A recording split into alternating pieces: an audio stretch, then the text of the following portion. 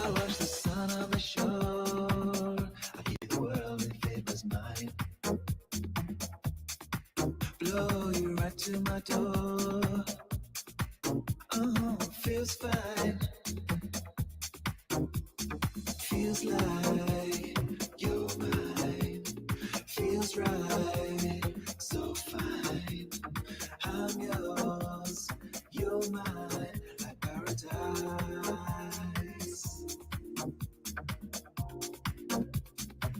I'd give you the world if it was mine. Blow you right to my door. Feels fine.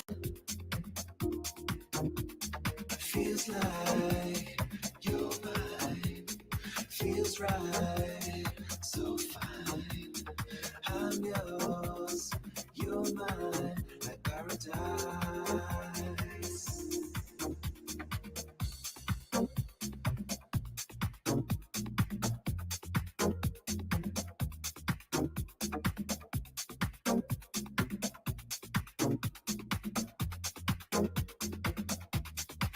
I watch the sun on the shore.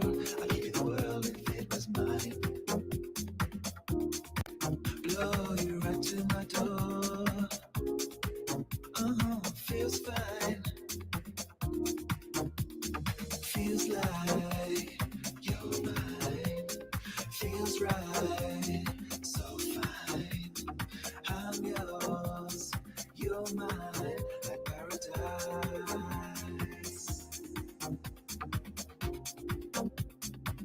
I'd give you the world if it was mine. Blow you right to my door. Feels fine. Feels like you're mine. Feels right. So fine. I'm yours. You're mine. Like paradise. I'm gonna share my love. Share my love with you. I'm gonna share my love. I'm gonna share my love with you.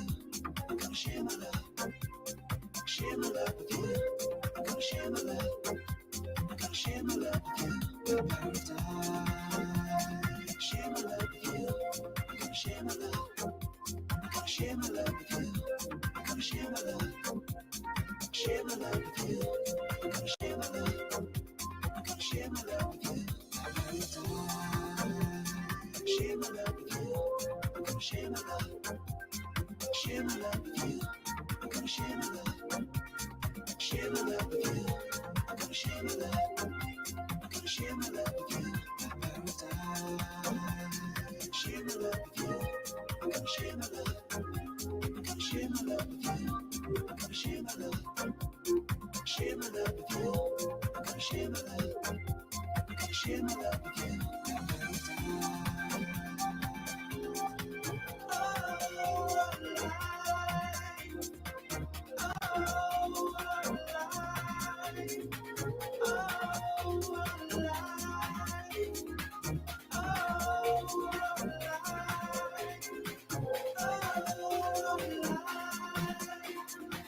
Paradise.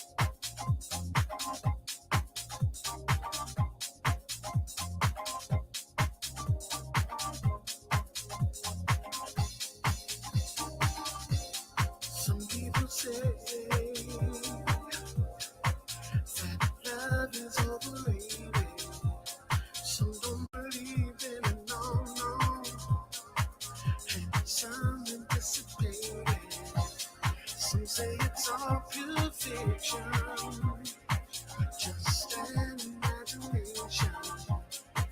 To me, it's reality. But I wanna know what you see. What do you know about love?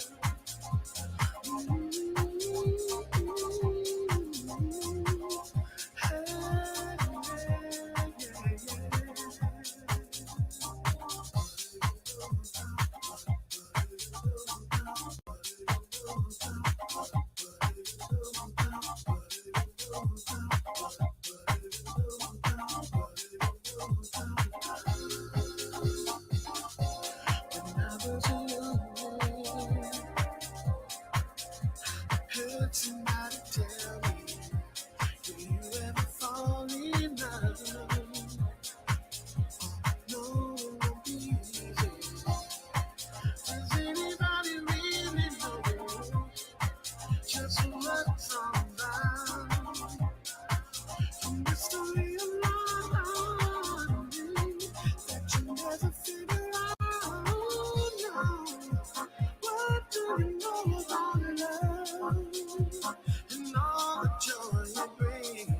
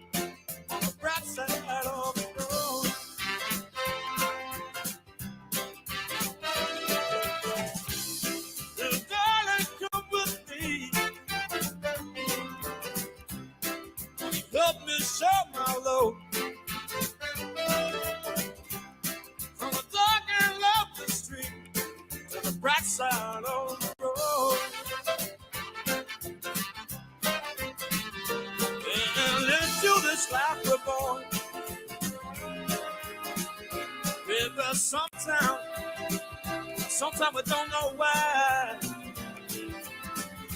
And time simply goes by so fast. In the twinkling of an eye. Let's enjoy it while we can. Let's enjoy it while we can. Help me share my load. Help me share my load. On the dark and lonely street. To the bright side of the road. Cricket.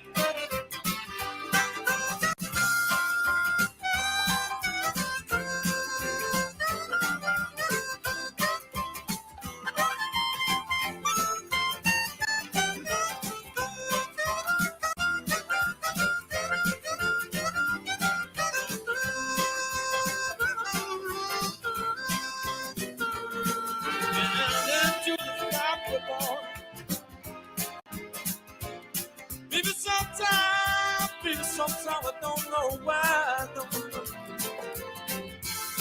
You don't see me go by so fast.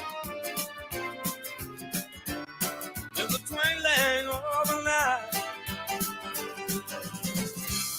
Let's enjoy it while we can. Let's enjoy it while we can. Help me sing my song. Help me sing my song. Little darling, come along. Right side of the road.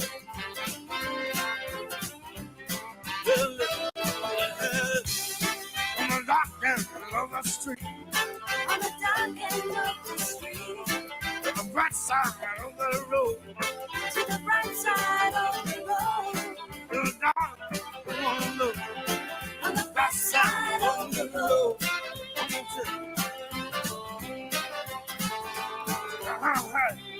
On the dark end of the street. On the dark end of the street. To the bright side of the road. To the bright side of the road. The love is once again. On the bright side of the road. Will we be? The love is once again. On the bright side of the road.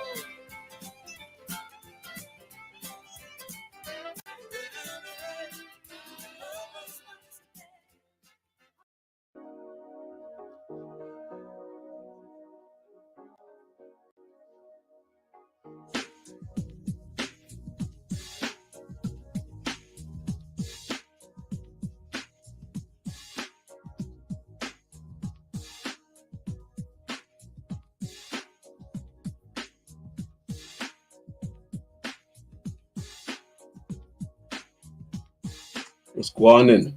Mic check, mic check.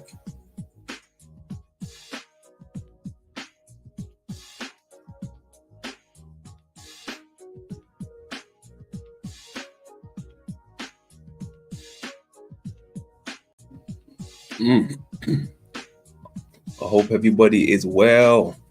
Finally made it. Finally made it. bright side of the road. We made it to the bright side of the road. Let me turn down my volume just a little touch. Okay, I'm getting them ones. Respect TT. We finally made it. Bright side of the road. Happy motherfucking Friday. Happy Friday. You see what I did there? Emphasis on the high and Friday. Thank you, brother Shively. Salute, you lovely people. What's going on? In no particular order. Let's get this motherfucker on a roll. We've got Yolanda in the building. The Pixel T. Much love.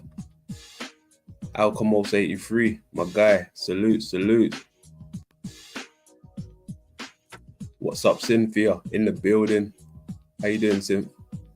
Peace. Who we got down there? Noble No in the building. Not No, aka Noble No. Small town girl in the building. Small town girl. La la la la la la la la la la la. Small town girl. Hey, much love. Who else we got down there? Sunshine time. Much love. We've got a random fan in the building or somewhere. He's present.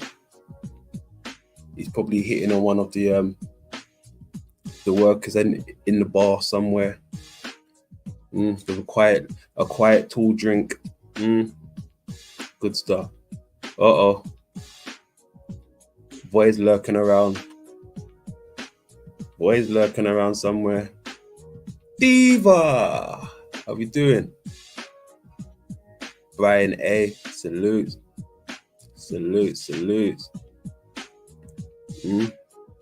Much love. TT, big up TT. Tony Taylor, right hand. Salutes. Yeti Life in the building. What's going on, Yeti? Access Rat Blood in the building. What's going on, Access? What's that? What's he saying? YouTube has been deleting my comment. You can see this. Yeah, I can see that, bro. I can see you. I can, definitely. I wonder if anybody else can see you. Can anybody see Access Rat Blood? Let Access know if you can see him, please. Let me check my phone one second, Access. See if I can see you on the phone. Should be able to see you. Yeah, I see you on that one. Yeah, I see you on that one. No doubt. 10 likes. I don't know, is that good or bad? We've got 18 people watching. Hit that like for your boy. Hey, Dr. Wake Walker in the building. Dr. Wake Walker in the building. What's going on? Yes, sir. Gareth Atkins in the building, or Atkinson's rather. My man Gareth, big up Gareth. Dr. Wake Walker in the building. Salute. Access in the building. Yes, man. So we made it to the bright side of the road. We finally here. Bright side of the road. It's looking good. I ain't worked all this week.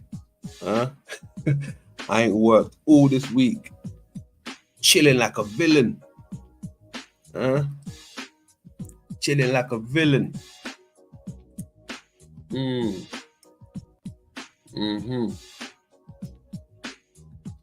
Chilling like a villain. It's all gravy. How you lot feeling? On a scale of 1 to 10, On a scale of 1 to 10, you lovely people, how you feeling out there? On a scale of 1 to 10, so far. How you feeling? Go. I'm feeling about an 8 at the moment. I'm on an 8 at the moment.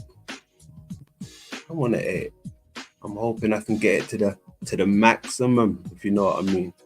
Hey, off the gate, Pam saying 9.5. Wow, that's brilliant stuff. She must have been having a good Friday. Yeah, we're gonna increase that. For you. Okay. My man Access is saying 6. Something ain't right there. We're gonna fix that for you as well, my brother. Don't worry, I'm gonna put that link out for you very shortly. Come and talk to London. Woo! Somebody broke the mold. Straight 11. Woo! Straight 11. Early. Woo! 10. Woo! Wicked. Uh-oh.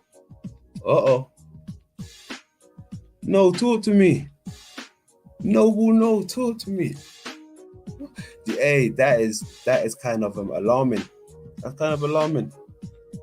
Can you imagine walking up to like a monk or somebody and saying, how you feeling? And they say, I ain't feeling too well, London. Yeah, I'm not feeling I'm like, what? What? You're not feeling what? What do you mean? Talk to me. You mean a monk is feeling at 5.5? What the? No way. Can't be having that. I'm here to talk, bro. I'm here to talk to you, my bro. 8, yeah. I love that, TT. Gee, 8.8. We're on a roll. We're rolling. Okay. 6.5. Okay. I can dig that. It's rising.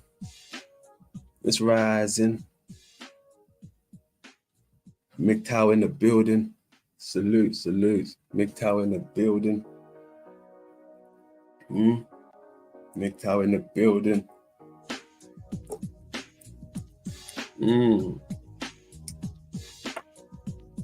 On a scale of 1 to 10, MGTOW, how you feeling right about now? On a scale of 1 to 10. 5, 6 there. Yeah. It's rising. Yeah, he hit us with a new one. He said 5 times 2. 5 times 2. My boy. 5 times 2 in this bitch. Yes, sir. Okay, I got you. That's a nice shot right there. 6.9. We can live with that right now. Yeah.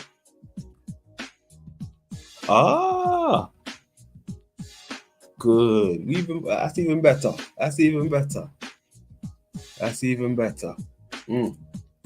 Salutes to that. Salute to the high vibing crew.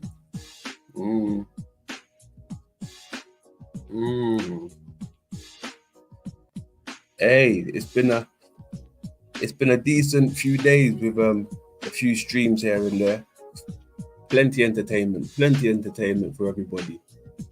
Right? Whether you like it or not, you can tune in or tune out, right? But there's been a lot of stuff going on. There was a panel yesterday over at Ian's We Are Awake News. Salutes, Ian. We Are Awake News. They was going over the Mandela effect. For those of you who's not up to speed on it, it's called the Mandela effect. Right? It's where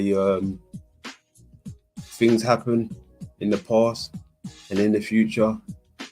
They don't match up. They're not how it's not how it seems to be, right? It's not the same to some degree. Things are changing. Right? I don't know. don't know. I've had little minor things, nothing too major, right? Nothing too major. Like Flo said, some of it could be down to memory. Some of it could be down to just not paying attention. I don't know. I really don't know.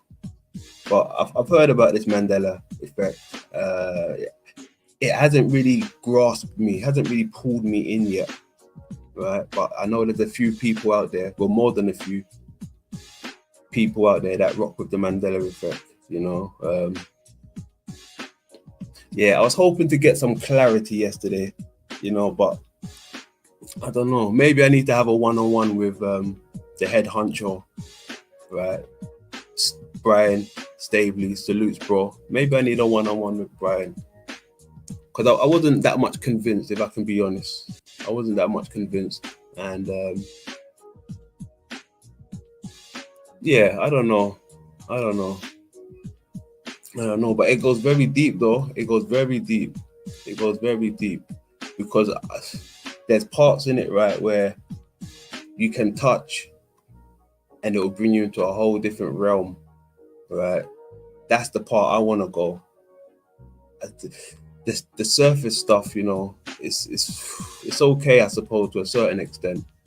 But when you start touching on the main things of the Mandela effect, it brings you into a whole different realm, right? And that's what I'm looking for. I need the big piece of the Mandela effect, right? Not just names changing or words changing. I need something big, like physical. Let me go ahead and drop that link out there for my people. Yeah, definitely a rabbit hole.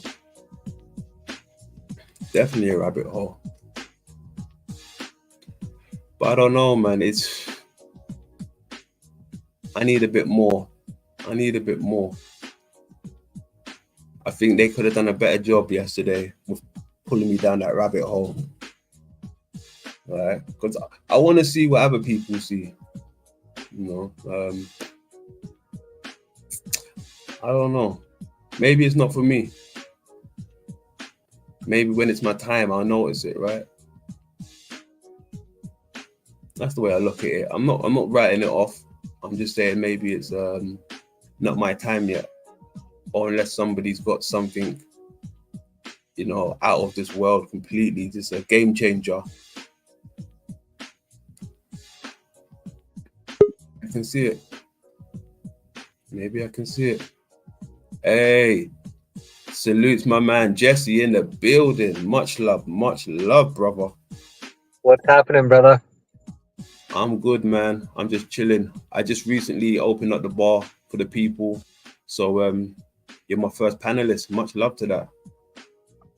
Awesome. I'm not sure if it's echoing at all because it's had that little message, but I don't have my headphones with me right now, so I'm not sure if you're having any of that feedback. No, you're crystal clear, my man. Crystal clear. Okay, cool. Well, thanks for coming and checking out some of our shows. I see you popping in from time to time. Oh yeah, good vibe over there. Definitely good vibe. Definitely. I like those type of places. Good vibe. Yeah, man. So what's your stream about? Today, I wanted to show a few things from a few of the people in the community, a few videos and stuff, what they put together. And I wanted to kind of touch on the Mandela effect in a sense of the people that are on the fence with it, not the people that are 100% with it, the people that are not, you know, well, not, I wouldn't say not with it, but the people are like me on the fence with it. I really want to see if they see anything like myself, because I do want to be involved in it. This is the thing. I do like the Mandela effect, right? I do like the sound of it, but there's nothing there that's grabbing me at the moment. There's nothing there that's grabbing me, you know. But I'm open. This is the thing. I'm open. And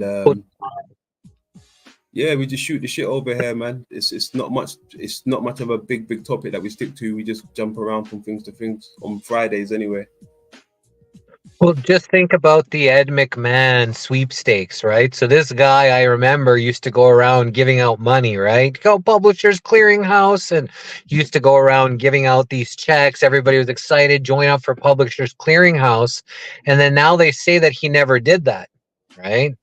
So one of the possible reasons why is because they never gave out the money. So there's no paper trail. So they have to say that they never gave it out. So it's kind of one of the things that people are using is kind of fucking people up, is because they don't want to admit that they didn't give out any money and it was a big scam. But people think they gave out money. I thought they gave out money. I was watching it on the commercials all the time, right? Oh yeah, you can win. And they showing up at all these people's houses with checks and all that kind of stuff, right? But if it was just a scam, there was just actors, they never really gave out any money. And then they have to turn around and tell, oh yeah, we just scammed people. Instead of they're just saying, no, we just didn't, that never happened. So people, it's fucking people's brains up because people remember on their TVs watching them give out these checks of cash to people that were so excited about getting the money. That's interesting. See, I mean, the more I hear about things like this, right? And if well, not everyone, but if the majority of people is feeling this type of effect, I wonder if it's like a psychological experiment that's been performed. Some type of experiment. Well, if we are in this holographic universe and everybody is in their own kind of programming, and what's to think that that program can't be altered or changed or manipulated, whether it's done by source creation God or whether it's master manipulators that are doing that just to fuck people up a little bit, get a little more division, get a little more people arguing at each other, opposed to coming together and focusing on the professional parasites that are kind of behind the mask. Yeah. I mean, even these parasites that we see in front of us that somehow run the world. I don't know how they run the world, but it's amazing to me. I don't even think they would even get these things like Mandela effects and all these type of stuff. I don't think they even have the same programming like us, because we watch the Idiot Box. We watch them. I don't think they watch the Idiot Box. We're out watching them while they're doing things, and I don't think they even have these type of things, Mandela effects or things that we go through, because it's a different type of programming on the lower class, the human psyche, the human body and the human mind. They don't fall into our category of teaching or learning. So it's, like I said, I think it's something that's been run on the people, and it's excluding the 1%ers and their children, in my opinion. But if they're the ones behind the programming and they're like these black magicians, dark magicians, they're casting spells, they're spellcasters. They used to have Merlins and those type of magicians beside them, telling them. Now they got their AI, they got their think tanks. So they're creating this narrative, and they have to keep people dumbed down and stupid and, actually against each other. So it could be that they're actually manipulating these things in order to keep people, mind fucked and confused. Yeah. It's looking like that. It is looking like that. It's something that's been put into place, in my opinion. Something that's been put into place, whether we know it or not. Because even when I had a look at some of the panelists, their channels, right, after the show, and they've been doing this stuff for like 7 to 10 years. I didn't realize it was such a thing from like 7 to 10 years ago. Yeah, man.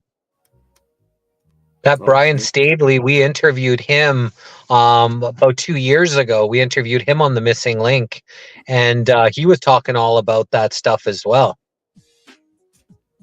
Mm. When was that interview done? 2021. Oh shit.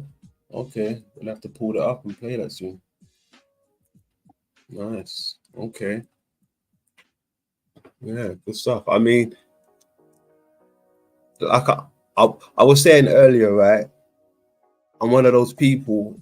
If you're gonna show me something in this day and age, it's got to be something big to move me, right? It's got to be something fascinating, right? And out in this very moment, what seems to have my attention is this realm, this place we call home, right? This is a big one for me, and it's like, if you're gonna show something to me, it's got to be on par with our realm, right? Where we live, what we call home. And I do believe somewhere that the Mandela effect has something to that magnitude, something big, but I don't feel like somebody has found it yet. I still think it's little things that is leading to the big thing when I need the big thing, if that makes any sense. Yeah, man, and we have to all agree that there is mental mind manipulation. There's a lot of deception. There's a lot of this stuff that is going on. And even these small little things that you remember that is changed now, like there's actual things that I actually, have heard that it's actually changed now. Right. And I guess one of those things, I guess, would be that, Ed McMahon thing. But like I said, I can make a justification by them maybe not have given out the money. And that's why they're denying it ever happening. Because I remember that happened. Mm-hmm. Yeah, Hey, the Pam. Ed McMahon thing gets me too, because when you say Mandela effect, for like what's your most like prominent one, that's the one that just springs to mind, and not to mention the Bernstein Bears. I've heard people mention the bursting bears. What else have I heard? Even the fruit of the loom. I remember it with a basket, and they presented it with no basket. I What about remember Fruit that. Loops? Fruit Loops. Is that a breakfast cereal? Uh-huh. What is the There's deal with that people one now? there's people who remember the fruit being FROOT and then the FRUIT. Oh, okay. Okay. I mean, I remember seeing it, but because we didn't have it in our household, I can't really say, yeah, it was this one for sure. Yeah, I think I remember the FROOT. Mm-hmm, me too. Okay. Do you know what as well, right? The guys mentioned something, and I didn't want to be like how would you call it, a party pooper yesterday, so I was just kind of going with the flow to some degree. But they mentioned the Wizard of Oz, right? And you know the part where it says about the man behind the curtain? I remember it being said, pay no attention to that man behind the curtain, right? Because when I actually heard it, check this out, because when I was in school, I actually done a play on the Wizard of Oz for our leaving play, and I was the Scarecrow. And our teacher told us to go and watch the movie, but I've already seen it when I was a bit younger. But when I went to secondary school, we had to watch it again. So I watched it, right? And when I watched it and I saw that part, it kind of confused me, right? Because that was the kind of one of the first times when I kind of understood about someone speaking in third person. So that's why I always remember that part. I was like, even though I knew the guy was talking, I was like, why would he say pay no attention to the guy behind the curtain? That's because I was heavy into drama and these things. I was looking at these type of things, you understand? It caught my attention. I'm thinking, wow, what? like, is there someone else talking or is it this guy? It kind of struck me, you understand? So I always remember that part. But I think other people remember it saying, pay no attention to me or something, whatever it is, I can't remember at the moment. But I wanted to bring that up yesterday to the guys, but I didn't want to seem like a party pooper, if you understand. So, yeah. Any ideas how you think this might be happening?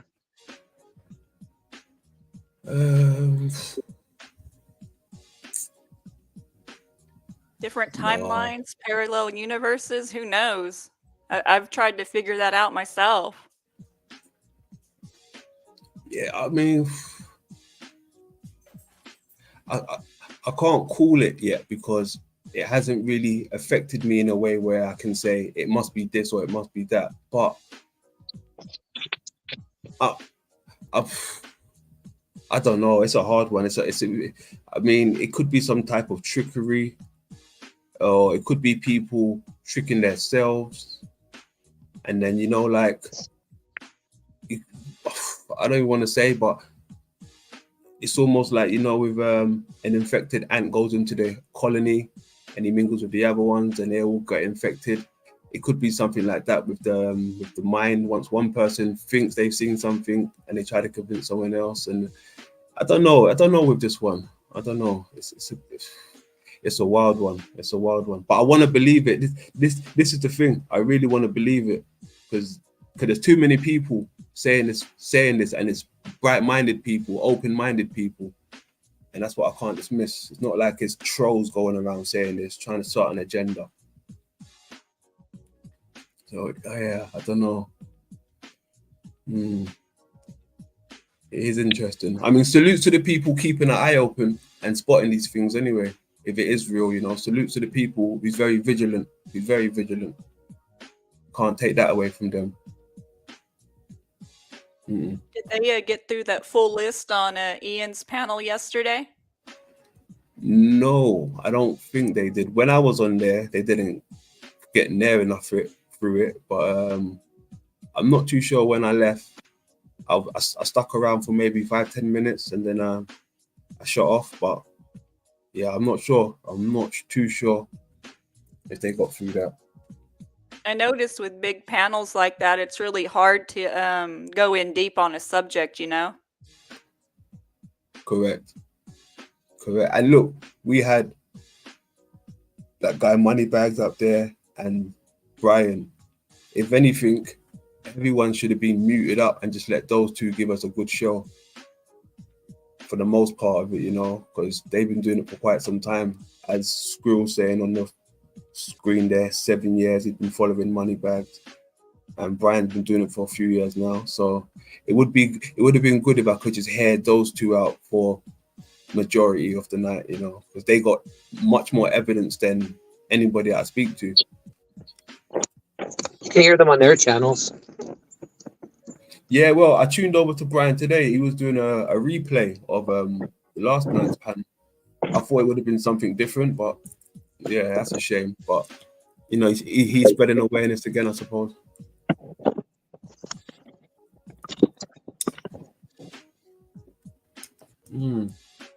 I'll probably have a one-on-one, invite him over, tell him to bring his work and bring me up to speed.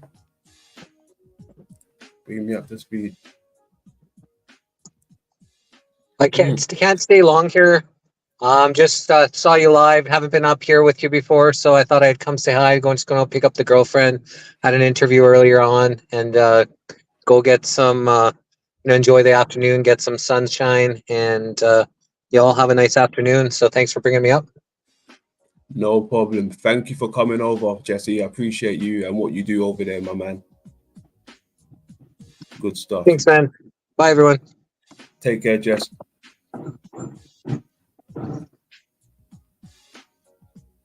That was Jesse, ladies and gentlemen. Much love, Jesse. Much love. How you doing, Pam? You okay? It's been a really good day. I have no complaints. Good stuff. Good stuff. We got Brian Evans in the building. Salute, my man. I see you down there. Much love. Much love. Open panel, ladies and gentlemen. Let me go and. Well, actually, I think the link's pinned out there. Yeah, feel free to hit the link. No pressure. No pressure. 420 and all that good stuff. What color was the 18? And okay. I think it may have been black and red, no? I think it may have been black and red. I Or have white no and black. idea. I'm quite. Was it black and red or black? Maybe black squirrel, black and red, or just a plain white van.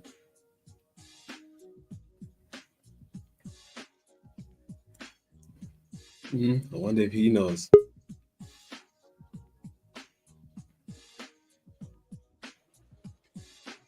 Hey, my man.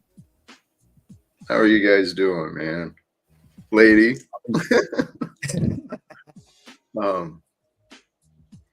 I love the energy, the vibes over here. You guys are great.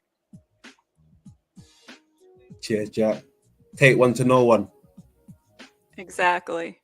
Well, there's something that brings us all together each day, returns us to this place. And I think this community has an idea of what that's about. One love, Brian Evans. Amen. I saw Jesse was here, and then my mind went somewhere else, and he disappeared before I joined up. But man, I'm trying to figure out what to do with this crazy life of ours.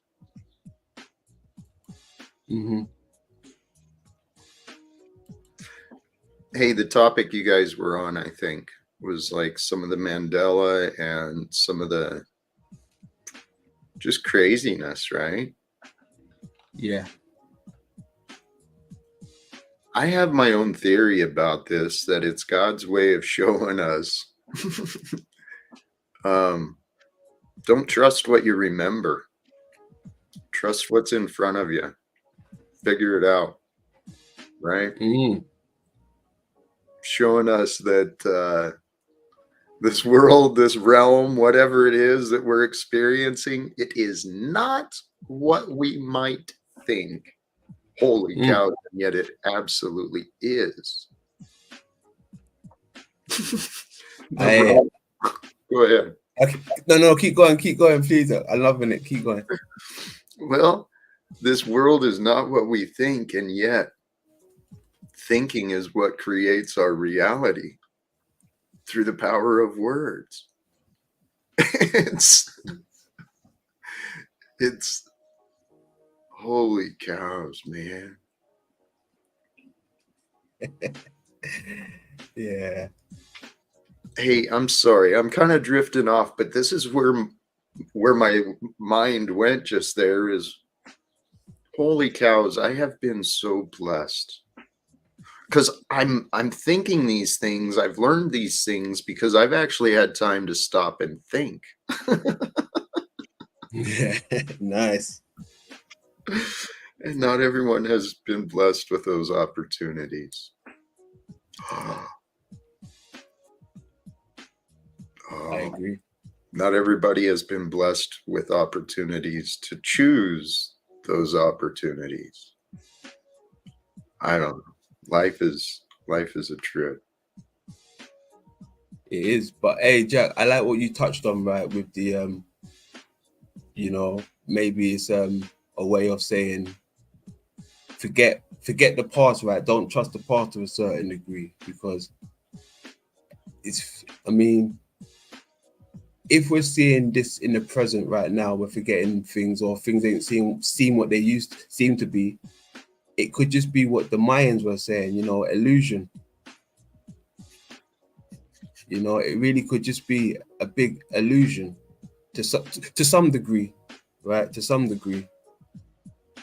So I do hear what you're saying. Keep going, please. I think that's, I mean, this is kind of where I've come to the conclusion I've come to is that in the greatest perspective, right? The creator's perspective, this is like an illusion. But for us who are here, who are experiencing this space and time and these human bodies, the biology and all of this, it sure as hell feels real. Mm. But even Einstein threw that out there, is that reality is but a persistent illusion. And Nassim Haramein and others have, shown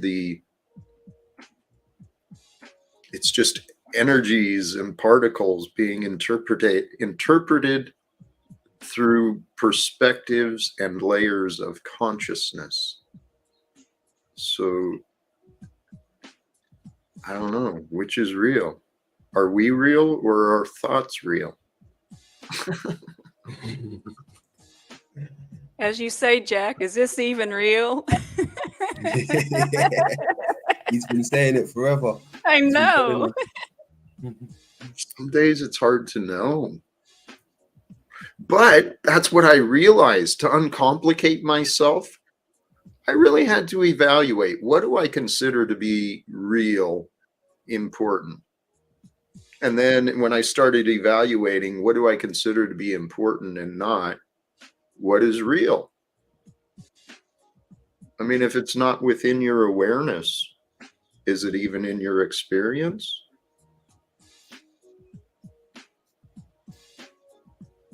That's a good point.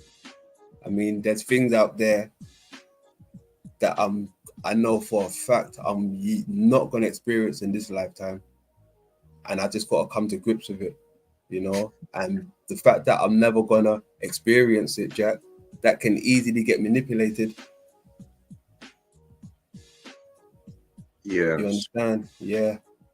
I'm telling you, like, there's certain parts in this world, right, that we can walk on, we can travel, we can swim, whatever, but I'm never going to visit these places, like these war-torn countries, right? They can easily paint a narrative over there because majority of us is never going to visit. Well, this is the cold, hard reality I came to grip with. I'm not wearing my Veterans for Peace sweatshirt, but manipulation has proven to be very profitable in this realm that we share and coexist within. So this is why I'm so adamant about the truth. The truth is what heals us. This time we're living through, I truly believe it's a magnificent opportunity. We're the forerunners, right? We are the forerunners in this timeline who are breaking forth the new. We're bringing forth the new from that which was at this time. And there will be others after us. There was others before us, but at this time for us, I really think it's becoming more clear that healing is why we are here. Perhaps to heal past karma, perhaps to heal generational wounds and patterns. I'm saying this because of the things I've witnessed in others, the stories, the patterns of the stories I've heard from others. And it makes sense.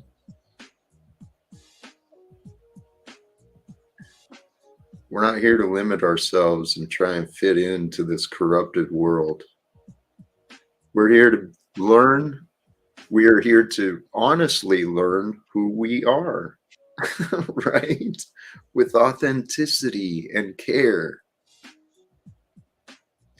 and compassion. That's going to be the topic I want to dig into later today. Compassion. It's a good topic.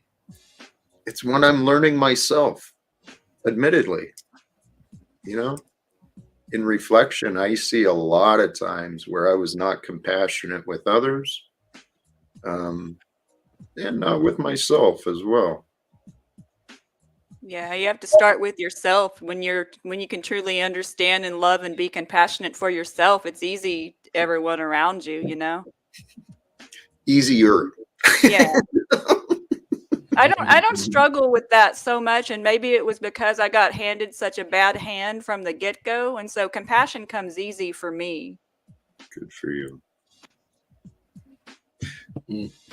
But when Holy. it comes to this being real thing, it's hard to tell like what is real because this realm we live in is so inverted and there's so much lies and deceptions. How can we get through all the facade and actually like know what's real, like with all the manipulation? That's what it is, a conundrum. Indeed.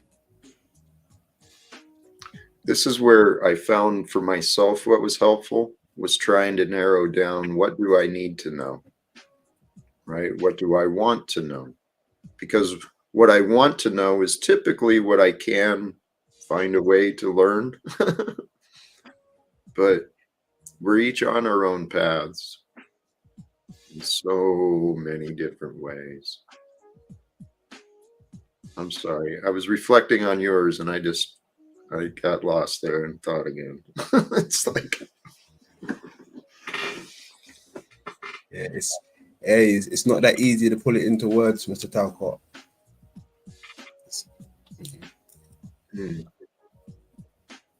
oh, uncomplicating it, right? How do we know? Really, how do we know? It's hard to know sometimes. And yet, when we know it, right?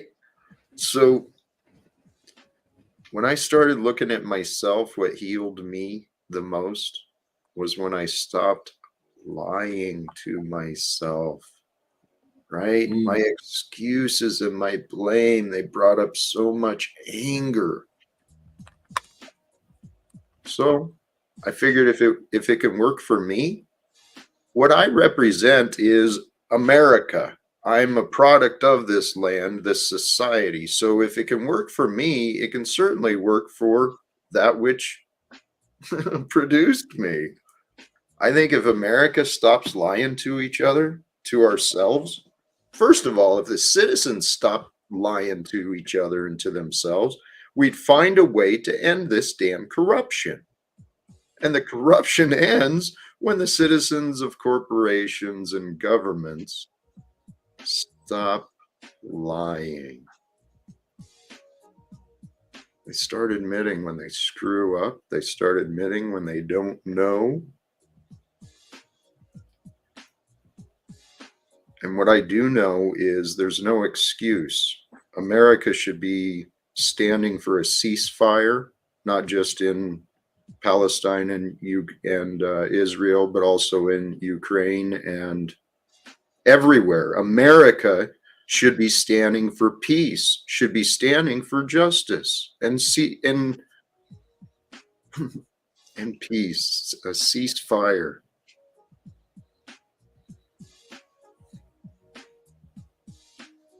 I think it can happen. In this lifetime? Well, every day. That's my hope and desire. That's my new purpose of living. I mean, I figured if God's going to give us this amazing, beautiful planet, plane, whatever the hell we're on, God's going to give us this place to do what we want, to live how we want. I made a choice a long time ago. I want to do more. I got sick of holding myself back, finding excuses why I could not. And I chose to try figuring out how to say yes more often to life.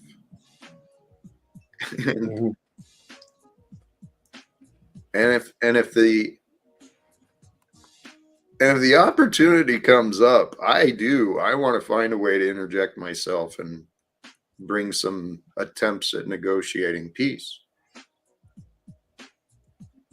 or at least be in the background of the people who are in authority. You know, since all these government officials and other people all they do is obey. They're not leading. And yet they are. They're playing their part. I'm thinking of the people in government, hedge fund managers, those people, well, the bankers too, the people who are really pulling the puppet strings. They're playing their part perfectly, aren't they? In this Hey, realm? Jack, Yeah. Has there ever been someone in authority or a leader status that you, other than the man himself, right? Is there someone that you've always thought, you know what, this is someone I can look up to? Yeah. And until this day, you're still rocking with them. 1000%. I don't know, maybe. It's a question I hadn't thought of. The people who, admittedly, it was Gandhi and Dr. Martin Luther King Jr. Those two were my biggest inspirations, if I'm honest. But they each had their own accusations, their own patterns, their own problems. But when I started thinking about them a few years ago, I was like, well, why not me? Why can't I be a part of leading a peaceful change? And then I tried to figure out how I could. I'm still working on it, but I think it's happening. I really do. I just don't know exactly how it's going to unfold. Yeah. I mean, I thought about that question the other day, and I was thinking there isn't anybody, you know, that I could say that is really for the people or seems like they're for the people, whether man or woman. There's a lot who I think are close, and there's some really amazing and incredible people out here right now, alive today. I've been trying to, my idea was originally not as much to get me in front of the American government, but to get these other people I was learning from. And so I've reached out to all these experts and influencers, and you know, I'm a nobody. Nobody wants to listen to me. So that's how it came across in the past.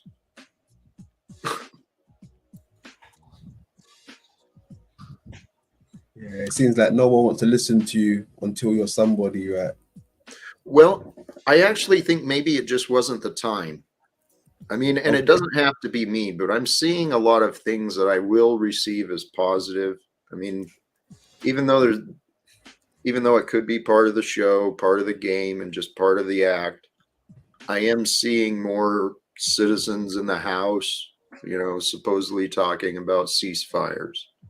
You asked if there was any leaders that I admired. You know, there's even, I think there's even potential in some of the members of Congress. But the problem is the systems and those who are just there to protect the systems, they're not listening. Bernie Sanders has been speaking up against the corporations and all of this stuff for a long time. He's not perfect, but I'd like to give him some support. See if you know, together we can find some way to get those knuckleheads to listen. The other people in Congress. I don't know. Life's a game, right? We're just making it up.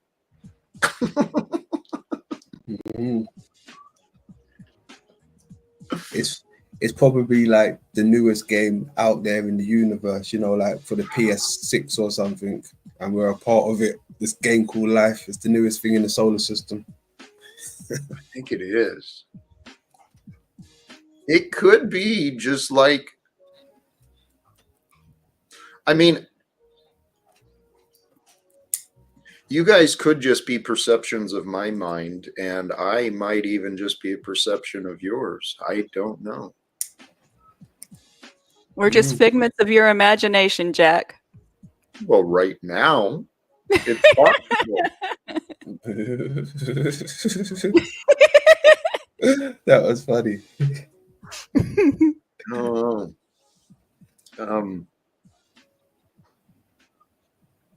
I think we are figments of imagination. We are like physical forms of thought.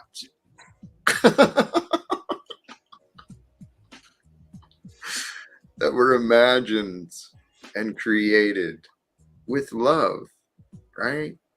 Because I think that's the creative force of this realm, this universe we're living in, whatever it is. Cosmic drama, you mean? That's what it feels like to me. It's an expression of love, and love sometimes is confusing, it's surprising, it's dramatic, right? Love is transforming. That's what brings the universe change. It's what brings us change. Love.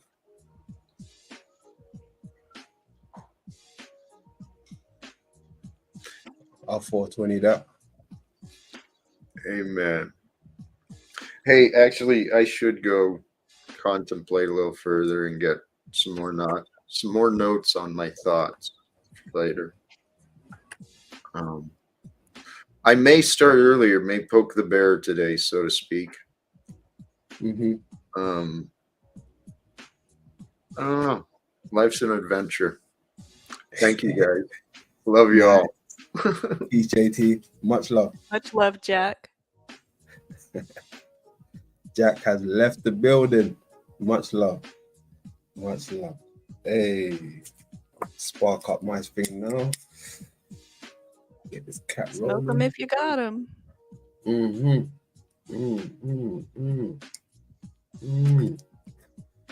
There you go. It would have been good to have Jesse and Jack at the same time. They're a perfect duo. Perfect duo. I always go over to Jesse when he's live, showing some love. Nice and calm there. Yeah, I'm looking forward to checking out his channel. I've seen him around at like on Benton's and things like that. I always enjoy what he brings to the table conversationally on panels and stuff. Definite. Where's this thing I wanted to pop up real quick? All right. Yes, I can. No, not that one. Let's start off with smoking in G. Give me a sec.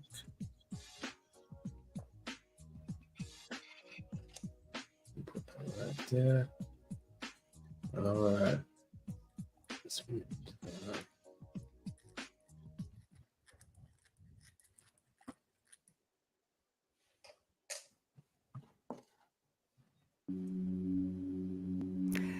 Hello, everybody. I am smoking in G sharp, and I'm coming in tonight about something of our ancient history that I came across on the internet. There is a news story out about a find. They found 2 heads over here in the ancient city of Azanoli. Pardon my spelling on that one. So anyway, this is over in Turkey. They found the head of Aphrodite and Dionysus. And it really caught my attention because things are not quite right. In the story,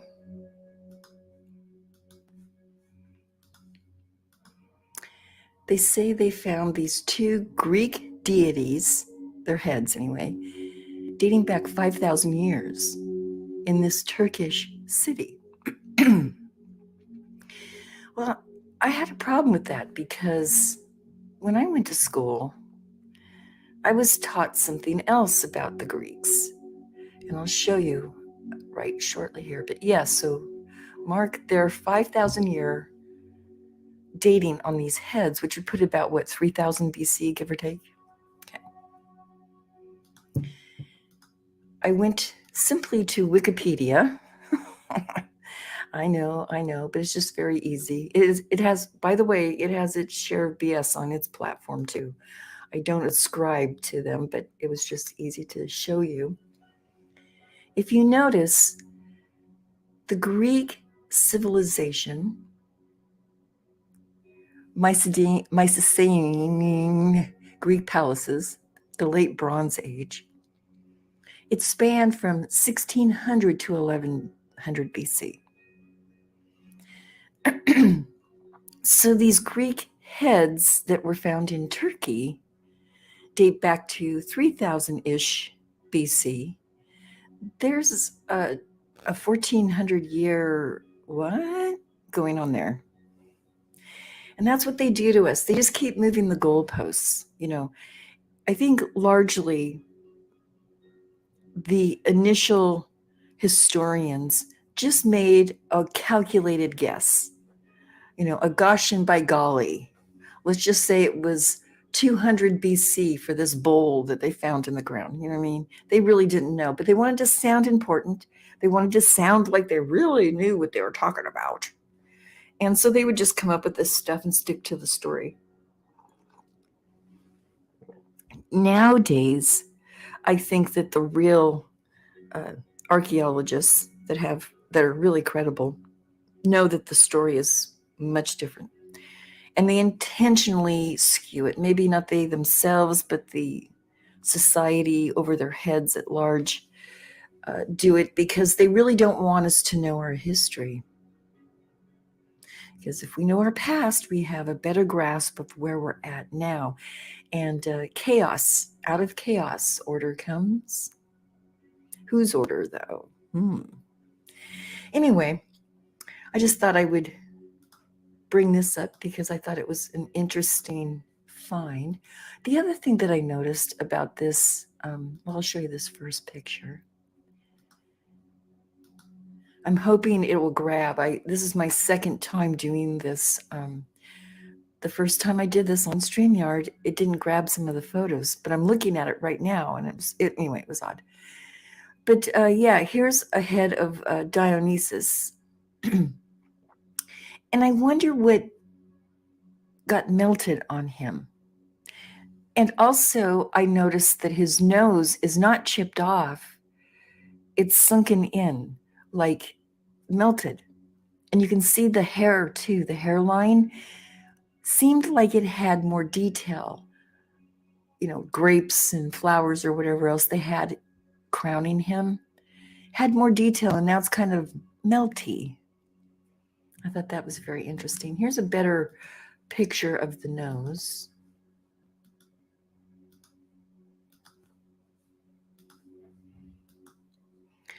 If you look at this, check this out. I mean, that nose it's melted. The lip, the upper lip, it's melted like over the upper lip.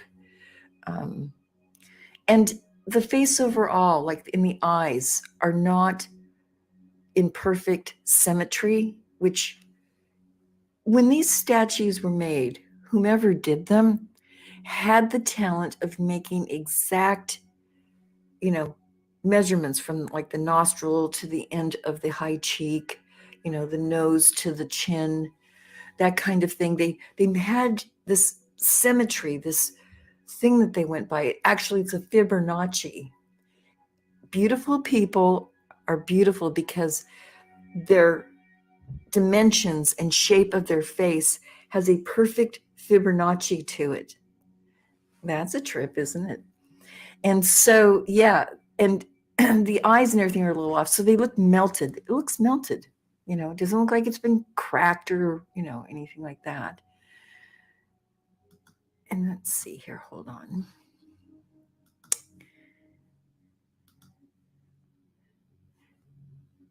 So yes, this is where they say they had found it. Aizanoi. I'm trying this name again. I hope I'm doing it justice. But you can see it's pretty far inland from what we now know as modern Greece. The two countries definitely, begin and end up there at Istanbul. So that used to be Constantinople. Had to throw that in there. I was raised in the disco era, and that song stuck in my mind forever. And they found it near this. Now, I'm bringing this picture up because there have been other channels that have a great perspective on these buildings, temples, for lack of a better word. And their idea is, because they're so perfectly gridded and the way they're made, they look like components on a computer. What do you call it? Table, where you put all the little components and memory cards and resistors and capacitors and all that. And they speculate at one time, possibly they were drawing so much energy from the earth, they could build these huge structures to be like the perfect giant computer, to translate and move data. Could you imagine the things that we could do if we had computers like that? Yeah, and they were all built out of pre-made, cement, stone, these columns and everything. It was all done by some kind of machine. So to even just date this, see, they say the city goes back to 3000 BC. 3,000 years ago, were they building things like this, or were we nomads building huts on the prairie trying to survive? A real contradiction, I would say, in our history line. And I always search for these little bits of BS for, I don't know what else to call it, and point them out, because I think it's my destiny to search out what they're trying to sell us and say, Well, I hope you enjoyed this, and I'm going to try and come in with a Thursday night live stream. I hope you show up and sit in the chat or come up on panel. My live streams are open to everybody, and the topics are open to anything. Just whatever you want to talk about that's decent and is allowed on YouTube. And if you do want to talk about touchy subjects, I'm willing to go there. But I hope that you come in and talk slang, like Mr. Tambourine Man kind of stuff, so that it doesn't go down. You know how it goes. Well, anyway, you all take care.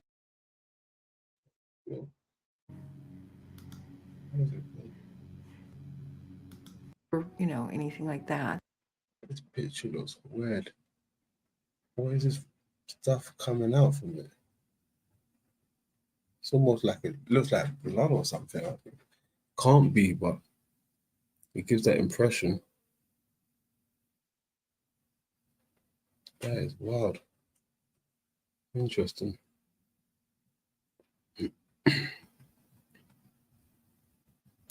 That's really fascinating. I used to be pretty obsessed with Dionysus and mythology and stuff like that. Yeah. It was one of my favorite gods to study back in my mythology class. Yeah, it's very interesting. Very interesting. Yeah, it looked like blood, right? Mr. Walker. Yeah. Yeah, interesting. I mean, it looked like machinery work. It didn't look like people with chisels and hammer. It was like marble, clean, smooth. Yeah, I don't believe the people. I mean, some civilizations, sure, but I don't believe like all the civilizations were like Stone Ages. I think that there were some that were more advanced than we are. Exactly. I mean, we can't build the pyramids.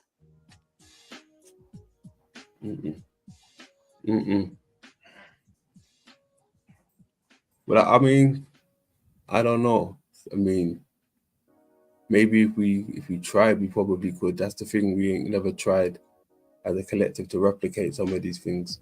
The power that shouldn't be say they do it and they can't do it.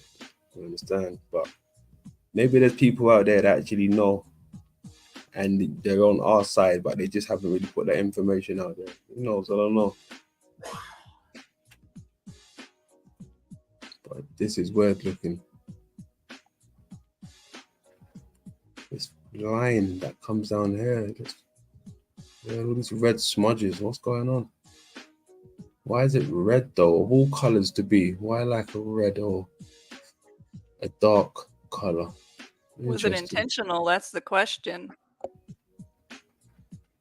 Yeah, that's crazy.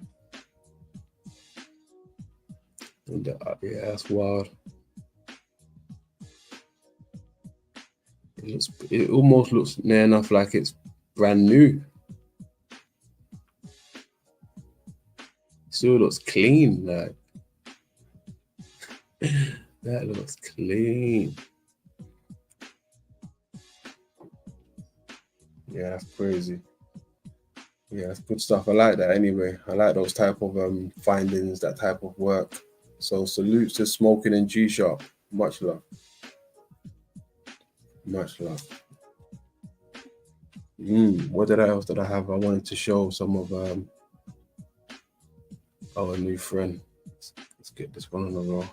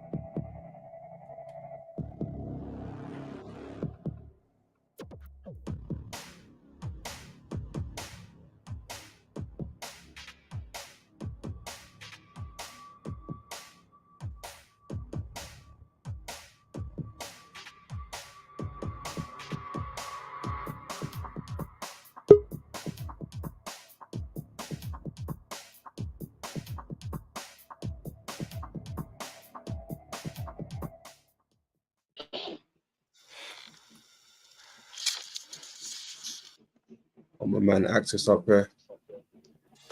Hey, how you guys doing? Hey, Axis. Hey, I'm good, Pamela. man. London. I was going to give you some, as usual, some techniques that I've been using. I went through the whole imagery thing using subliminalism and the frequency thing. Well, I'm going to turn you guys on to something that'll be very useful in your endeavors from here on out. And I've been using this for quite a while, but I'm gonna give it to you guys. There's a thing that the CIA uses called reverse speech technology, and they will take a person and set them down and run them through a system of questions, and then after the interview is over, they'll play that person's statement or whatever it is that they were speaking of backwards, and subliminally the subconscious reveals words and states of it reveals lies sometimes, reveals personality flaws, reveals intent, and once you get pretty good at it, you can pick up on the areas where a person is not projecting themselves and are just communicating.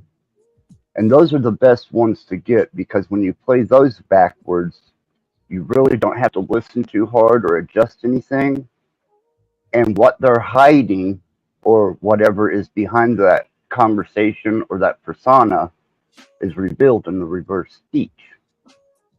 Now, I started using this probably about 6 months ago, and that's whenever I was really easily able to pinpoint a person, their personality, even personal information.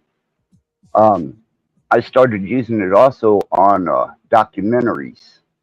Uh, Different scientists from TEDx and various other talks, and I was running their speech analysis backwards to see what the fuck they were hiding and lying about.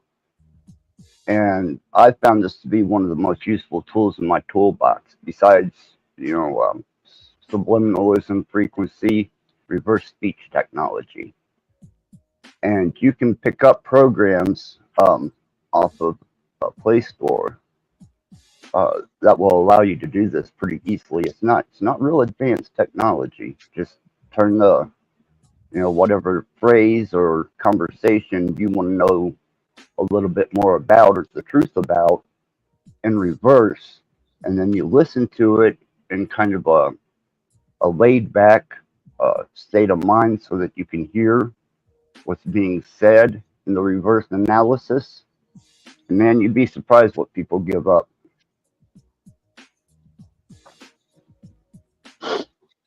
That's interesting because I've seen something with what's his name again?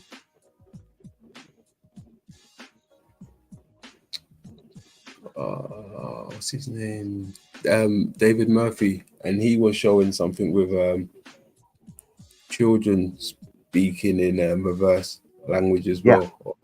Yeah, it's quite interesting. Yeah, it's amazing because the children are actually in reverse speech technology. The children have the clearest the speech patterns and subliminal, sayings and words and reveals within their patterns more so than an adult. You got to, but with a child, easier and much more distinguished. But I'm not sure why that is, whether the child's mind is not as obscured with lies and falsehoods and misintent. It allows it to come through easier through the subconscious. But, either way, child or old person, if you get that speech and you run it backwards, even if you got to, adjust the speed rate on it, they'll reveal everything. I think child's readings are typically more clear because they have a lesser grasp of the language, and so if your language is limited, so it makes your intentions easier to read. Yeah, that's what I was kind of thinking, because I've dealt with some people that were less than mentally stable, and it's really difficult to read them. There's obscure wordage that comes through, and then people that are trying to be a little deceptive, they're more direct, and their words come out more punchy, and you can hear it distinctively punchy, hard, but in reverse. And then a child is just really subtle and right there.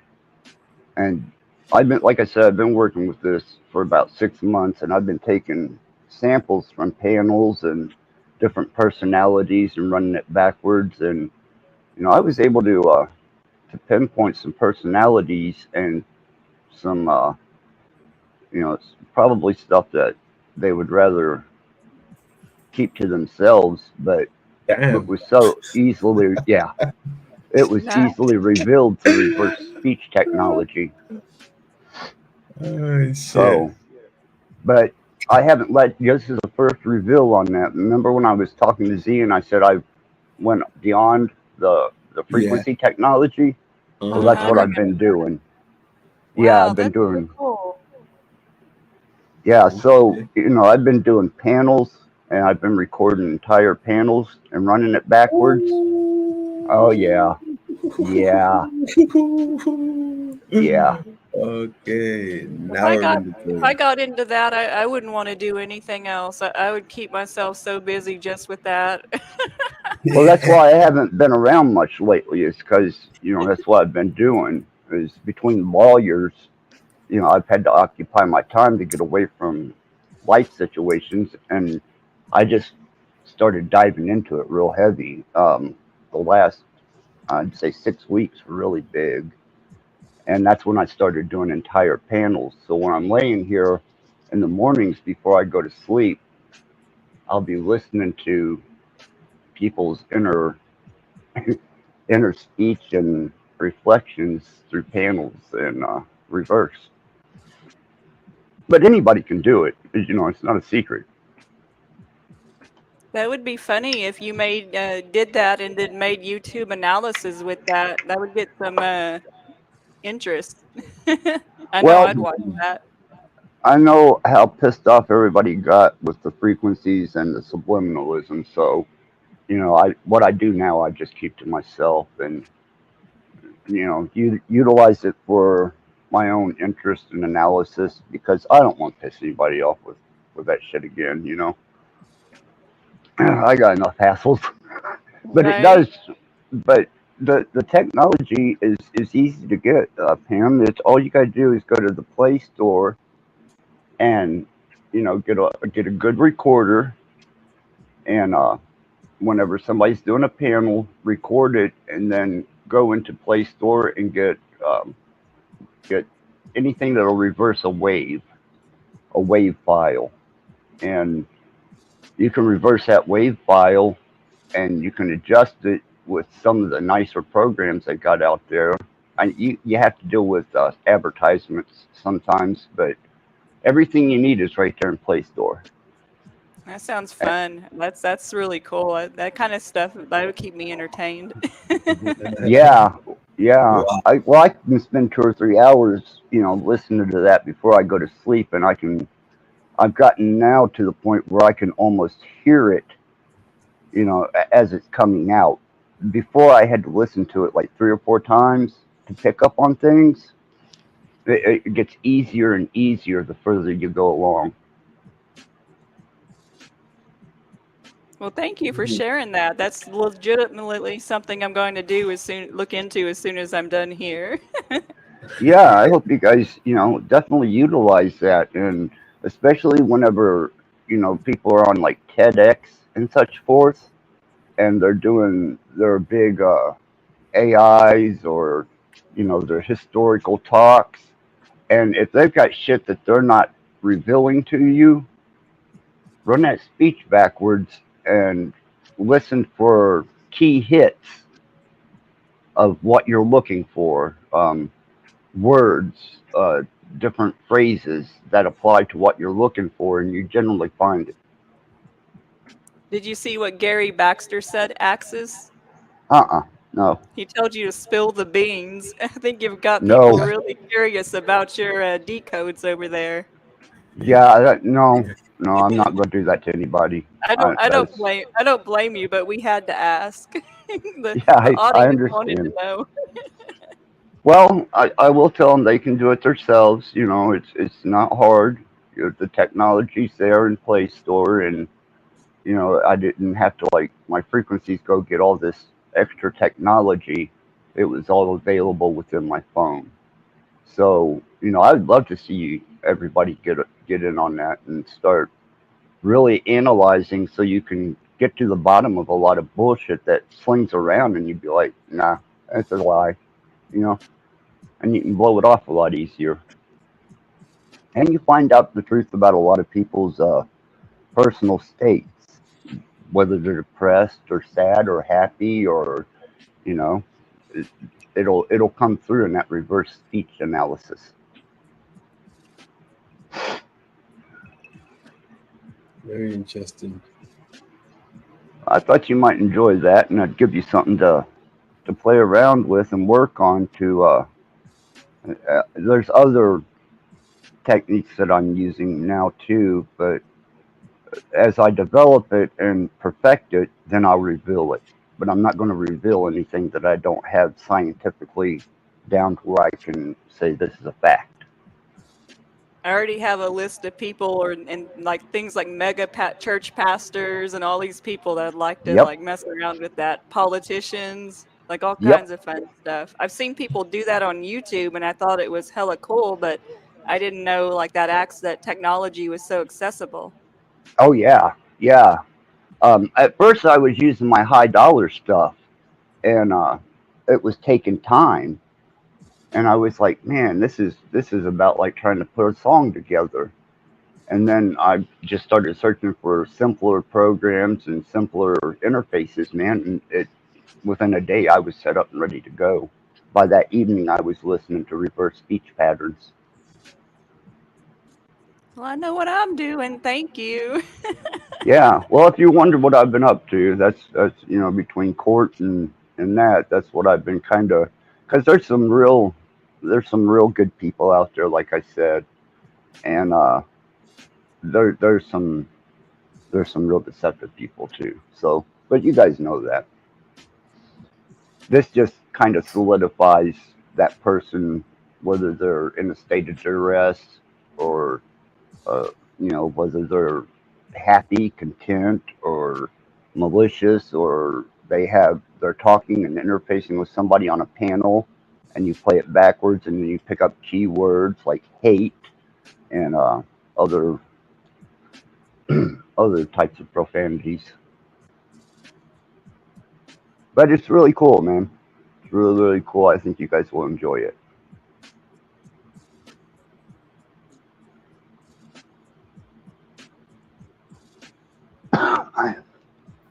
Sorry, I was muted. I didn't even realize. Hell yeah, I can't wait for that one. Yeah, London, I hope you enjoy that. And yeah, Tommy is a trip to listen to backwards. Yeah, Yeah. yeah, Yeah. he's a real trip, man. But you got to listen quick to Tommy's stuff backwards, or slow the track down a little bit, and then the reveals start coming through. Damn. Because yeah, That's so better than Freudian slips. That's awesome. yeah, it's really cool stuff, and it's great technology. So I thought you guys would enjoy that. I've got a bit of a flu I've been trying to get over, and I wanted to catch up on some rest, but I definitely wanted to pay homage and let you know, London, all props, all up. Appreciate you, Pamela. Great to be on panel with you. Everybody in chat, love you guys. Thanks for the prayers. Access, before you go, there's a message on the screen for you.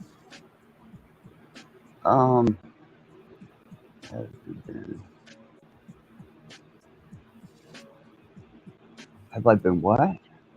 Have you heard of it? Stereo.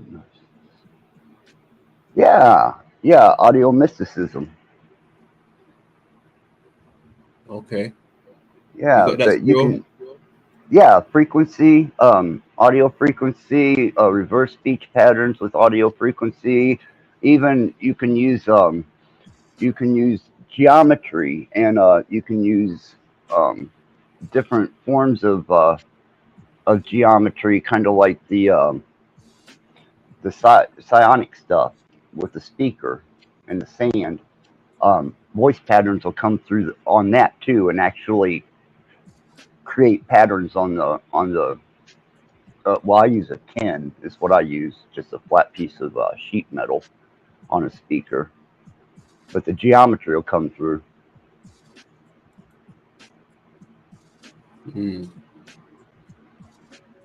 Okay, he's saying that's the one. Geometry. Yep. Okay. Yeah. Yeah, I like I said, man, I won't give anything out that I haven't put to absolute, to the test, and make sure that it's factual and real, and not, just a hypothesis or a theory. I want to make sure that what I deliver has substantial fact to it, so that you guys can use it too. Yeah, that's good stuff. Good to know. Glad I can count on you. Yeah, absolutely, man. I try and give everybody, a reveal or something to offer to the channel that, that you've been there for me now, and I appreciate it, and we got solid, and I feel comfortable doing that here. So if I get some tech or something, I'll drop something on you, man, anytime. My man. All right, Pam, it's been a pleasure. London, love you, brother. Chat, bless you guys. You're in my prayers too, and thanks for your prayers and your best wishes. There you go. We're gonna keep them coming to you, bro. All right, brother. Appreciate it. There you Well, go. Much love.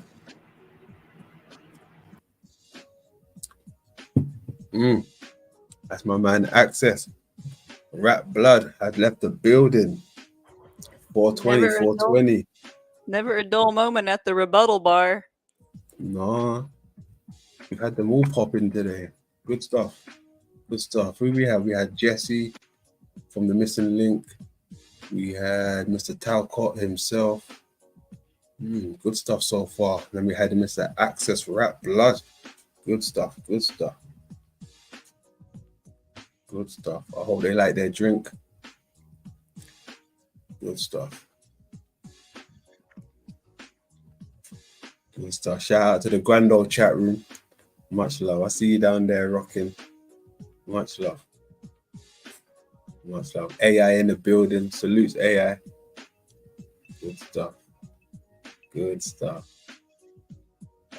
We've got Rachel in the building. Salutes Rachel. Good stuff. Good stuff. Be well. Most definite. Most definite. My man Jesse's been listening. Good stuff. Hey Jess, soon as you jumped off, Mr. Talcott jumped on. You just missed each other by a minute or so, a few minutes. It would have been good to have you both up there. That would have been good. Definitely. Hey, that answers your question, Flo. Mr. Talcott was here. Mr. Talcott was here, right? Call off the search party, right? Call off the search party. Call off the search party. He was okay. He came through and blessed the panel. He blessed the host and the chat room and everybody, the panelists. He came up here. Yeah, so it's call off the search party. He's okay.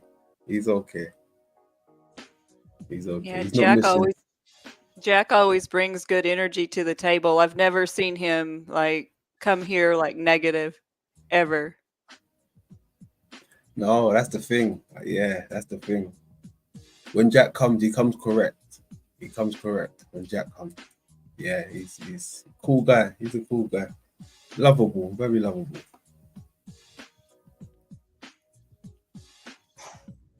Yeah, he's a cool guy. The cloud seems to follow him wherever it goes. You know, can't shake the bad weather at this moment.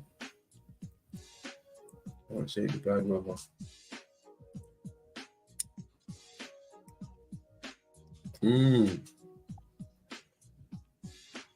Access Rat Blood. My guy, salute. Good stuff. Good stuff.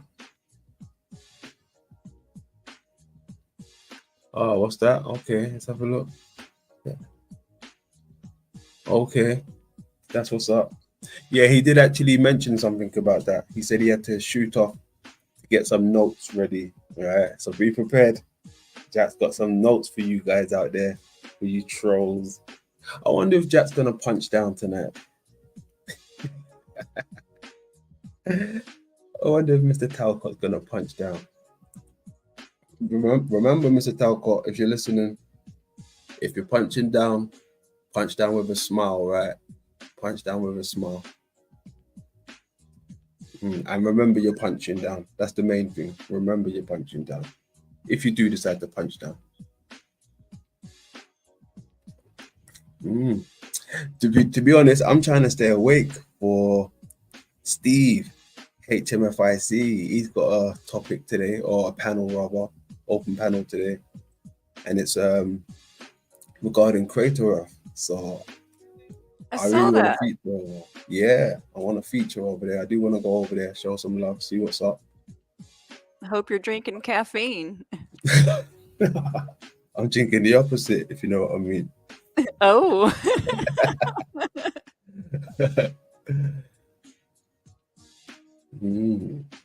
Oh shit. Hey, I tell him. Yeah. You better come see me. Tell him come see me. Huh? Tell Mr. James Terrell, come see me. I'm making him a star. You don't even know. He's not just an artist. So he's a star over here, Mr. James Terrell. In case you didn't know, you're a star. Yes, you right there. You're a star, Mr. Terrell. I got my eye on you. We've got some more stuff coming on you, Mr. Terrell. Don't you worry. We got him. We got him, ladies and gentlemen. We got him. It's only a matter of time, right? It's only a matter of time. No doubt. Small town girls got it. Small town girls got it.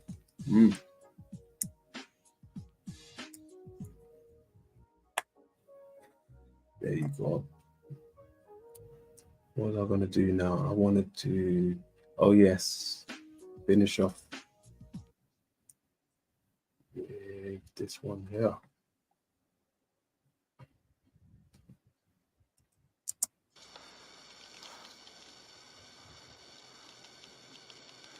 Yeah, I found this little place. There's an X there, a leaner there. This footage is from Mr. Wake Walker, Dr. Wake Walker, rather. Our new friend, Dr. Wake Walker. Let's go. Much love. More leaners here.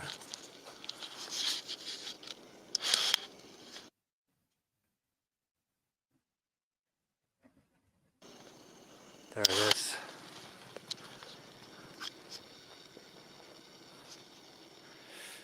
It's like an altar. I don't know.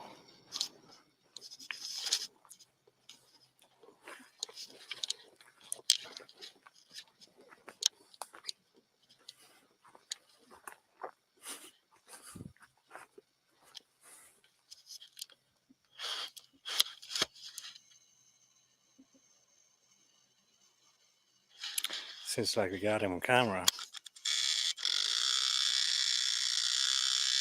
Whoa! Yeah, he's standing right there. He doesn't want to focus in on him.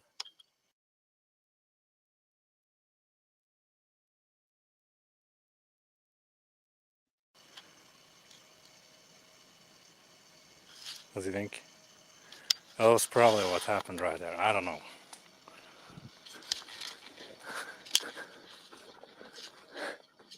He fucking hacked. He fucking hacked my focus. How did you do that? That's superpowers. Yeah, his focus is off. This is not supposed to happen. And just like that, it's just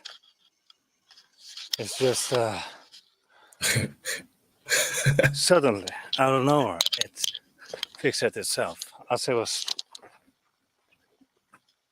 was quitting messing with my focus. You probably have magic powers like that. You can do that. That is so damn. This is as blatant as this gets, you know.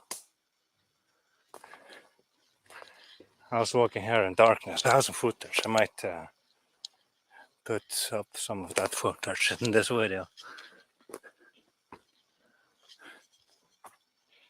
Yeah. Yeah, so this is right by a human track.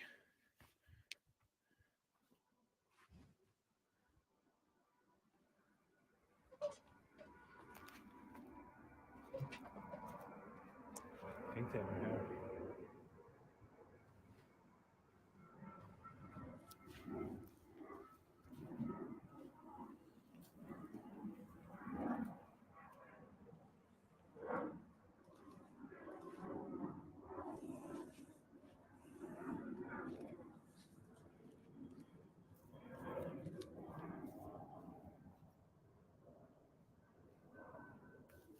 What is this?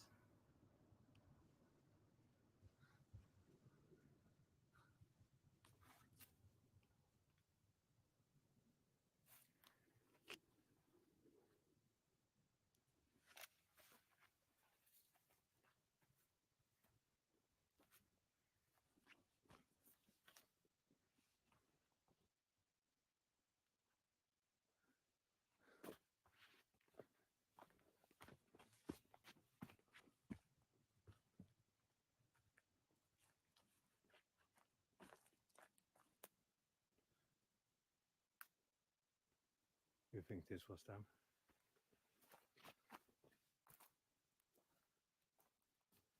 Yeah, this was them.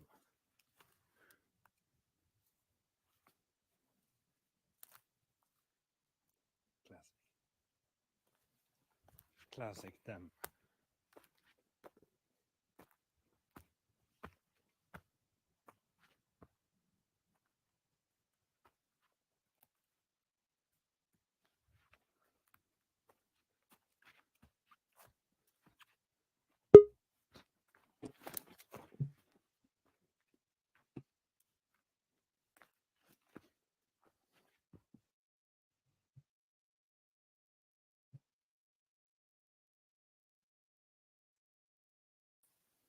Hey, yo, it's my boy. What's going on? What's going on? Yo, what's going on, guys? Give me 1 second. I'm trying to stream this to my channel here, so take your time. Yeah, so it's gonna be a minute here. Take your time. And there we go. Let me full screen this video here. Yeah, bless you guys. Thank you guys for being here with me. You know, and give me 1 second. I actually gotta mute my TV up because it's making all types of noise. Yeah, sorry about that, guys. Yeah, no problem. No problem. Wicked. The machine lies in the building. That's Good awesome. Stuff. That's good stuff right there. Good vibes. Hey, hitting them out of the park today. Good stuff. Good stuff. Did you hear him on Benton this morning? They had a really good show this morning. No, was he over there? Mm-hmm. It was really good. It was one of the best streams over there in a while, at least for me. Thank you guys. Yeah, we're doing that Friday show every Friday morning on Benton's show. So yeah, you guys, I'd love for you guys to come through and check that out with me. You know, I think I did actually. I think I might have seen that. I think I'm forgetting my days. Today is Friday. Jesus Christ. Yes. I thought today was Thursday for a second. Yes. Wow. Yeah, I'm gonna be the co-host on the Friday morning show over there. So so we'll bring because I was thinking about doing a Friday show once I get like more subscribers or so I guess since I got a significant number of subscribers or whatever, I was like, let me go ahead and give people more shit because more people want to see my shit. So I was just like, it only corresponds with if I get like 2,000 subscribers, I'll probably do like every day, like 3 hours or some shit. But but if that doesn't happen, I just do my regular shows. In terms of, but yeah, I opened up a Friday show for the people, so yeah, because I know Benton gets down on a lot of those topics, technology, society. He's more into that type of stuff, so he likes talking about that stuff. Yeah. Feel you. Most definitely. Hold on. Hey, TT, where you at? Where the hell's TT? Because the other day when you was up here, right? My man TT, Tony Taylor, I think you and him would have had a good vibe. You understand? But his connection, his audio was shit that day with the technical difficulties through StreamYard. Yeah. But I think it's gone away, the bug, or to some degree. Like it. Yeah. So, hey, TT, where you at, man? I'm waiting on you. Yeah, I got you. Yeah, we're gonna have a special guest on the Machine Lies tomorrow night. Nice. I can't tell you guys who it is because it's too much controversy. Too much controversy, but it will be a somebody who's significantly more well known than the communities that we go ahead and visit and stuff. Trying to reach out to the people. Yeah, kind of a YouTube celebrity. Over there. Now I'm going to have to tune in for sure. We get some YouTube celebrities lined up tomorrow. So, we're going to be doing it big out there. every now and then I get like a big name. I get like PhD or somebody, or I'll do like a debate, or I'll surprise everyone. But Mhm. yeah, I get. I try to antagonize people, and then into trying to debate me. Mhm. And sometimes it works. Sometimes they just ban me. But yeah. Yeah. Tony put in the chat he'll be up momentarily. Awesome.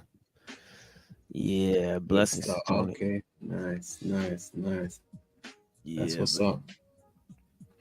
yeah, I was watching earlier. I know Jesse was up here. Peace to Jesse. The missing link. Talcott was up here. Axis Rat Blood. Yeah, peace to you, brother, man. There you Yeah. go. So I've been watching out here. You guys talk about the Mandela effect. Yes. And yeah, ultimately I think you're right. It could be so many, so many different factors. It could be in our mind, it could be groupthink, it could be all that shit, for sure. I'm not heads or tails about it either at this point. But yeah, Well, if we live in a simulation, I can see where the Mandela effect would apply and make sense. definitely. 'Cause we're just all remembering things individually or whatever. Yeah, and I know there's definitely because in terms of reality, a lot of people can make claims because reality is you know what I mean? So it's like, yeah, anything's possible. Reality is stranger than fiction. That's all the fuck we really know. But the fact that made up things are as real things, and sometimes more real than real things. You know what I mean? That's also some shit. There's some shit to that because imagination is greater than knowledge, anyways, isn't it? You know what I mean? So, the realm of the mind is always far greater than what's going on right before us, even though that, like they say, the truth is always hidden in plain sight. You know what I'm saying? It's gotta be, Hey, I like what you just said there, imagination's greater than knowledge.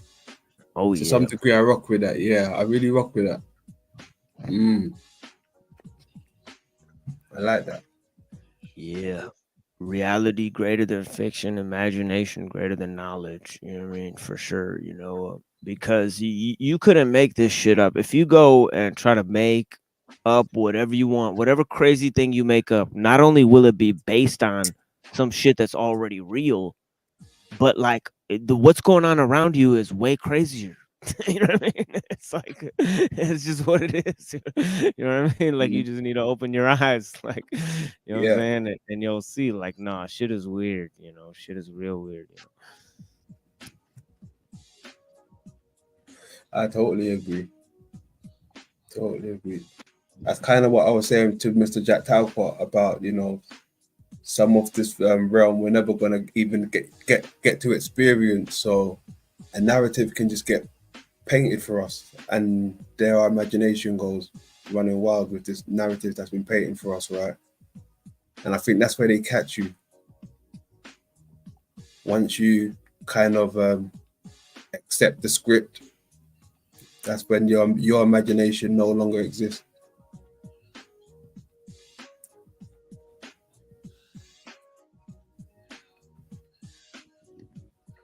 Yeah, I mean, people take things as fact of the matter. Nothing is brute fact.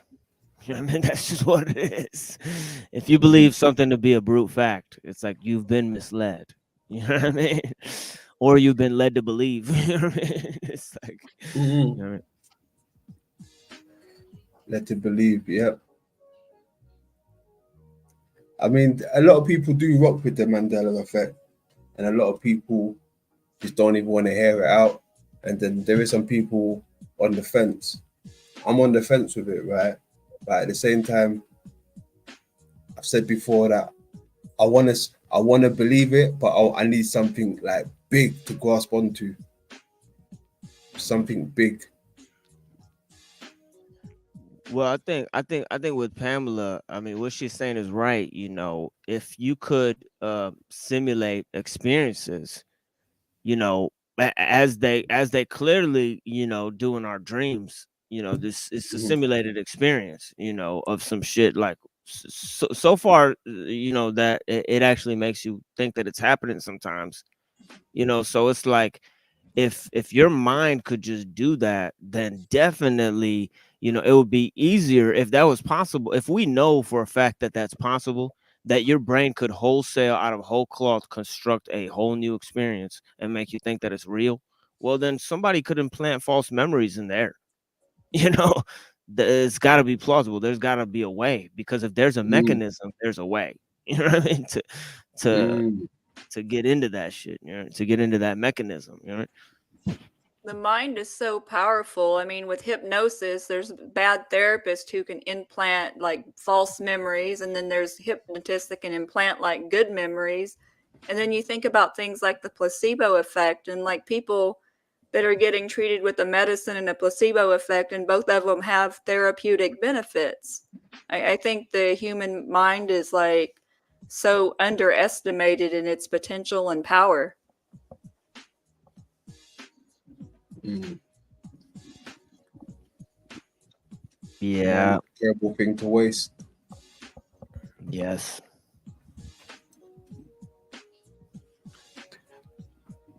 But and another thing I wanted to ask, right? I mean, this Mandela effect, right?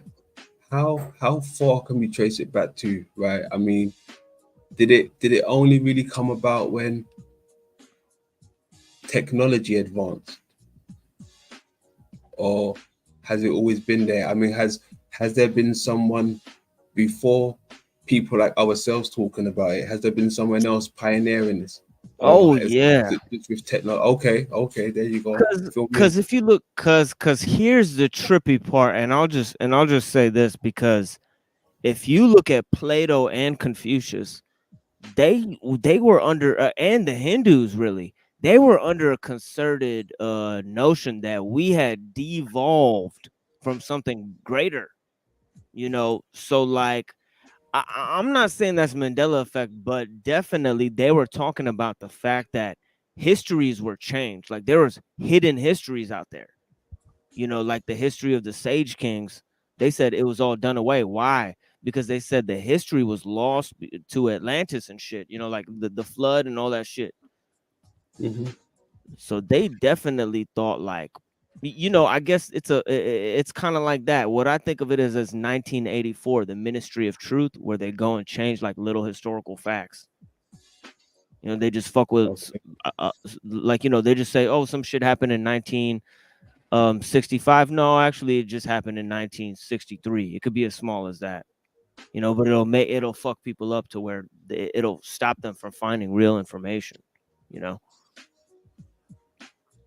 Because you know what, right? The other day we played something, and they was talking about our phones, how our phones and our brain is able to play a bit of ping pong back and forth, if you know what I mean. So I was thinking somewhere along the lines like, since the arrival of certain technologies, was this the way how for them to play with our mind, get into our thoughts and stuff, and this is why people are screaming Mandela effect? I don't know. I know it might be out there, but that's along the lines I was thinking.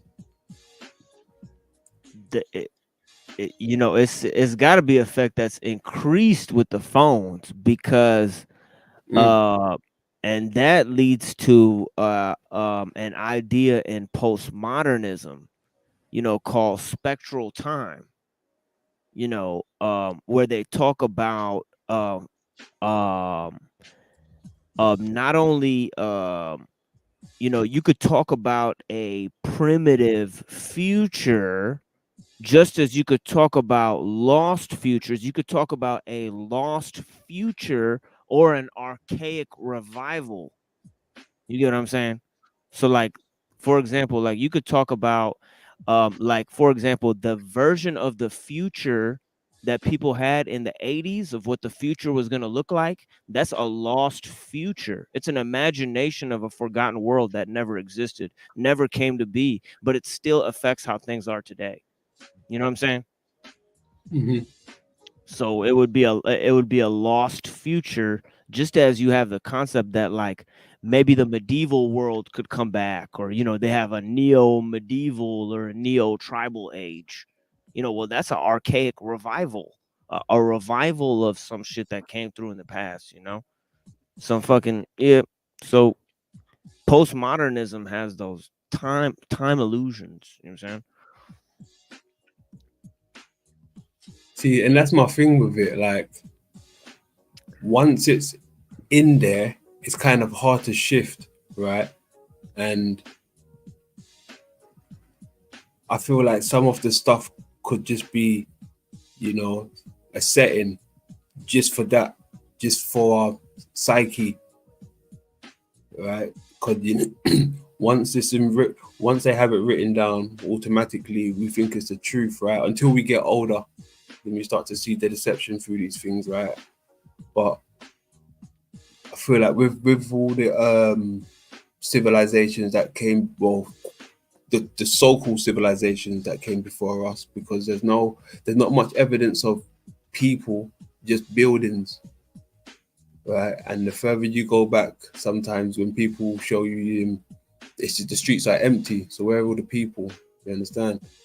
But I feel like some of these buildings could have been just put there just to play on the mind, just to take up space in the mind, really, just to take up space in the mind. All these narratives, all these so-called timelines, they could have just be stage sets somewhere all around the world, just to take up space in our mind. Because once it's there in the mind, it's hard to shift, right? Right.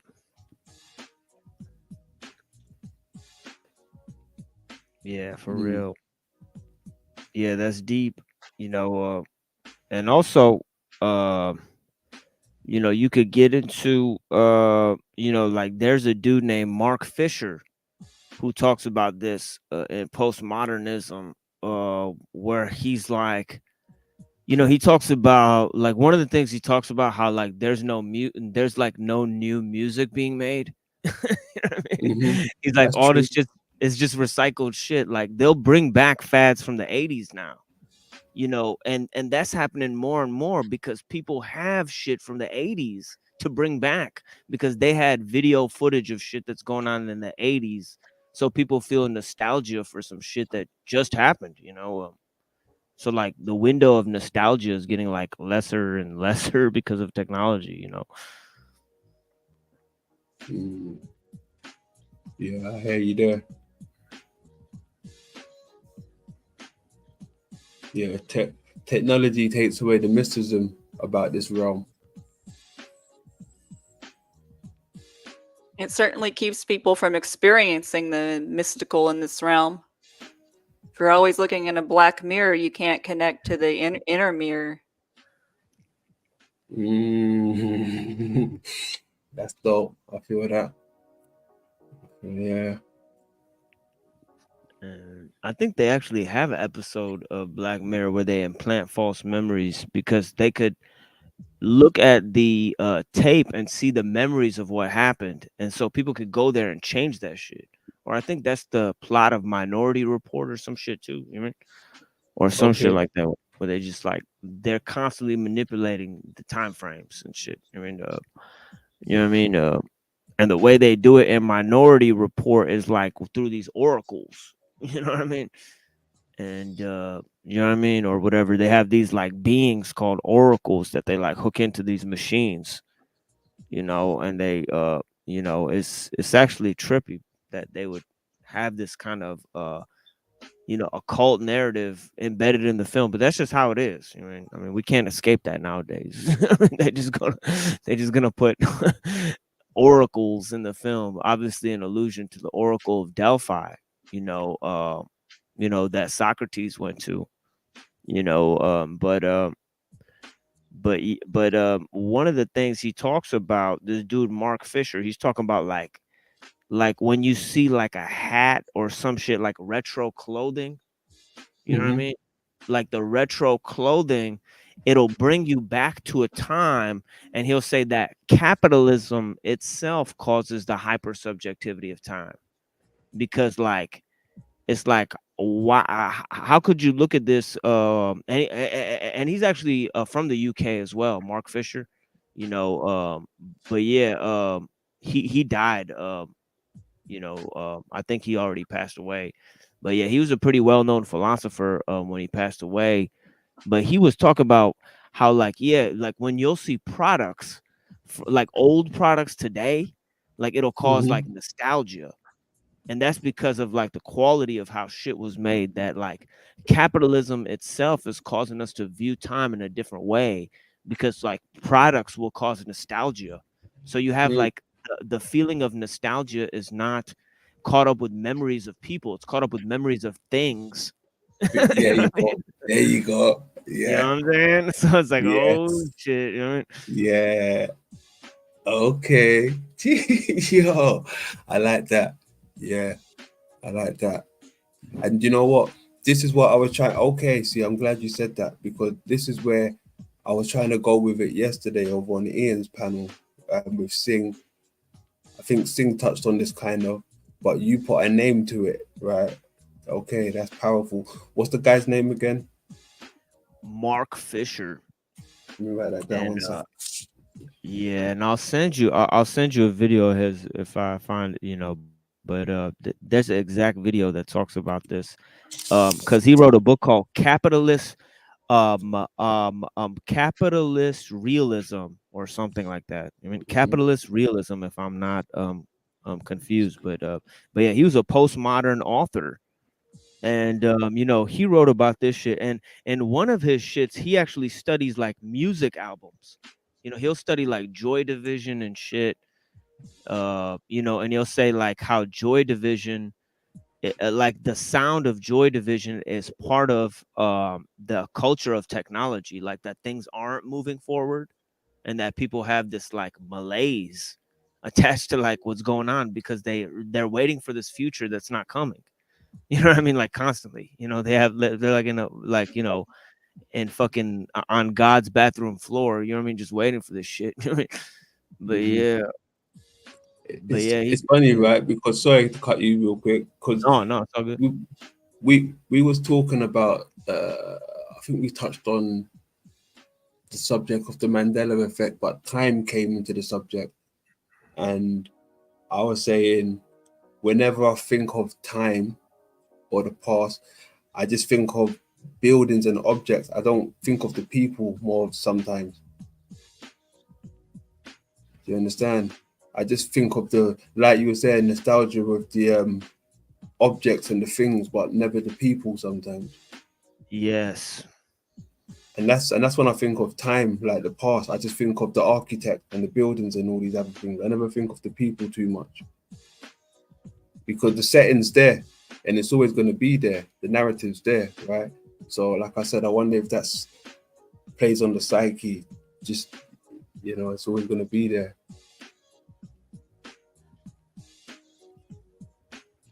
Yeah, and he even talked about like Drake, like the Drake music, like how like the dudes at the like he'll have all these songs where he's like, he's like chilling at the club, but he's like bored. You know what I'm saying? It's like Yeah. it's like what the fuck? It's like, if you're not having fun, just leave, homie. Like, but yeah, he's got like this thing where he's like, like, and and the way this cat described it is perfect. This cat, Mark Fisher, he goes, it's like everybody's in this electro downer haze. And I'm like, yeah, that is exactly what the music sound like. It sound like, like electronic, like disco music that's sad. It's like, what the fuck is this shit? Like, you'll hear some of it have this like kind of like lonely vibe to it, like desperate vibe to it. You know what I mean? Yeah. Arab. Like you hear like Rihanna, she's like desperate. Yeah. You're not wrong. Yeah, I mean, like you said, they're in the club but they're down in the strip club at that, right? Oh gosh. Yeah. That's hilarious.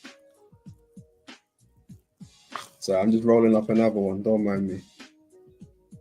For sure. Hey, where's Tony at? Tony, where you at, bro? Taking your sweet time. Nice. Hey, we made it Friday, bro, to the bright side of the road.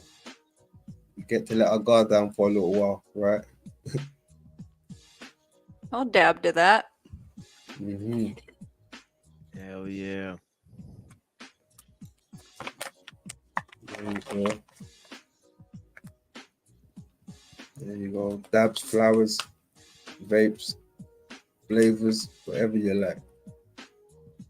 Whatever you like. Shout out to the machine lads and these folks over there. Destroyer and them boys. Salute, salute. Yeah, bless you guys for being out here with me. Sophia, Destroyer, Moose. We got Moose in the house. We got fucking Shit. Joe King. Uh-oh. Peace, Joe King. Uncle Fatty.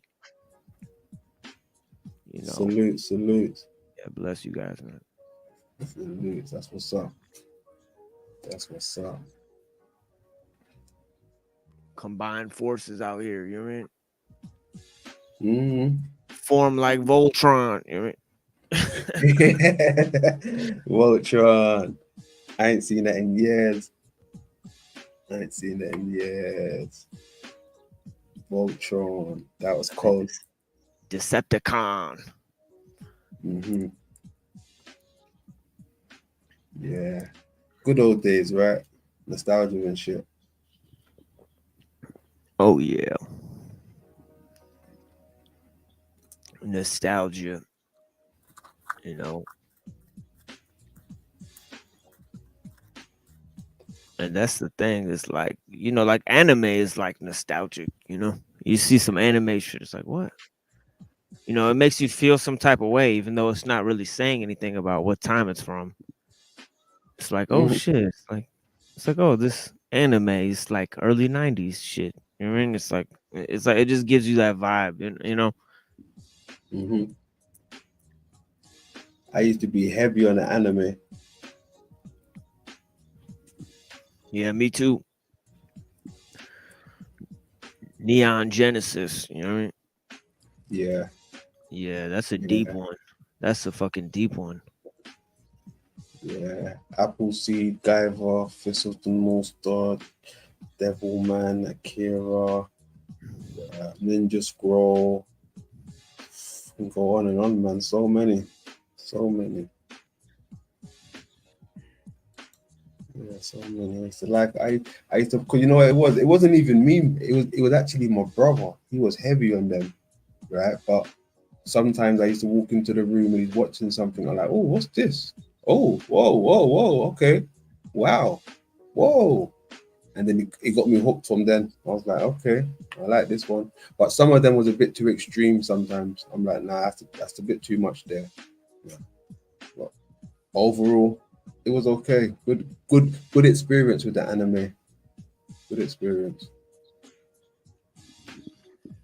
Yeah, even if you look at the most popular shit like Dragon Ball Z, you know, it's crazy messages just in the setting of the show, because here they are walking around in a futuristic land, you know, they're walking around where there's skyscrapers and buildings and flying cars and shit, but there's dinosaurs.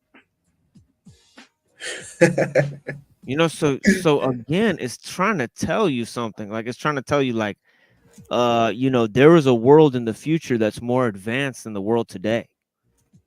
You know what I mean? It's crazy because that dude, you know, it's called Sun Wukong. That's actually Goku. You know, and it's the same in Chinese mythology. It's the same guy as Hanuman in the Hindu tradition, the Monkey King. You know, Monkey King. Hey. Monkey King, yeah. You know what's crazy, right? Because I was watching the, how would you call it, the cartoon version or whatever. Sorry, the animated version rather. And I was watching it with my children because they like it. Oh no, we watched it for the first time together, but I found a few gems in that one, boy. I found a few gems in that one, and the same gems that I found in that, they showed it to me in what's his name, James Terrell. Some of James Terrell's work and some other work that I've been coming across. So they're showing it through the artwork of this guy here on my icon. He showed the same stuff that they show in these cartoon movies. So it's like, whoa, what are they really trying to show us? But it's to do with the pineal gland, that's the thing. And the underworld.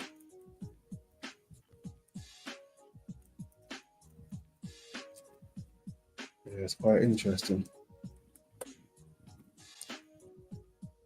Monkey King. Yeah. And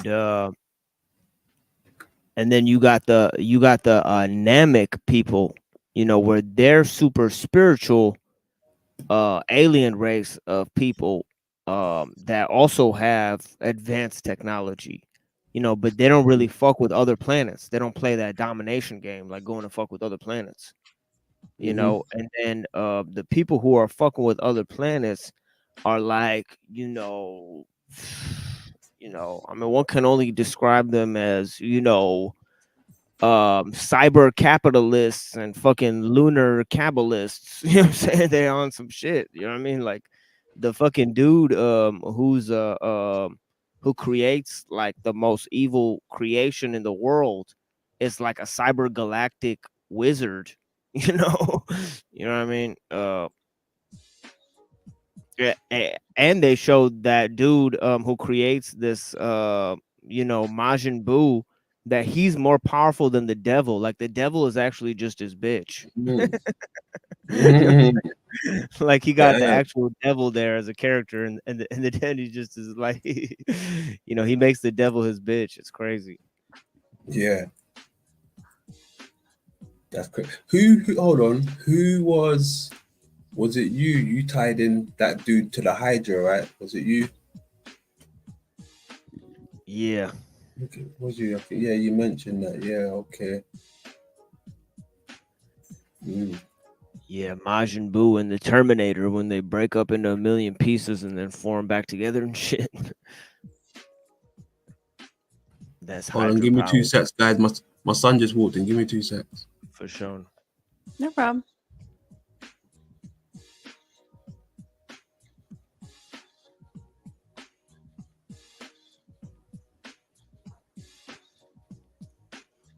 It was nice seeing you guys over on Benton's this morning. Y'all had a really good panel. No one was too crazy or anything. Yeah, you know, we bring down the energy, you know. I'm sometimes able to do it on my show too. I'm getting better at it, you know, bringing down the energy, but you don't want to bring it down too much. Sometimes I let the fights go, you know. Right. And sometimes I provoke fights, I'm not going to lie. The reason is because certain people actually like that type of you know, they like that type of energy. So as long as nobody gets their feelings hurt, I guess it's all in good fun. You know what I mean? A little chaos. Yeah, a little chaos, you know, as long as it's metaversal, you know what I mean? You know, like I said to Jack, you know, I said, you know, we could face the you know, face our enemies in the battlefield of the mind. You know what I mean? Yeah, You know? I know what you mean. I've been curious, what inspired you to get into studying like occult stuff? Because I noticed you kind of have a expanded knowledge base on that. What inspired that? I wouldn't have done it if they didn't try to subvert Muslims and Christians. So that I was like, oh, okay, you guys want to play this game? You guys want to say you're a Muslim or a Christian, and claim that that's not anything important with that, and then vice versa. You want to claim that you learned nothing from Islam or Christianity, you know. So I got into it like through indirectly, I guess, just by studying history, and studying theology really. And I wanted to, and when I studied theology, all of these notions, the division between the esoteric and the exoteric, the difference between transcendence and manifestation. Like transcendent, meaning that something is ontologically transcendent, meaning that it's exists in a realm in and of itself, separate from this one. It transcends this reality. When I started to question if those things could exist, or if something could be a- esoteric, meaning that it's compared to surface knowledge. Is there a difference between surface knowledge and hidden knowledge, and what is the qualitative difference between the two? Those types of things. When you get into the greater aspects of theology and stuff, you have to answer these questions for yourself mainly. But I started to deny, because first of all, I became very skeptical of philosophy. Then when I started to study theology, I became very skeptical of theology as well, because I had noticed how much of the theology was influenced by the occult. So it's just I guess I just wanted to know what was going on. And if people think that everything is just face value, well, they're mistaken. They got to be mistaken. Yeah, I'm still coming into gnosis of all this stuff. I've known about it intellectually for a long time, but as the reality continues to reveal itself, it's hard not to notice like things like right in front of your face. No doubt. Hey, my man TT, what's going on? Hey, Tony. Yo, what's up, guys? There What's you up? go. And your What's up, sound's London, great. my man? Pam, you're a sweetheart. Machine Lies. Man, I appreciate your angle, bro. You got a Nice. unique perspective, and I appreciate that, because I think sometimes that's what's lacking, that unique perspective. Thank you, brother, man. Game recognized game. You know what I'm saying? Absolutely, absolutely. But yeah, you were talking about the nostalgia of things maybe being more of effect on us than reality itself, to where maybe it's more of a feeling that affects us than what we actually experienced. Because the only things that really move us is how we feel, not what we think. What we think can change from second to second, because we're always second guessing whether or not we believe it to be true. But what we feel, we can't second guess. Yeah, because feelings come from within us, but thoughts are an extra layer on top of what the fuck's going on. So like there's experience, and then thoughts are an extra layer above experience. But it's like they don't add anything to experience. See, thoughts are not the same thing as consciousness. Consciousness is much more broader than thoughts. And consciousness includes feelings, as well. That's what they call thumos, or the heart chakra. You know what I'm saying? They got different names for it. In the West, it's called thumos. In the East, it's called, the heart. Basically, which everyone knows, there's many ways in which the heart is more powerful than the mind, because the heart is spirit, the mind is, you know, uh, consciousness. Spirit is life, and I think consciousness is something that belongs to everything, because everything has consciousness in terms of everything can be experienced. Everything has an experiential quality to it, and everything has a um, thinking quality to it. If you see, and that's what I meant really when I said imagination is greater than knowledge. You know what I'm saying? You know, that the realm of the mind is more powerful than our personal, what we can extrapolate from it. You know what I'm saying? Right. Or we perceive to be real, Exactly. Yeah. but that's a perception in itself, which basically tells you that the truth is not the truth. The truth is your perception. So how well you perceive is how well your perception to the truth is, I think. Well, But what say what I'm basically stating is it our yeah. purpose to increase our perception to the rate at which we can bypass the simulation? Can we see past the digital experience and go back to the analog? Yeah. I think that you know seeing is believing, but the shadow is really, because the light casts the shadow, and once you go into the cave, I mean, once you leave the cave, what I mean, you gotta go, you gotta basically what it is in Plato's cave, he says that if you leave the cave and try to come back and tell other people in the cave that, like, man, this is not reality, man, like out there, like there's so much more, like there's a whole world out there, like you're just not seeing it, Holmes, like there's so much shit going on, and these motherfuckers just looking at you like, yeah, but there's shit to do in this cave, so I'm gonna go get to it. You know what I'm saying?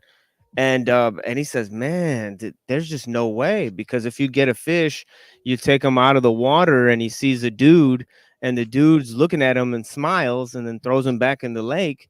And then the fish goes to the other fish and goes, man, there, I just got out of the water. There's a whole world outside the water, and fuck, like there's a motherfucking dude out there. He just fucking grabbed me. And the other fish is gonna be like, man, get the fuck out of here, bro. Like, there ain't no shit out there, dude. Like, what the fuck you talking about?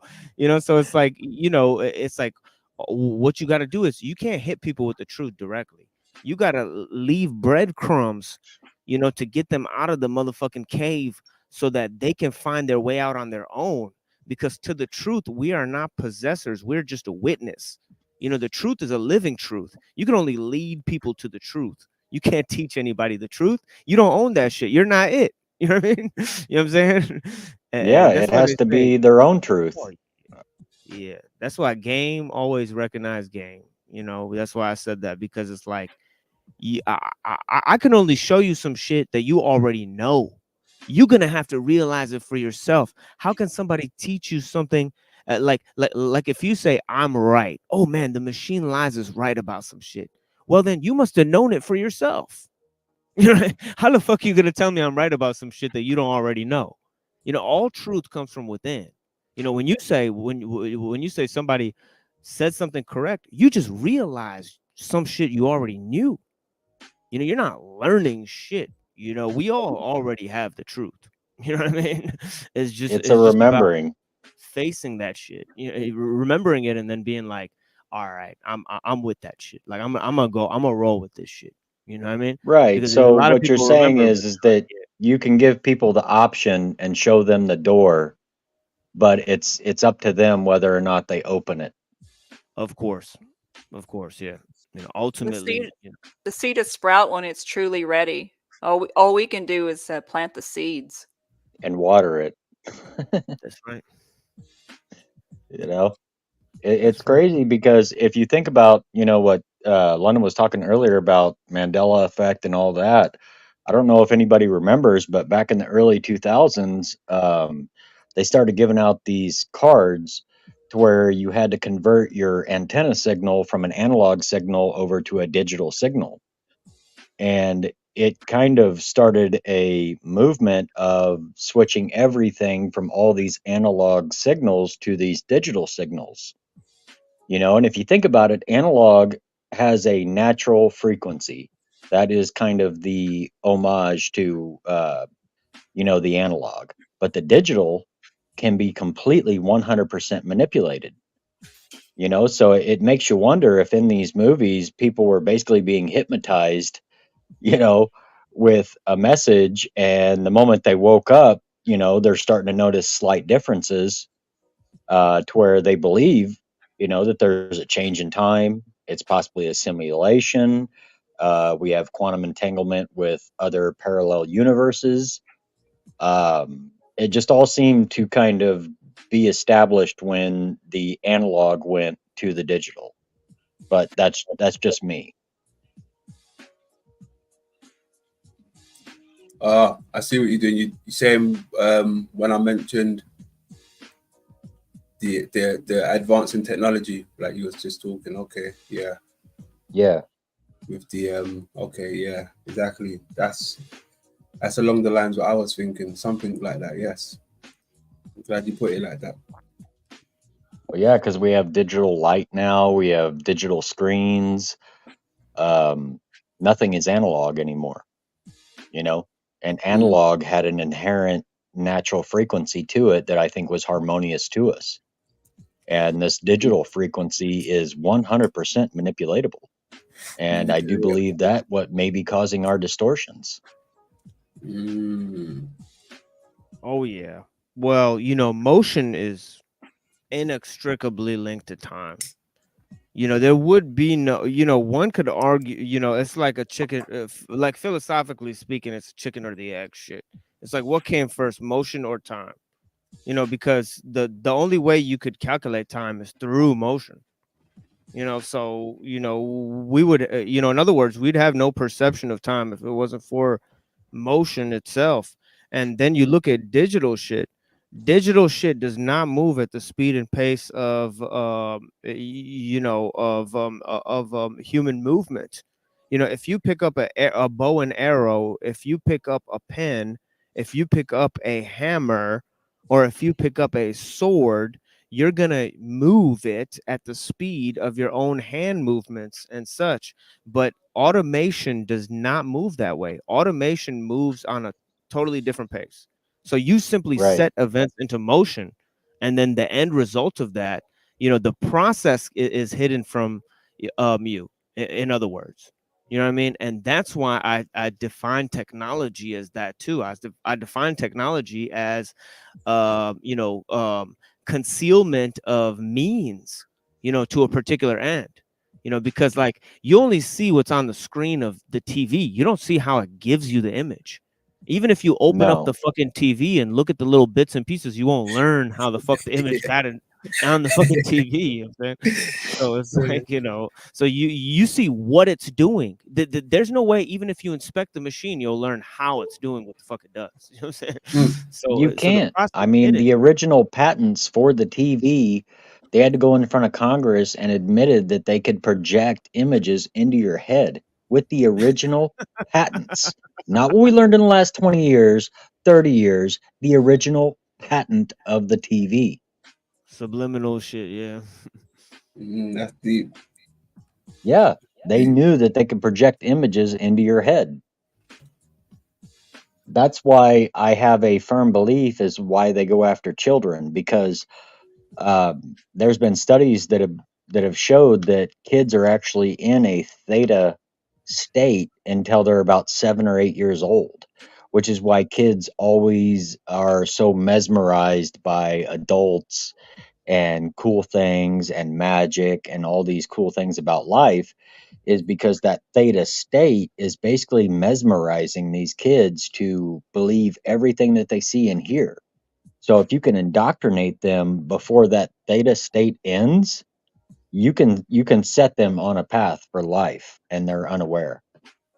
Sadly, these days, I think humans by nature are analog, and these kids are analog when they come into this realm, and then they hijack their consciousness by digital technology. And I think that explains like a lot of stuff that we have going on today. Because when we unplug and get back to nature, there's a reason why when we return to nature we have more clarity.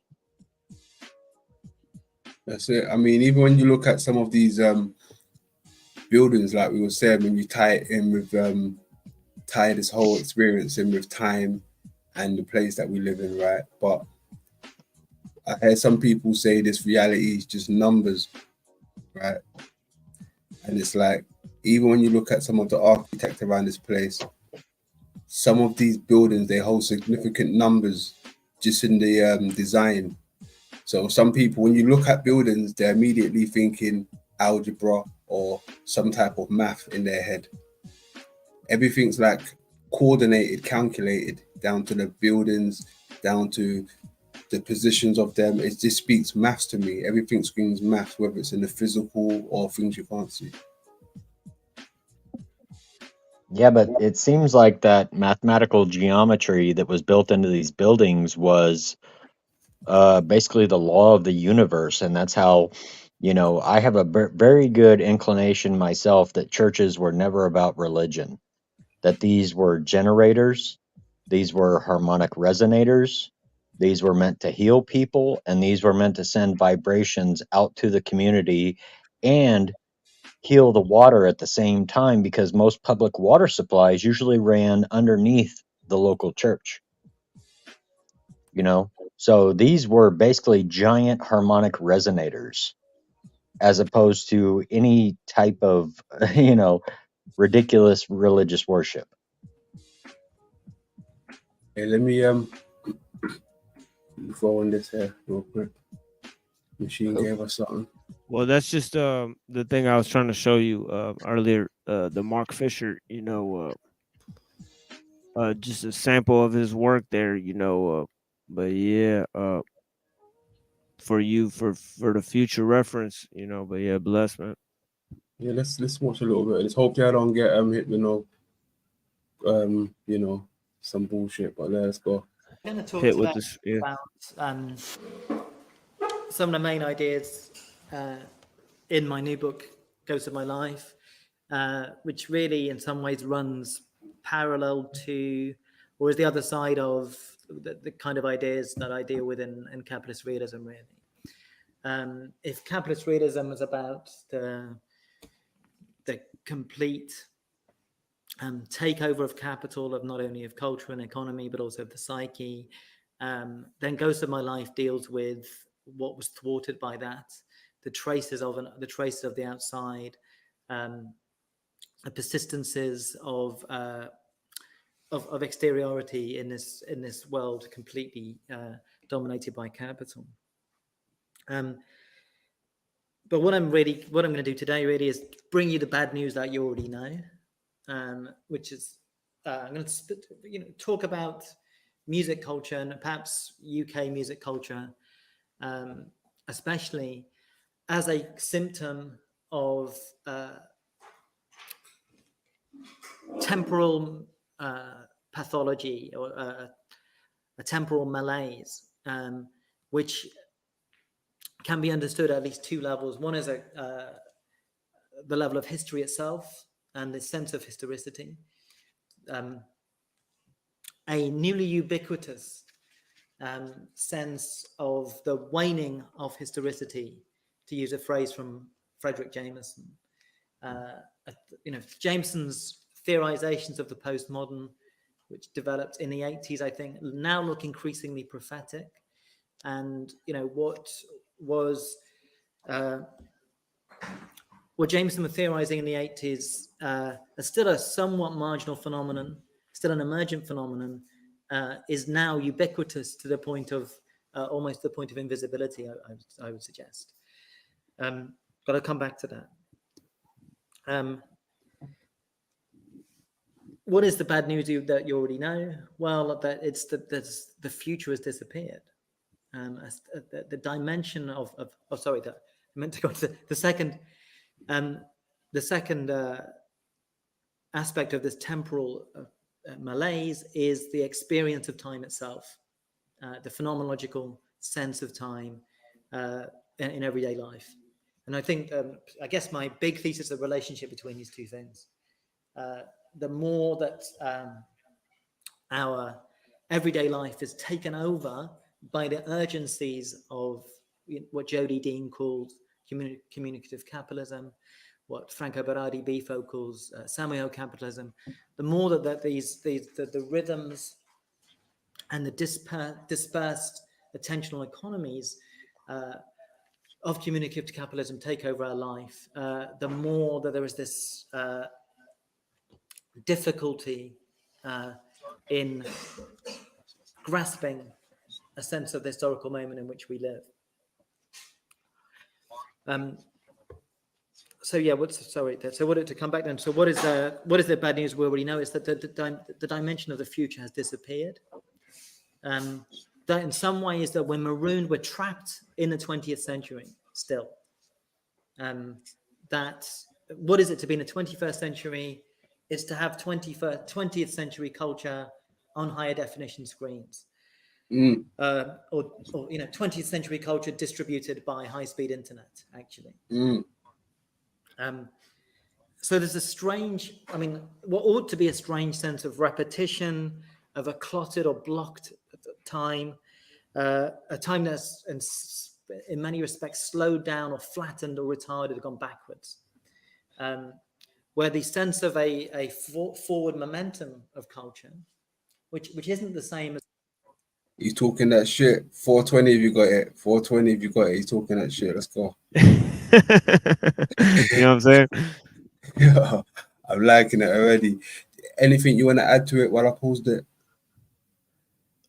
Well, just how he's talking about the UK culture. He's an incredibly rare philosopher, and it's sad that he's no longer with us, because he was able to apply these thoughts, his philosophical thoughts and narratives to the the minutia of this culture that we're experiencing, the cultural realm that we're experiencing.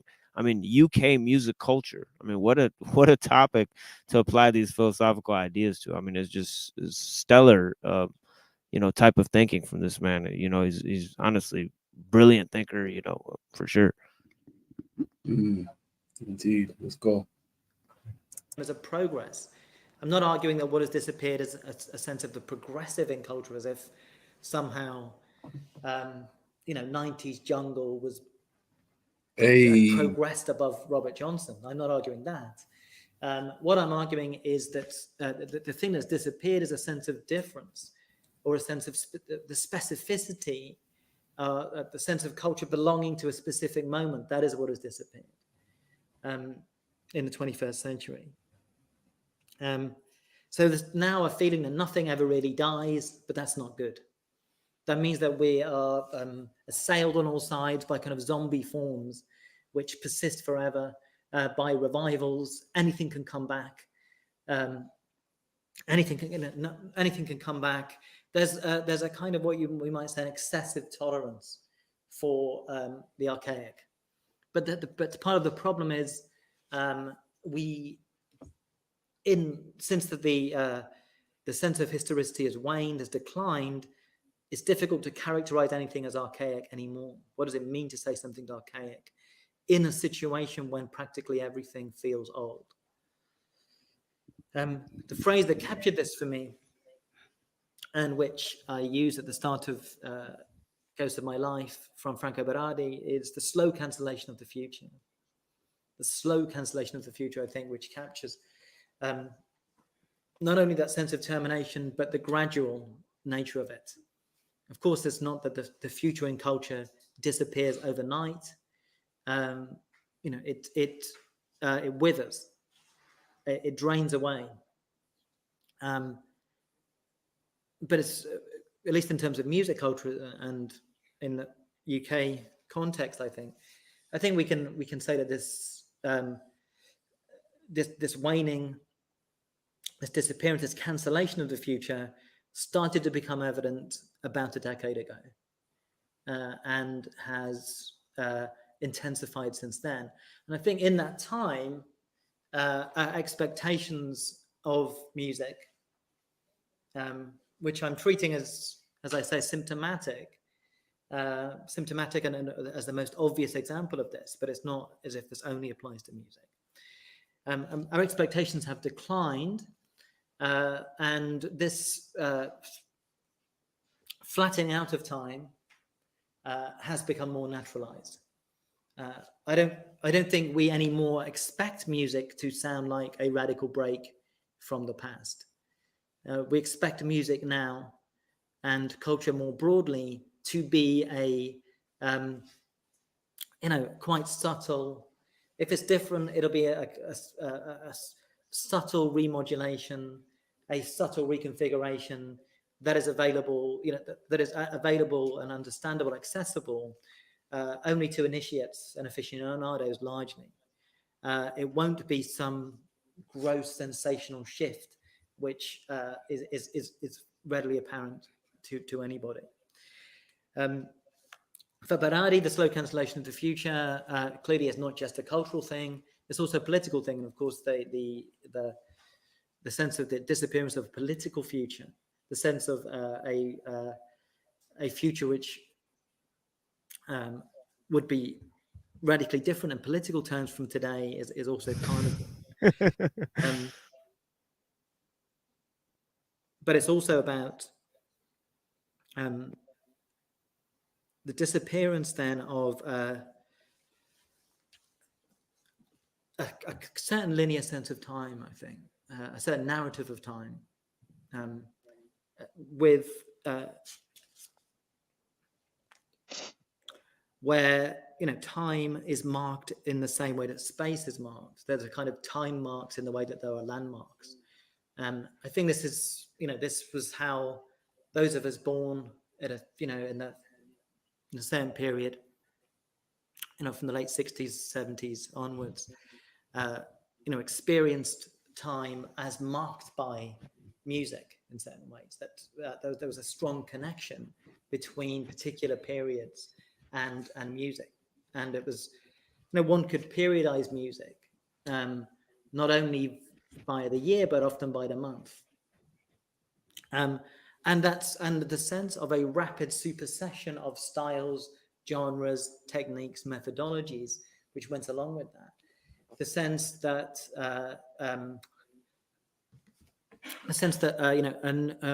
it was really experience of modernity through popular culture. And modernity, as theorized by someone like Marshall Berman, has this sense of permanent impermanence, as this sense that all the solid melts into air, that any particular form is temporary, evanescent. It will be overcome. It will be replaced. It will become obsolete. I think the way in which we experience that, not now in culture, but in terms of technology, the experience of modernity is now in terms of smartphones or iPhones. There we go. Permanent obsolescence. Mm-hmm. In terms of culture, we have the opposite now. Nothing is. There's no criteria for obsolescence in culture. There's as I said before, an accommodation towards the what previously would be characterized as the archaic.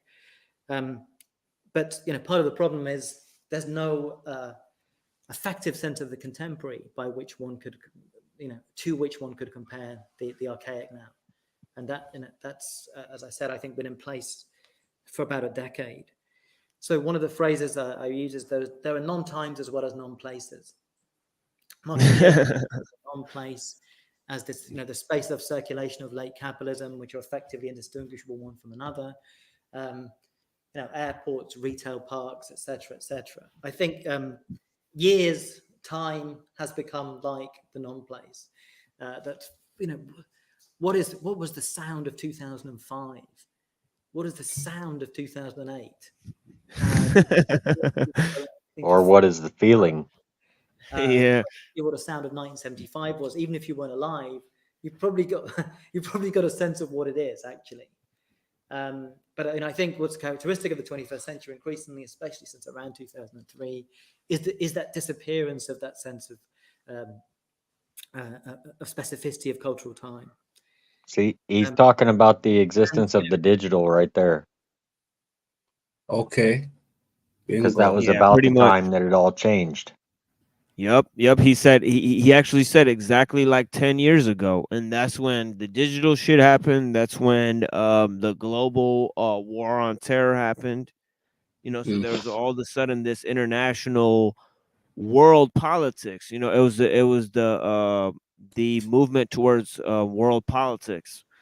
You know, and that is a non-place scenario too, because where's a global war happening? It's happening all over the world. You know what I mean?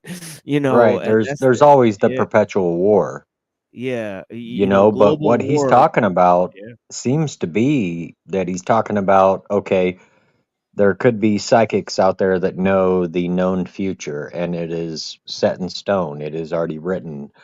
But what he's basically saying is that time and history is malleable, Right. Right. Yeah.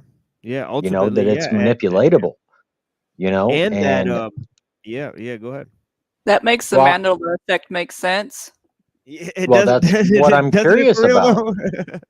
Seriously, because what if it's, you know, an analog change of what has happened? So, say you go to a certain period in time to where your average population is basically just going along, going with the flow. They're going along to get along. And then at one point, you have an awakening of consciousness. Okay. Think about if you could awaken consciousness and talk to other self, which would be your future self and or past self. If you could talk to your past self in real time, you could change time.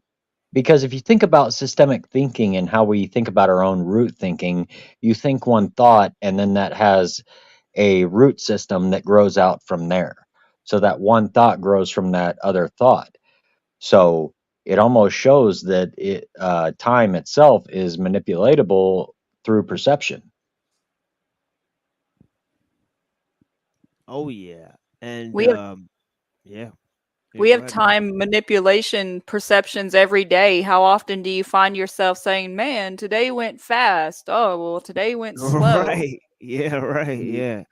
And then the more shit's happening, it's almost like the faster shit goes. I mean, that's a real thing, and that goes to the acceleration of culture and events that increases the past. You know, it increases the feeling of the past because it makes you think that it's like the faster the future comes on and the more shit comes on, you know, that's happening, that's new, the closer we get to the past. It's like the gulf widens in both directions.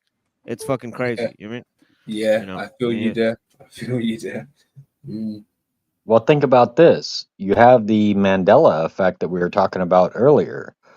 Okay, so you go to a certain point in time, most people do not have connection with their own other self.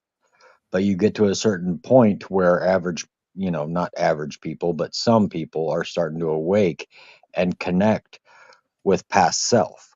Say that you could go back and talk to past self in current time.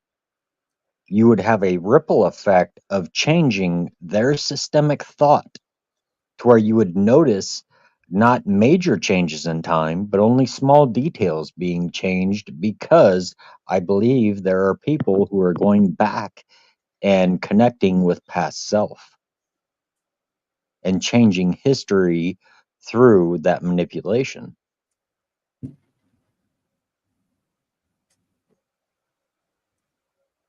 You think it's possible, Tom? I really do. Because there are channeling works that talk about Dolores Cannon talks about this, about how she's went in hypno therapy sessions with people and went back in time to talk to people in their past time. And at one point, she talked to a few witches, and they came back to her and said, "Okay, we've contemplated with ourselves and we figured out that you are not going to change time and space by talking to us. So therefore, we will give you communication and give you some of our secrets. But the butterfly effect basically states that if you change one flower in existence, that all time ripples out from that one change. Therefore incurring a Mandela effect where everybody remembers one thing, but yet in reality, we experienced another. Wow, that's wild. That's almost like you're saying to me, Tone, is well, what I'm getting from it is like every change could be someone's ripple. Yes, Damn, I completely believe that. Really. it's heavy. Shit, that's heavy. Oh shit. Oh, shit. The Dolores Cannon material is really worth looking into. She has some sessions with Nostradamus and people like that. It's quite fascinating. I've studied her almost all of her works. Well, I can tell you, Pam, people consider Dolores Cannon's work kind of niche, like very specifically into one specific target. But I will tell you that going back and looking at Edgar Casey's work of his channelings, he was called the Sleeping Prophet.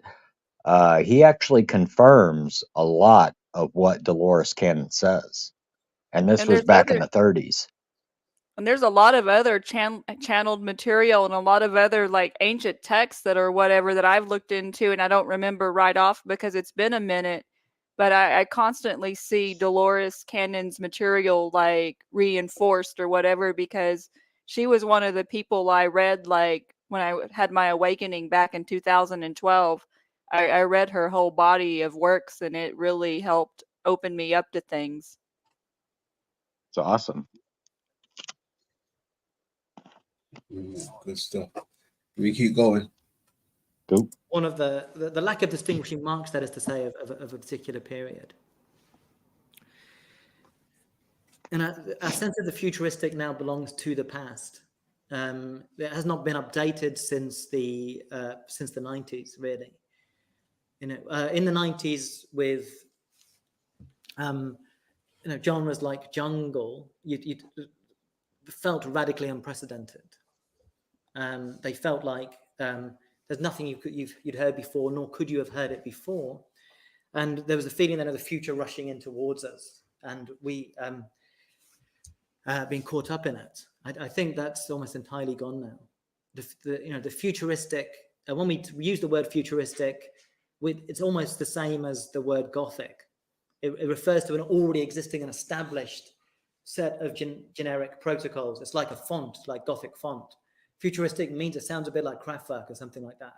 It's not actually futuristic. It doesn't refer to an actual future or indeed a virtual future that is impinging on the present. It refers to a set of already existing associations, which are now been eternalized. The way to establish a lot of what I'm saying, I think, is a simple kind of time travel experiment, which is if you imagine beaming back any music produced in the 21st century into 1994. I picked 1994 deliberately because it's 20 years ago, and it's hard for some of us to accept 1994 is 20 years ago. But if beaming it back to 1994, what would happen if people heard that music in 1994?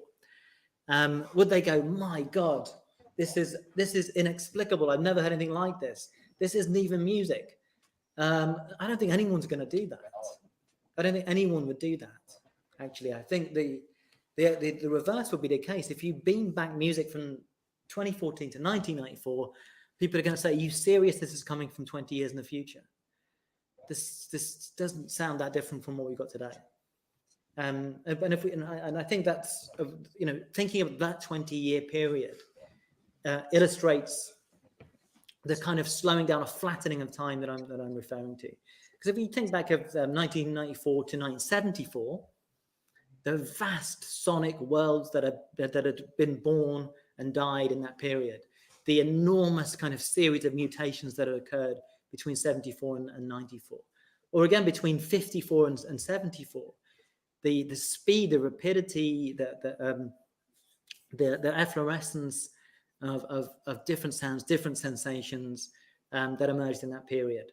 Since 1994, I don't think, I think that that's flattened out. It's not that nothing at all has happened, but I think it's hard to make the case that almost anything that has been produced in those 20 years subsequently was sonically unimaginable in 1994, I think. It's a whole series of fairly logical extrapolations of propositions, of methodologies that were already in place. And part of that means then the disappearance of retro, I think, or the disappearance of the concept of retro in the very universalization of retro. I mean, there's always been, as long as there's been popular music, there's always been retro dimension to popular music. There's nothing new about that.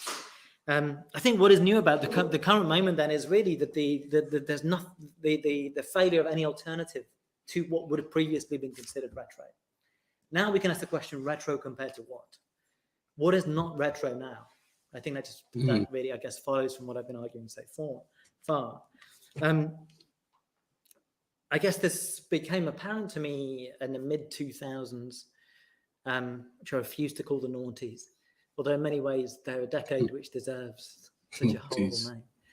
But was when I was walking through a shopping mall, and I heard the Amy Winehouse cover of Valerie by the indie plotters, the Zootons. And when I first heard it in a casual listen, I genuinely thought that this was a 60s record. I thought that so I reversed the temporality in my mind. I thought that the Zootons was a cover of this 60s song. It was a production by Mark Ronson. Mark Ronson specializes in those kind of refurbished sound of the 60s. Of course, if you listen to it closely, you realize that it's not 60s soul. It couldn't be. Nevertheless, that initial response sort of indicates this kind of flattening of cultural time that has occurred. So it's something which had come out 40 years later, could sound like, could sound sufficiently like something from that earlier period. A similar thing happened when I first heard the Arctic Monkeys, who have subsequently become even more boring than they were when they started off, which is so much even. When I first heard the Arctic Monkeys, and I saw that it's actually the video for that track, Bet She Looks Good on the Dance Floor. But when I first saw that, I actually did believe that it had come from 1980, that it was some post-punk group that I hadn't actually heard at the time, but had somehow been rediscovered. And almost everything about the way the video looked, the way it was shot, the clothes they were wearing, and of course the music itself, conspired to construct that appearance, that simulation. And again, I think if we actually imagine it being played in 1980, that record, no problem. It could very well have existed then. Talk that shit. The Shins too. The Shins was like that too, right? Yeah. They had the Shins. They had all these groups that came out exactly like that. Exactly. This is quite interesting. It's fascinating. Yeah. I like what he's saying. I definitely feel what he's saying there. Wow. Okay. Let's keep going. Yeah, I got more philosophy videos on that too. There's the concept itself actually comes from, I think, Jacques Derrida, if I'm not mistaken. But yeah, he talks about hauntology. Yeah, he's a postmodern philosopher who talks about hauntology. So instead of ontology is a study of being. He talked about hauntology. Because in the way, and he was using it as a play on words, because in German it's written the same way, haunt and ontology, so he was like, so he was like talking about how shit from the forgotten futures that are from the past will haunt our idea of what the future is supposed to be like. Fascinating shit. So you're talking about creating like a time loop. Yeah, or like a time anomaly, or the way he described it was rather poignant. He said he used the words temporal pathology. You know what I mean? Right, That in which meaning the way we perceive how the symptoms, pathology of time has right, progressed, right, which and is he's always saying like, going to be yeah, specific to the individual. exactly, and it's like he's like, these cultural aspects are these symptoms of this time delusion. Because it's like, look at like Wow.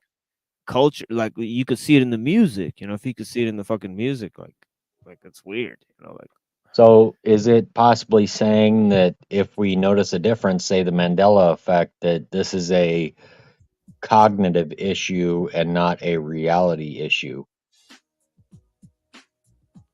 Well, it Is this in goes our to mind what. or is this actually happening? Well, that goes back to the idea of postmodernism, because the idea of postmodernism actually came from this concept called phenomenology. And in phenomenology, they rejected empiricism.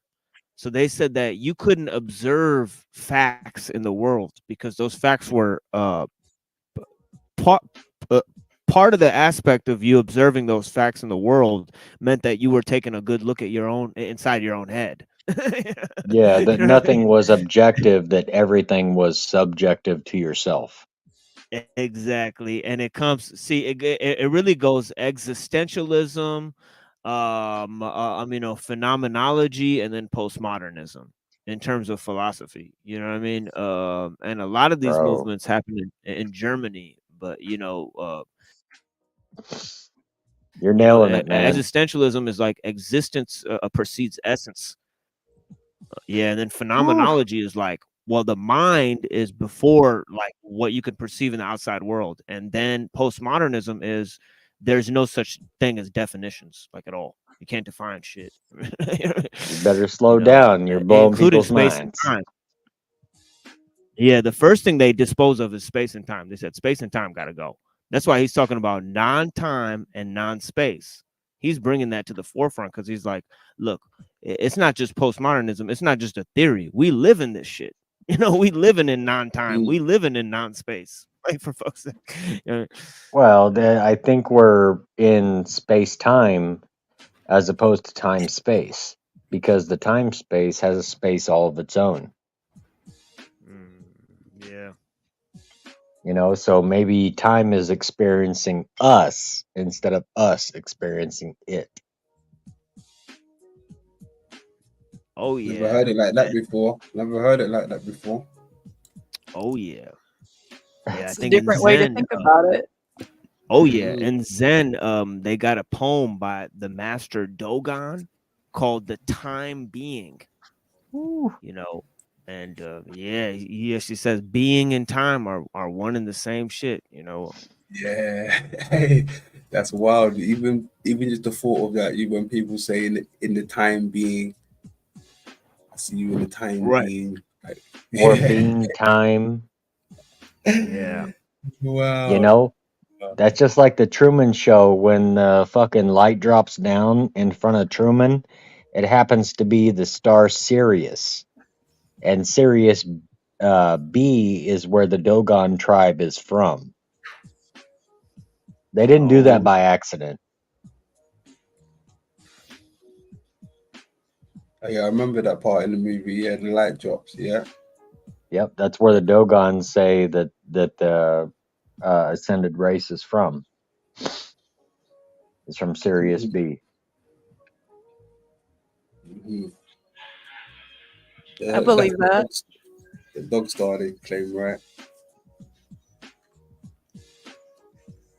Is that the dog star, Tom? Is that what they call it? It might be with Sirius. You might be confusing that with Cerberus. Okay, I'm quite sure I've heard somewhere the dog star Sirius. It might be. I wouldn't say exactly because I don't know for sure, but Oh, you're Cerebus probably more right than wrong. could be also Cerebus, because Cerebus is a dog star. Is the no? Hold on. Sirius is the dog star. I just looked it up. Oh, cool. Okay, Sirius. Yeah. Good stuff. Which is cool because that kind of ties back to like the crazy what we were talking about the other day, the Ethiopians, which was the center of Christianity, which were the Canaanites, which were the dog people, which Damn. kind of alludes to the Dogon, which is the dog on.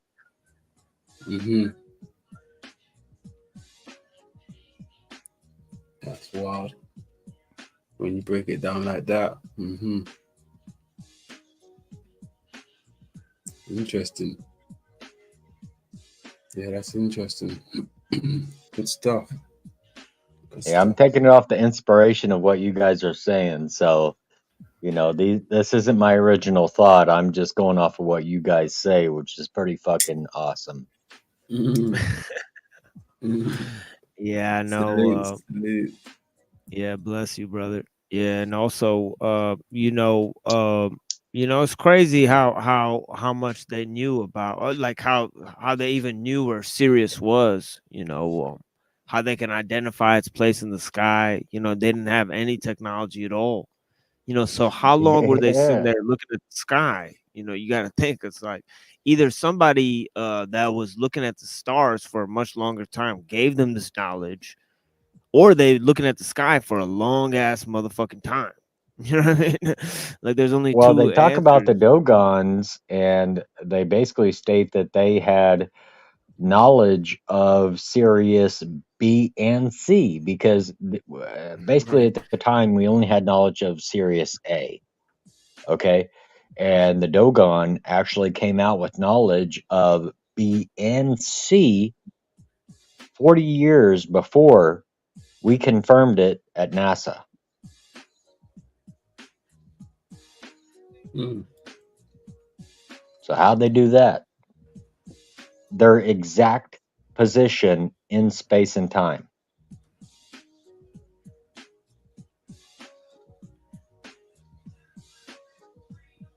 Yeah, it's interesting. It might be one of those Mandela things, where they just, maybe the Dogons made up this story, or they made the Dogon story up, you know what I mean, or vice versa. You say, Well, the Dogon actually have some crazy relics right? that are made of gold, that they protect themselves, that are of a nature that they themselves could not have made.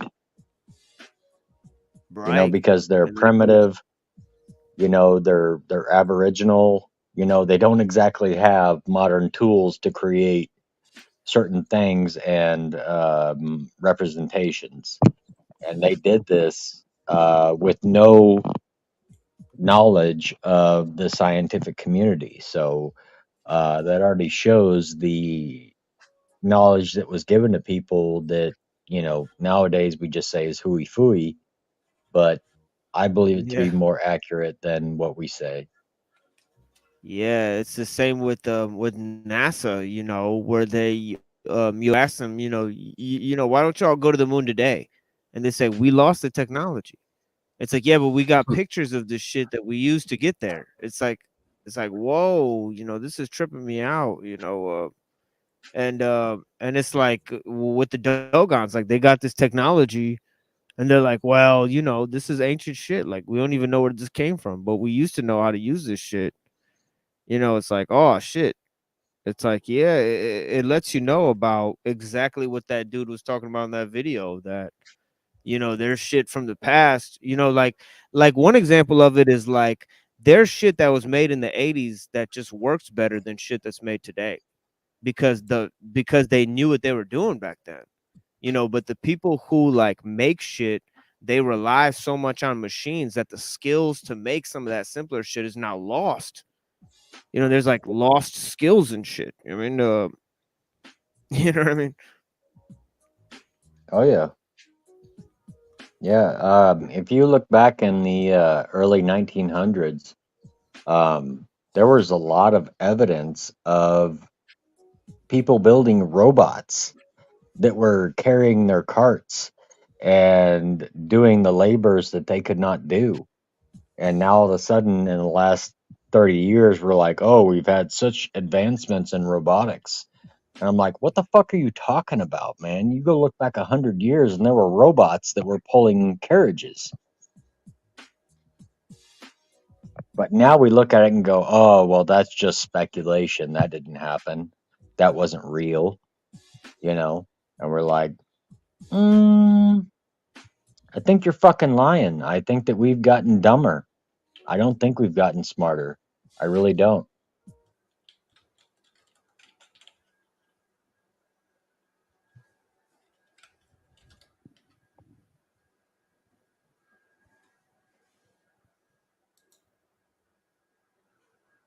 Yeah, for sure. Yeah, for sure.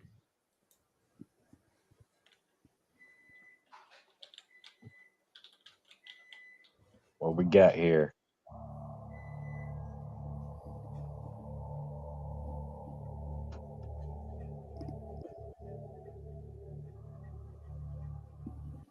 Oh shit.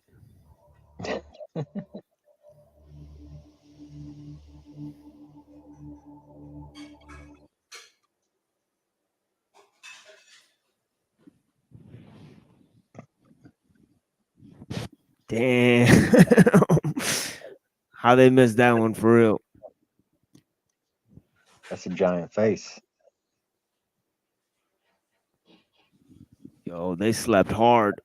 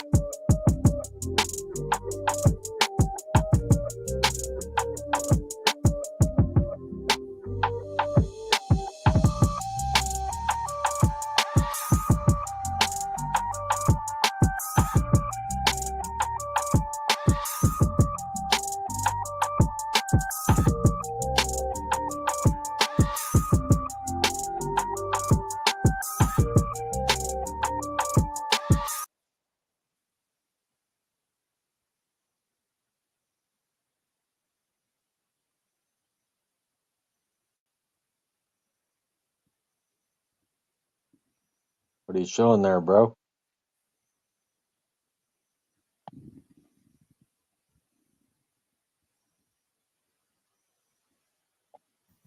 Damn, I was muted. My bad. I didn't even realize. Oh shit! I was saying the buildings on the foreground. If you look down here in the middle, can you see the little buildings with the roofs on them? They're small, right at the bottom, like little Yeah. huts. They look like huts on my end with little spiky roofs. Is that what you guys are seeing on your side? My color might be different to you. Yeah. Okay, cool.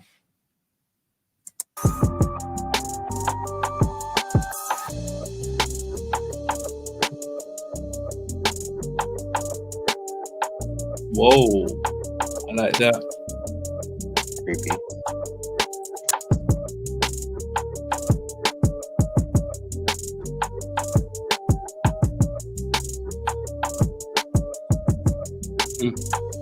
Hey, London, real quick. Mm-hmm. I was just curious. I notice in a lot of these tribes that they stand on stilts. I'm curious if they are trying to represent the giants of the old. Why would they trying to be taller than what they are all the time? That's a good point. Just figured I'd throw that out there. Good. Yeah, good point. Mm-hmm. Nice one. That's a good point. This one on the far left looks creepy, like a type of insect or something. It's funny. Maybe I've seen a that's lot of the AI ant creepy people. like that. So what was that? Go I ahead, said Pam. I've seen a lot of creepy AI look like that, like AI art. Okay, yeah. Mm-hmm. Well, you What know, did it's you think possible of? they talk about ant people too. Yeah, they did. The Y- who was it again? It's relatively common with scientists nowadays that they say that if humans, the mammal, did not evolve to be the dominant species, that the dominant species would be ants because of their evolution.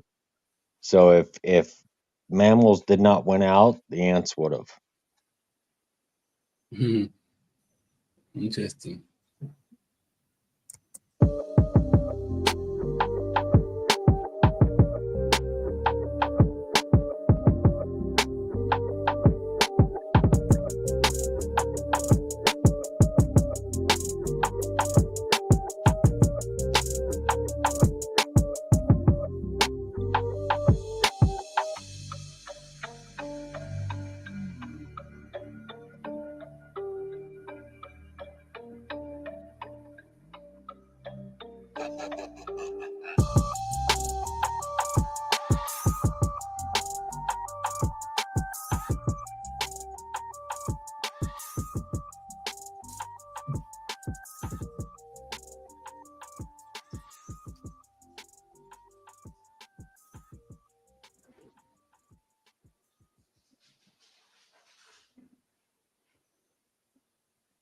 Wow.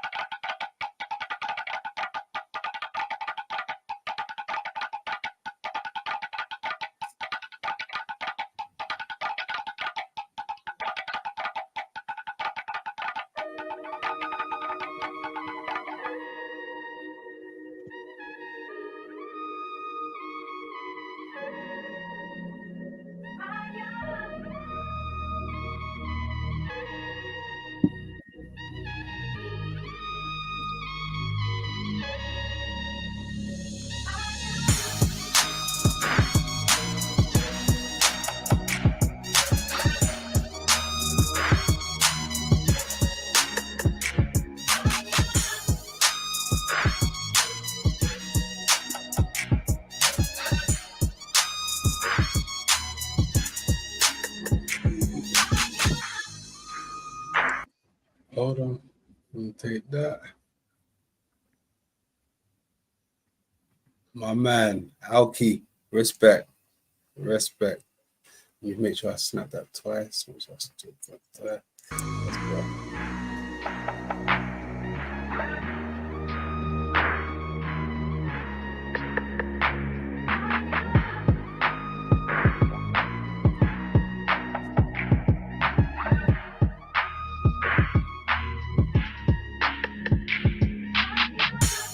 Wow. Oops, I need that as well. Sorry, my bad. I'm crap at this.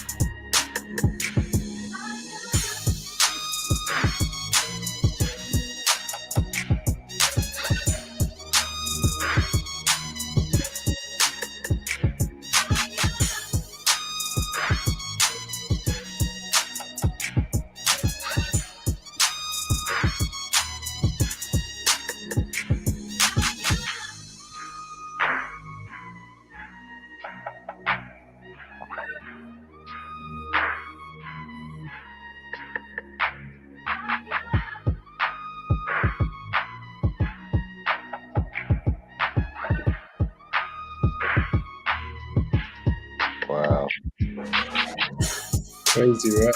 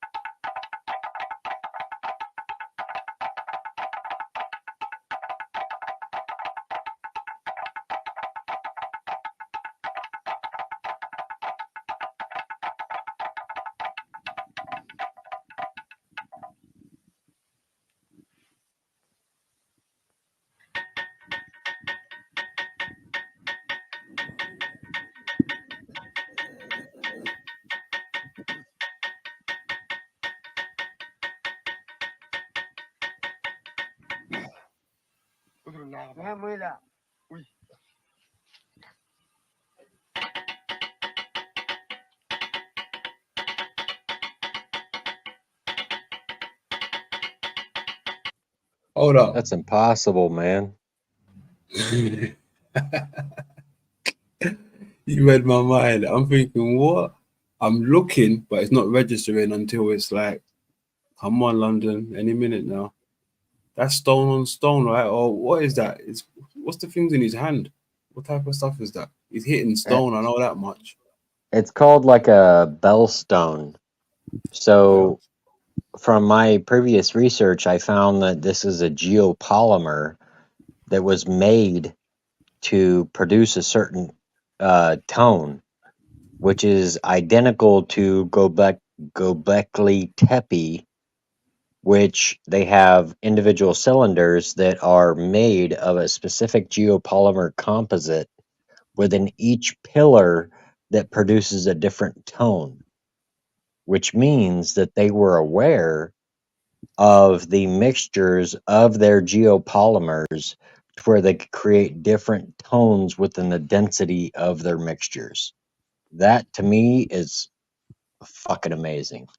Yeah, I think Axis Rap Blood was talking something about that earlier. But yeah. Something What about about the geopolymer or the tones? something about music therapy or something like that. It was a specific word he used, but I don't know, you know. He used the word Okay. frequencies. Yeah, like something about like sacred tones or some shit like that. But yeah, He was talking about cymatics. Yeah, yes, Yeah. exactly. Yeah, he was relating it to those concepts. So, but yeah, Right. it might have some. And also they got the I Ching and the Platonic solids, you know, also linked to that, where they got music. You know, in the Timaeus, Plato says it's music, the harmony of the spheres that creates this world. And in the I Ching, it's basically like cymatic patterns because it's made on turtle shells. Because a dude boiled up turtle shells, and the different turtle shells made the patterns, and he said that these patterns actually represent the universe. After he put turtle shells on a fire, and they came out different patterns. That's how he got the I Ching, according to legend. Wow. Yeah. Its turtles also have 13 different segments in the back of them representing the original 13 zodiacs and 13 months of the year. Oh yeah, yeah. That's part of the Platonic solids too. They relate it to the zodiac. You could actually put the Platonic solids on the zodiac map and get different dates, and those dates actually line up with the equinoxes and shit. Wow. Interesting. And for those that don't know, that the plutonic solids are the 5 main basic shapes that we have in reality that form all forming. Yeah, that's in the Timaeus. The dialogue is called the Timaeus by Plato. It's one of his metaphysical dialogues. But yeah, he talks about Nice. the zodiac, and they also talk about it in the Jewish a mystical text. They talk about the Kabbalah in those you know, they talk about the zodiac there too. So it's in both Oh, the shit. Western, yeah. So Hold you're on. more Platonic of theory than aristocratian? Well, I reject both of those guys, but you know, but in terms of philosophy, but I definitely, you know, understand that they have a complete system in terms of philosophy. It's had a lot of influence. Those two guys, Plato and Aristotle, huge in terms of just the Western world, you know. But if you go in other places in the world, they don't give a shit about Plato and Aristotle, you know. Well, it adapted everything that we are, because if you look at Plato, he described everything as the highest value being the group itself, which is not good. And Aristotle explained that the highest value was the conscious individual, you know, which is the highest value in the universe. Because once you start accepting that the group is the highest value, then sacrifice becomes nominal. It becomes negligent. Yeah, there's something to the collectivist and the individualist mindset in each of those thinkers, exactly how you just described it. Yeah, that was pretty much on point, I would say. You know, yeah. Thank you, sir. Good stuff. Let's keep going. Salute to the grand old chat room. My man Access Rap Blood down there, enjoying the lovely show. Salute, bro.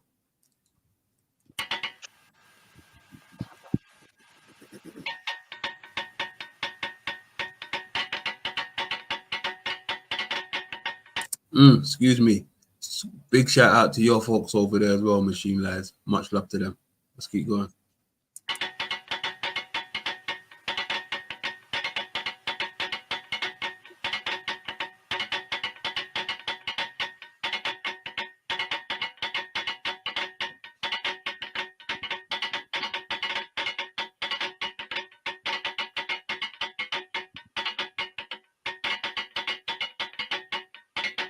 Perfect. Perfect. Perfect.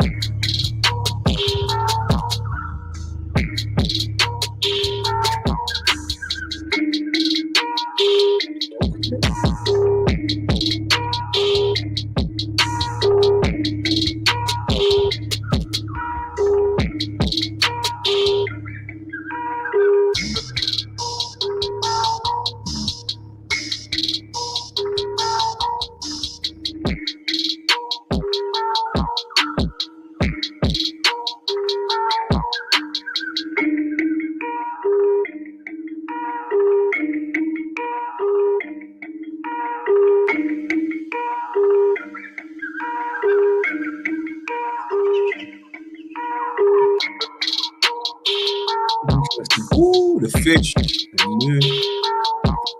Fish.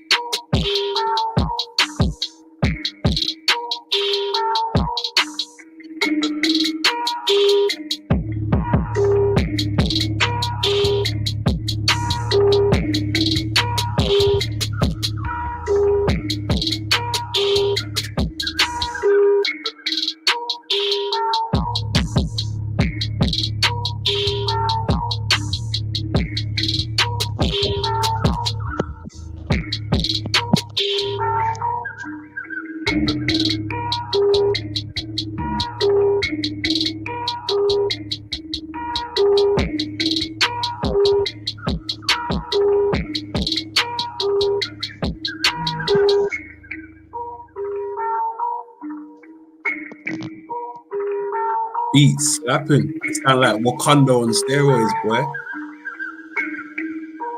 Right. Yeah, Wakanda on steroids. Oh, They keep saying Dogon, but it looks like Dragon. mhm. Perfect.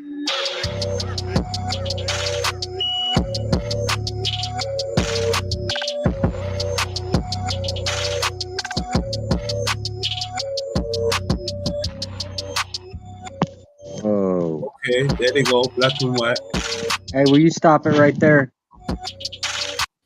Yeah. Bro, Oh, yeah. I hate to stop you, but that checkerboard is fucking creepy, dude. Yeah, hold on.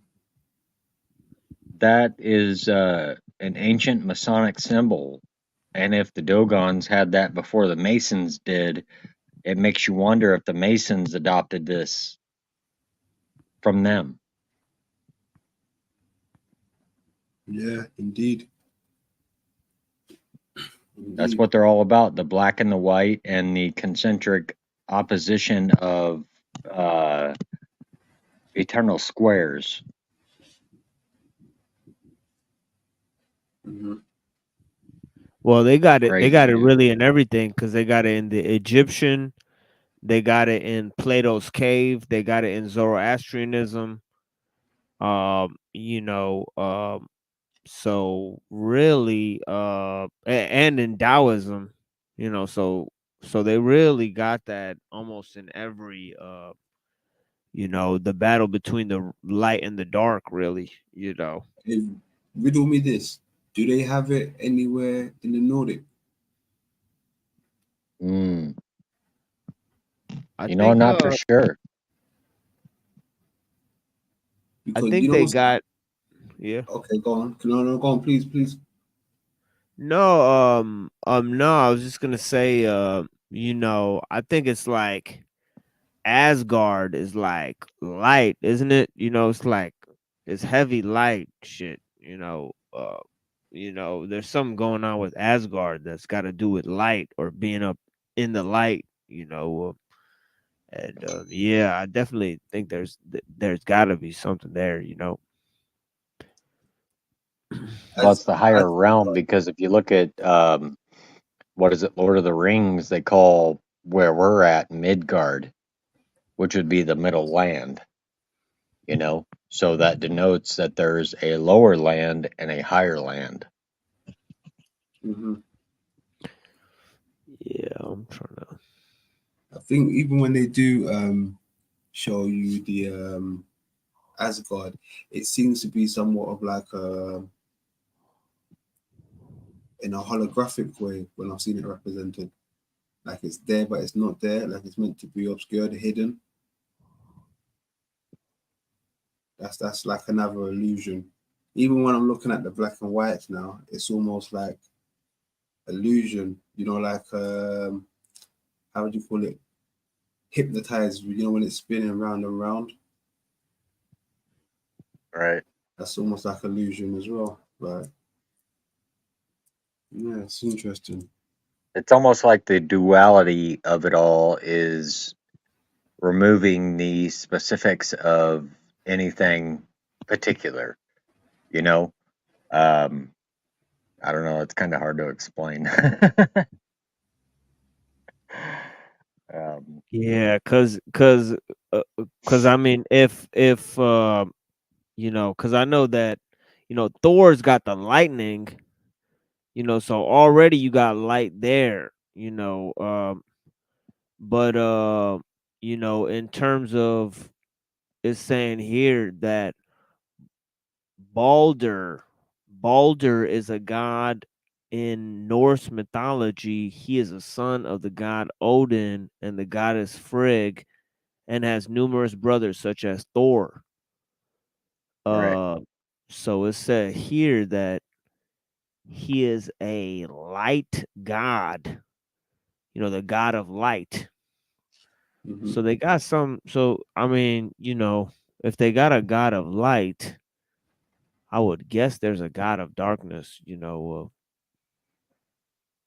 I would But he, imagine that being Loki. yeah, and this guy's a brother too, so it might be.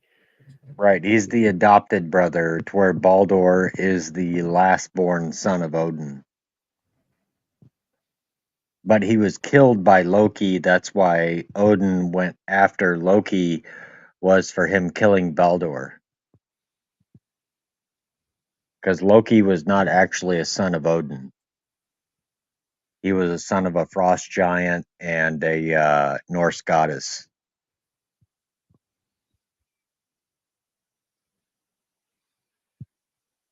It's interesting. I mean, I do rock with the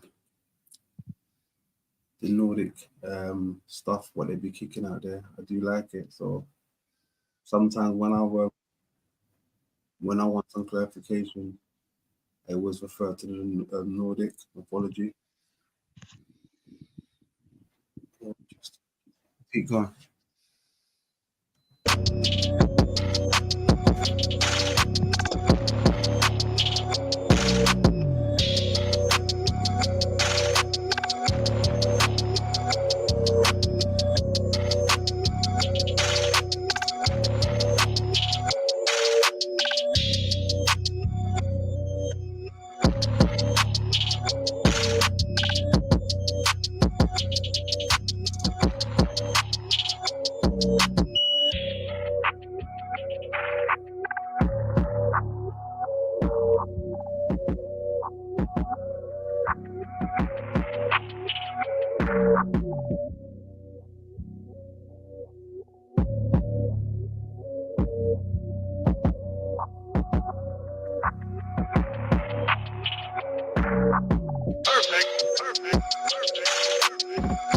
Hold on.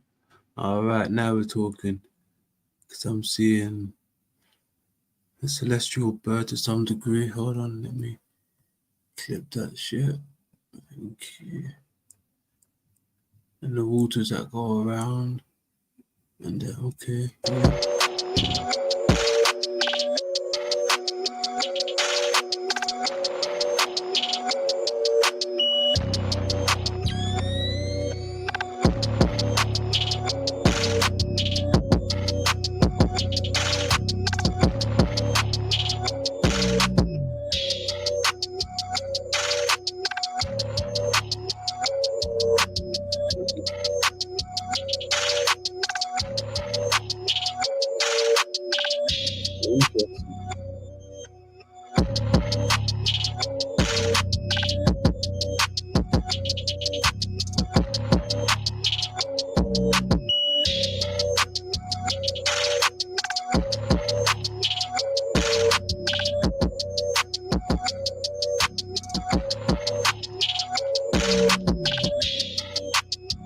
Interesting. Oh, that one was cold.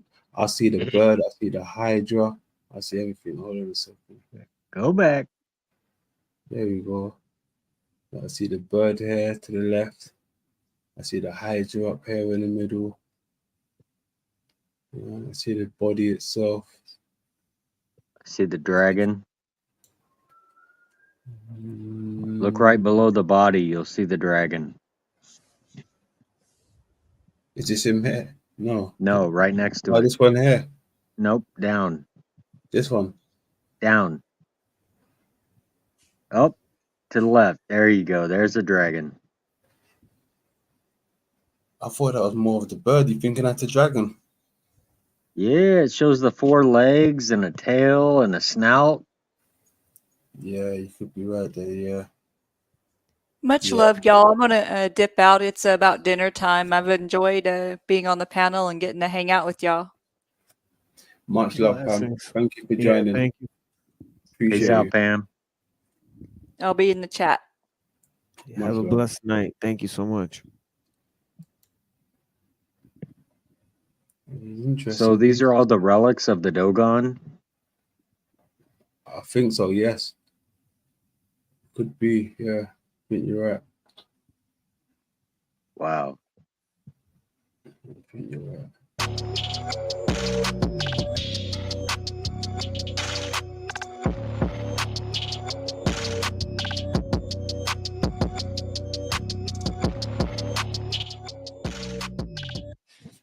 Whoa. That's not a body, is it? The fuck is that? Oh, you went past it.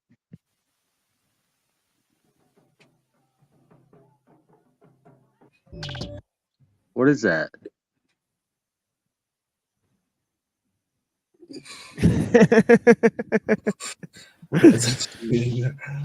Yeah. Oh shit. It's Like, something wrapped up, maybe a body or an animal. Something. Is it wrapped up? I don't know. What is that? It is that. It almost looks like it's a snake or something. I don't know. it looks like it's pretty important to him.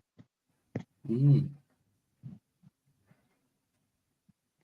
Even where are they even standing? They look like they're at a distance and no hard helmets, no visor.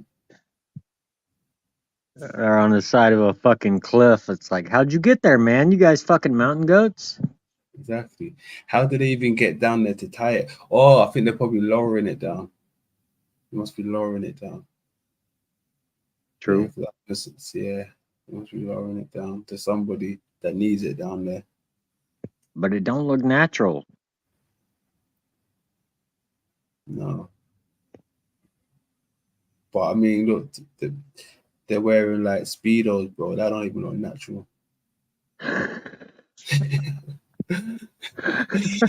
It's wild. Let's keep going. How come it's not playing? Oh, there you go.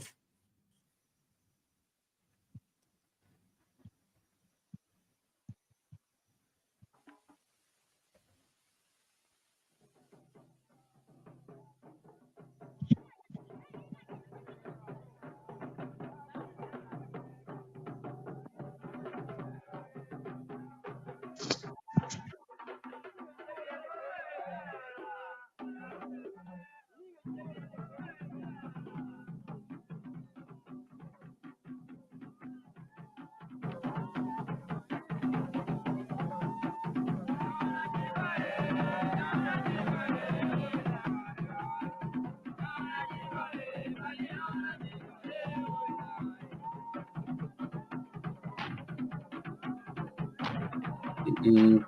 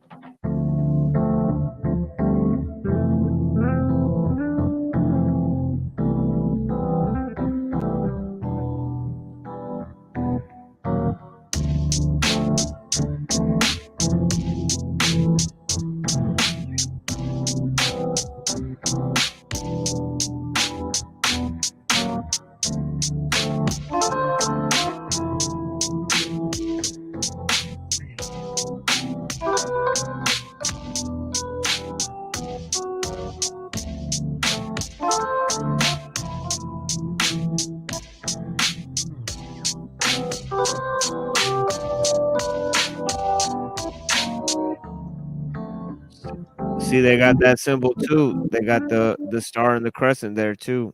And they say that Muslims, like Muslims made that shit. It's like that's not even Muslim.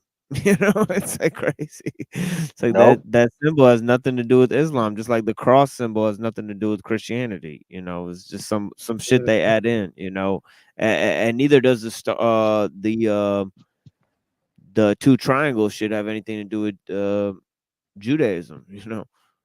Yeah, it's not represented to David, just as the crescent star is got more to do with America than it does the supposed fertile crescent in the Middle East.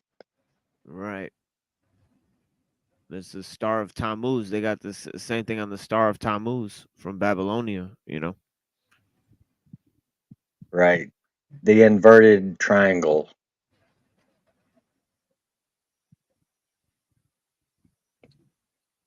Interesting.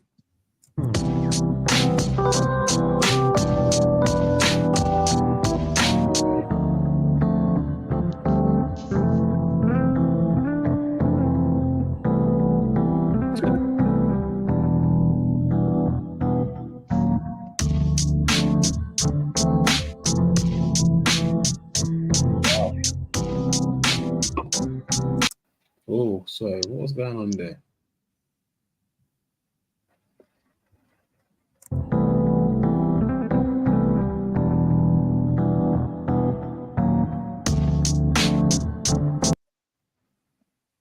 He was happy as hell to have that white girl there. You know what I'm saying? What's happening here? Like something rough underneath it. Yeah, he's like, get under that rock, girl. Yeah. Show that white girl power.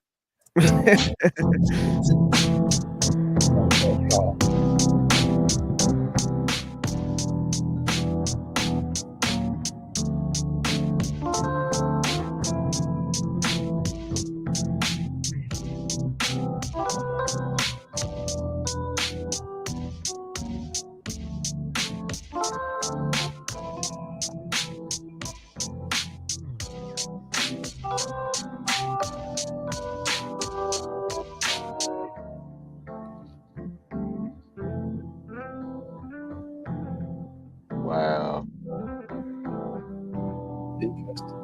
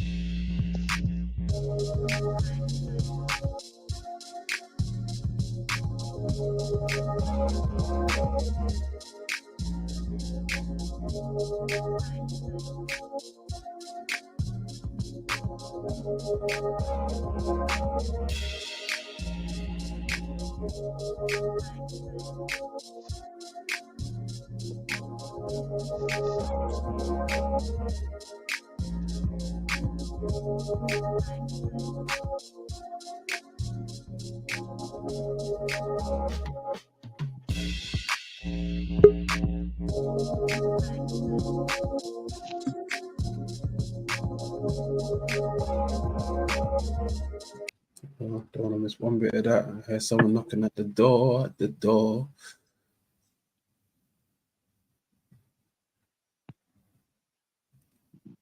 Hello. Be more bush.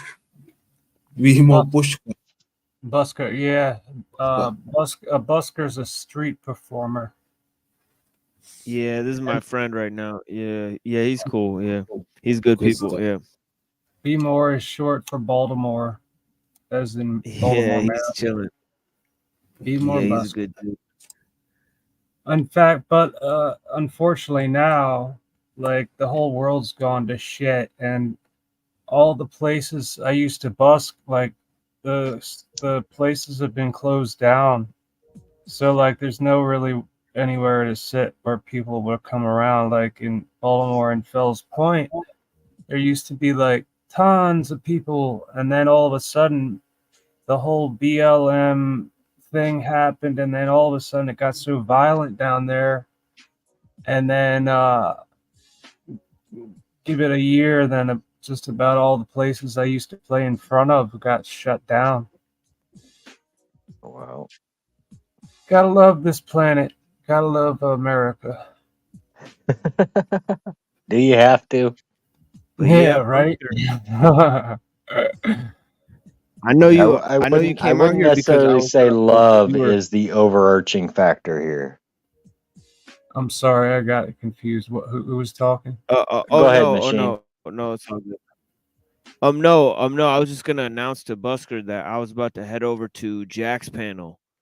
So you know, what I mean, but yeah, I'm glad you joined me out here. But yeah, man, but yeah, I forgot to drop the link out there. But yeah, because he was watching over at my channel and he joined over here. But yeah, I'm about to head over to Jack's panel there. That's If you want to cool. come through. Is anybody gonna continue wherever?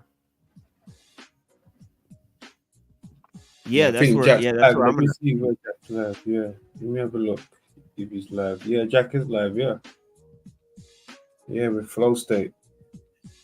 Yeah, and I'll drop the link Funny over guy. there in my chat for you guys. This time I forgot to drop the link to this one. But yeah, I'm sure, I didn't really have that many people out there. But yeah, man. We had 30 people in the house before we turned Mark Fisher on. And then I lost everybody. They're like, we don't want this philosophy shit. That's what it is though, man. People don't want the heavy topics, you mean?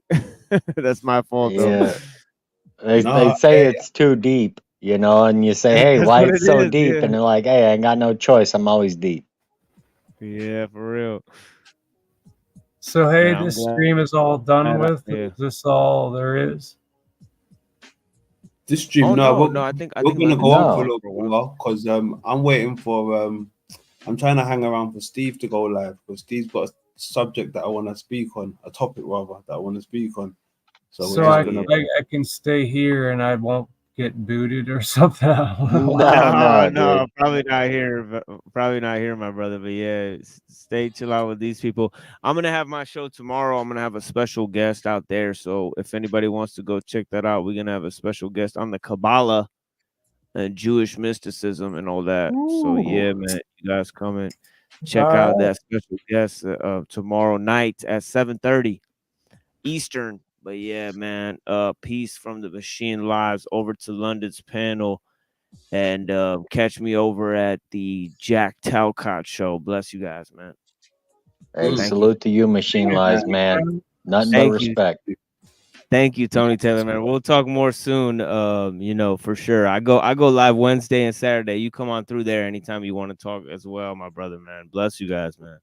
Bet, Thank you again brother. for having me. Yeah, bless, man. Much love, bro. Appreciate you. For sure. Yeah, I'll talk to you guys soon. Yeah, send me an email, London, if you think of anything, and we definitely will collaborate soon, man. Peace out, guys. Bless. Most definitely. Yeah. Much love. Everybody check out Machine Lies. So I'm Jim from Baltimore. I don't know if you guys want to say hello, but I don't know like how easy it is for people to talk about who they are. Hey, it's all open, Jim. Whatever you want. I mean, like, I'm an open book because my channel has so many busking videos in Baltimore, playing in Baltimore, that everybody knows where I'm from. So what's your overarching message on your material? What do you mean? Like what's your overall message? Like everybody has like a theme, You mean for music? Well, just for your content. Oh, you mean my channel? Yeah. It's basically like just all kinds of at-home video recordings of me and my dad playing Cajun music and me and my nephew playing it, and just random stuff that just like I needed to get out there, like just like thoughts that like just drove me crazy.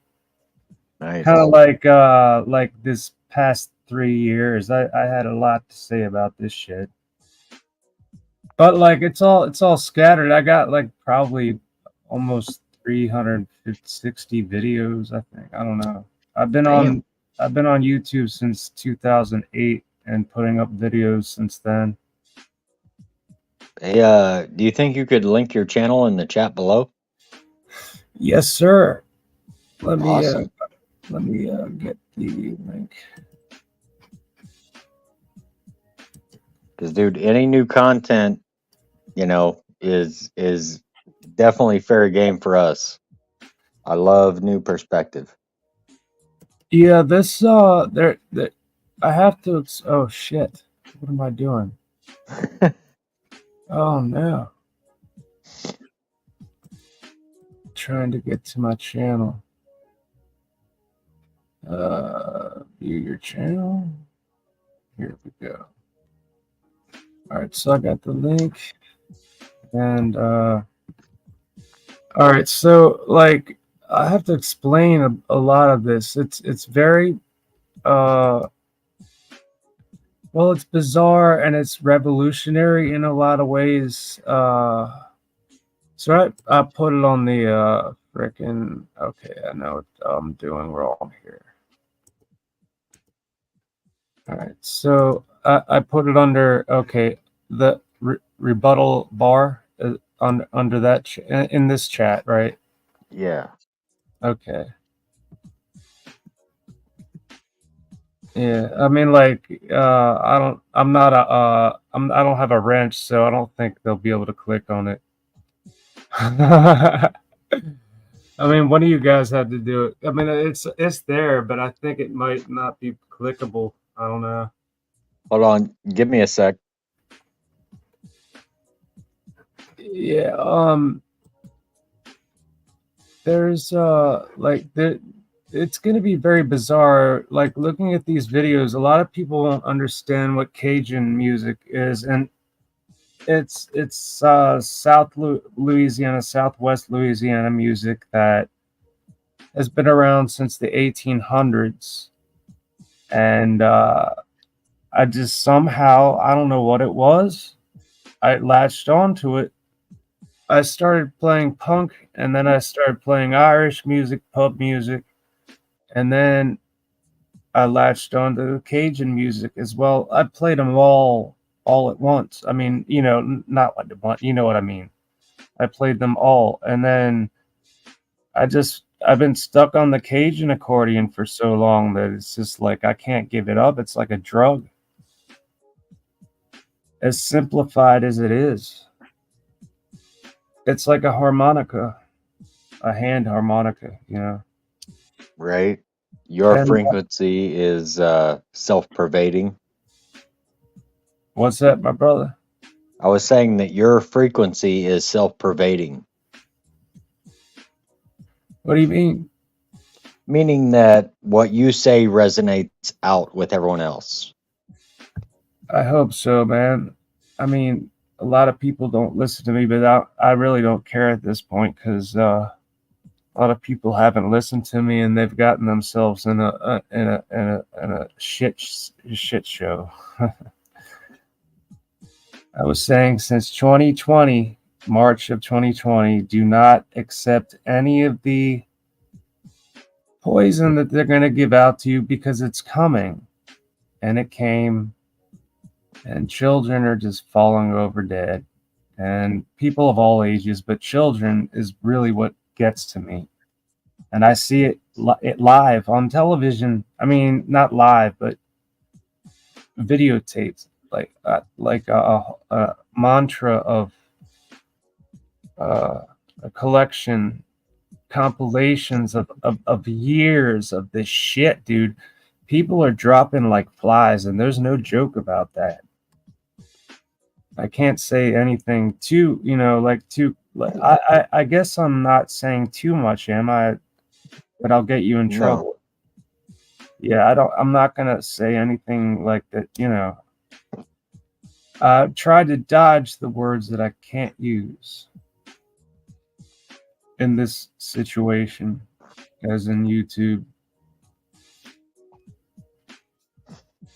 I mean, are you talking about people who are contemplating self-deletion? No, dude. I'm talking about the jibby jab that Oh, okay. if you haven't been looking at it and if you haven't been seeing, I've got nothing but time, man. And every single week, this guy KJ from his original channel was the scariest movie ever. And he has this thing called KJ's What Happened. He has this KJ's Uncensored, and every single week, and he only can post it on Rumble, but every single week he has a montage of all kinds and like visible deaths of children playing sports because they got no, I don't want to say it.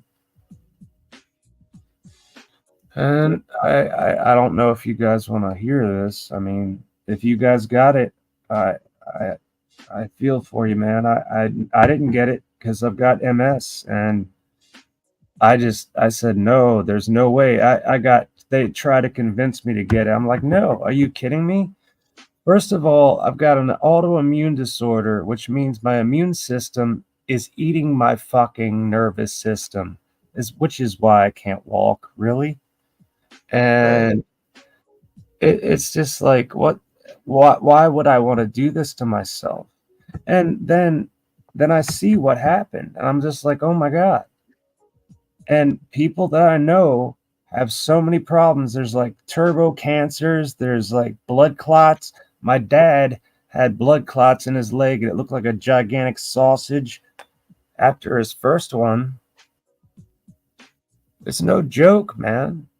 It's not rare. It's actually pretty prevalent.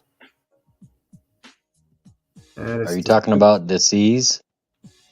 I'm talking about the jibby jabs. Yeah. I can relate. My aunt died within a week of getting that. What's that? My aunt died within a week of getting that. Jesus, man. See, like everybody knows somebody, and it's gone around my family, my friends. I have a friend who's got cancer that just popped out of nowhere right after her jab.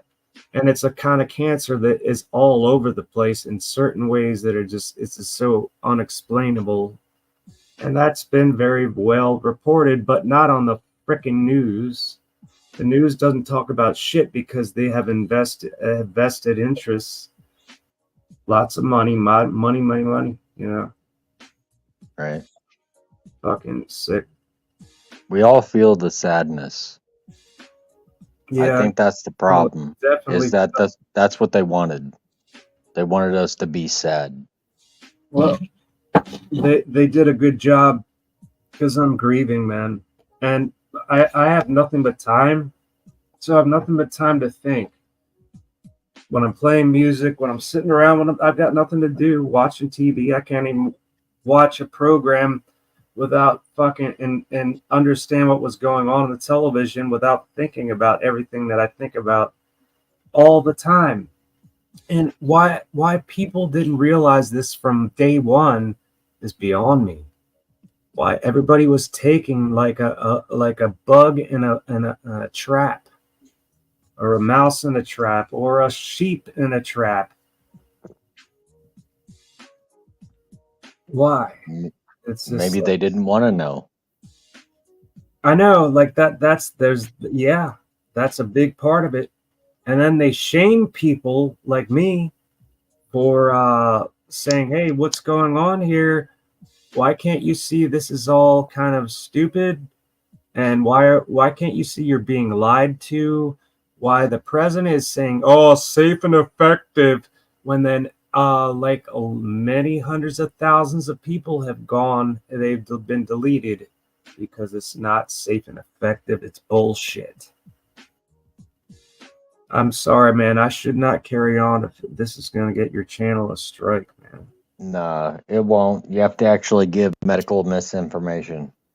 Yeah, I mean, like I'm trying to speak in what do they call it? Bow code, Yeah, coding or whatever. Yeah. we understand the bro code. Yeah.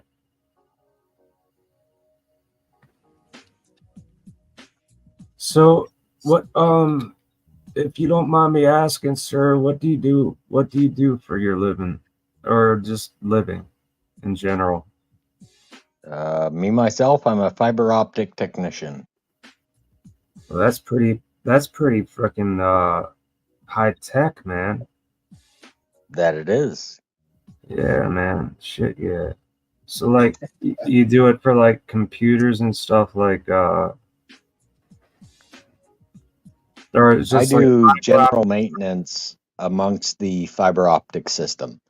So if the fiber optic system fails, I'm the one that goes out and fixes it. And So like, basically what I do is I weld glass. wow. And the fiber optic system has to do with like everything that we like, having internet and all that. Everything. Yes. High-speed internet is caused through fiber optic cable, Yeah. which Google has the pervading technology. AT&T is the one who created the basis, so they own all the network. Yeah, AT&T, man. Mm-hmm. Mm-hmm. Yeah, they're like the mafia of the phone. Yeah, if you look at any AT&T building, none of them have windows. None. In America, there is no AT&T building that has windows. That is so crazy. Why is that? Why? To I mean, secure what they know. So in why don't they America, have you black have three windows? what are called PEDs.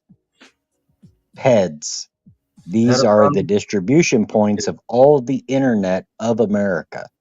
And there are 5 to 6 distribution points to where all the information of America passes through one point. Yeah. Yeah.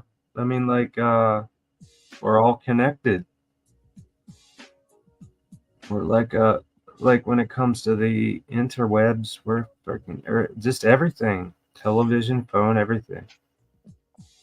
Right.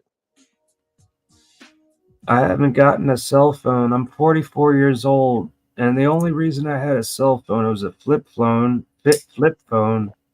because I needed it when I was driving. I just needed it for an emergency, and I have not gotten any of this new shit that's come out that's not new shit anymore. And now I'm expected to have it in order to fucking do my internet stuff. I have to have a cell phone connected to it.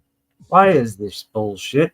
If I want to change my password, if I want to upload some kind of a picture on YouTube, what the fuck is this? Oh, for your security. Fuck that. Right.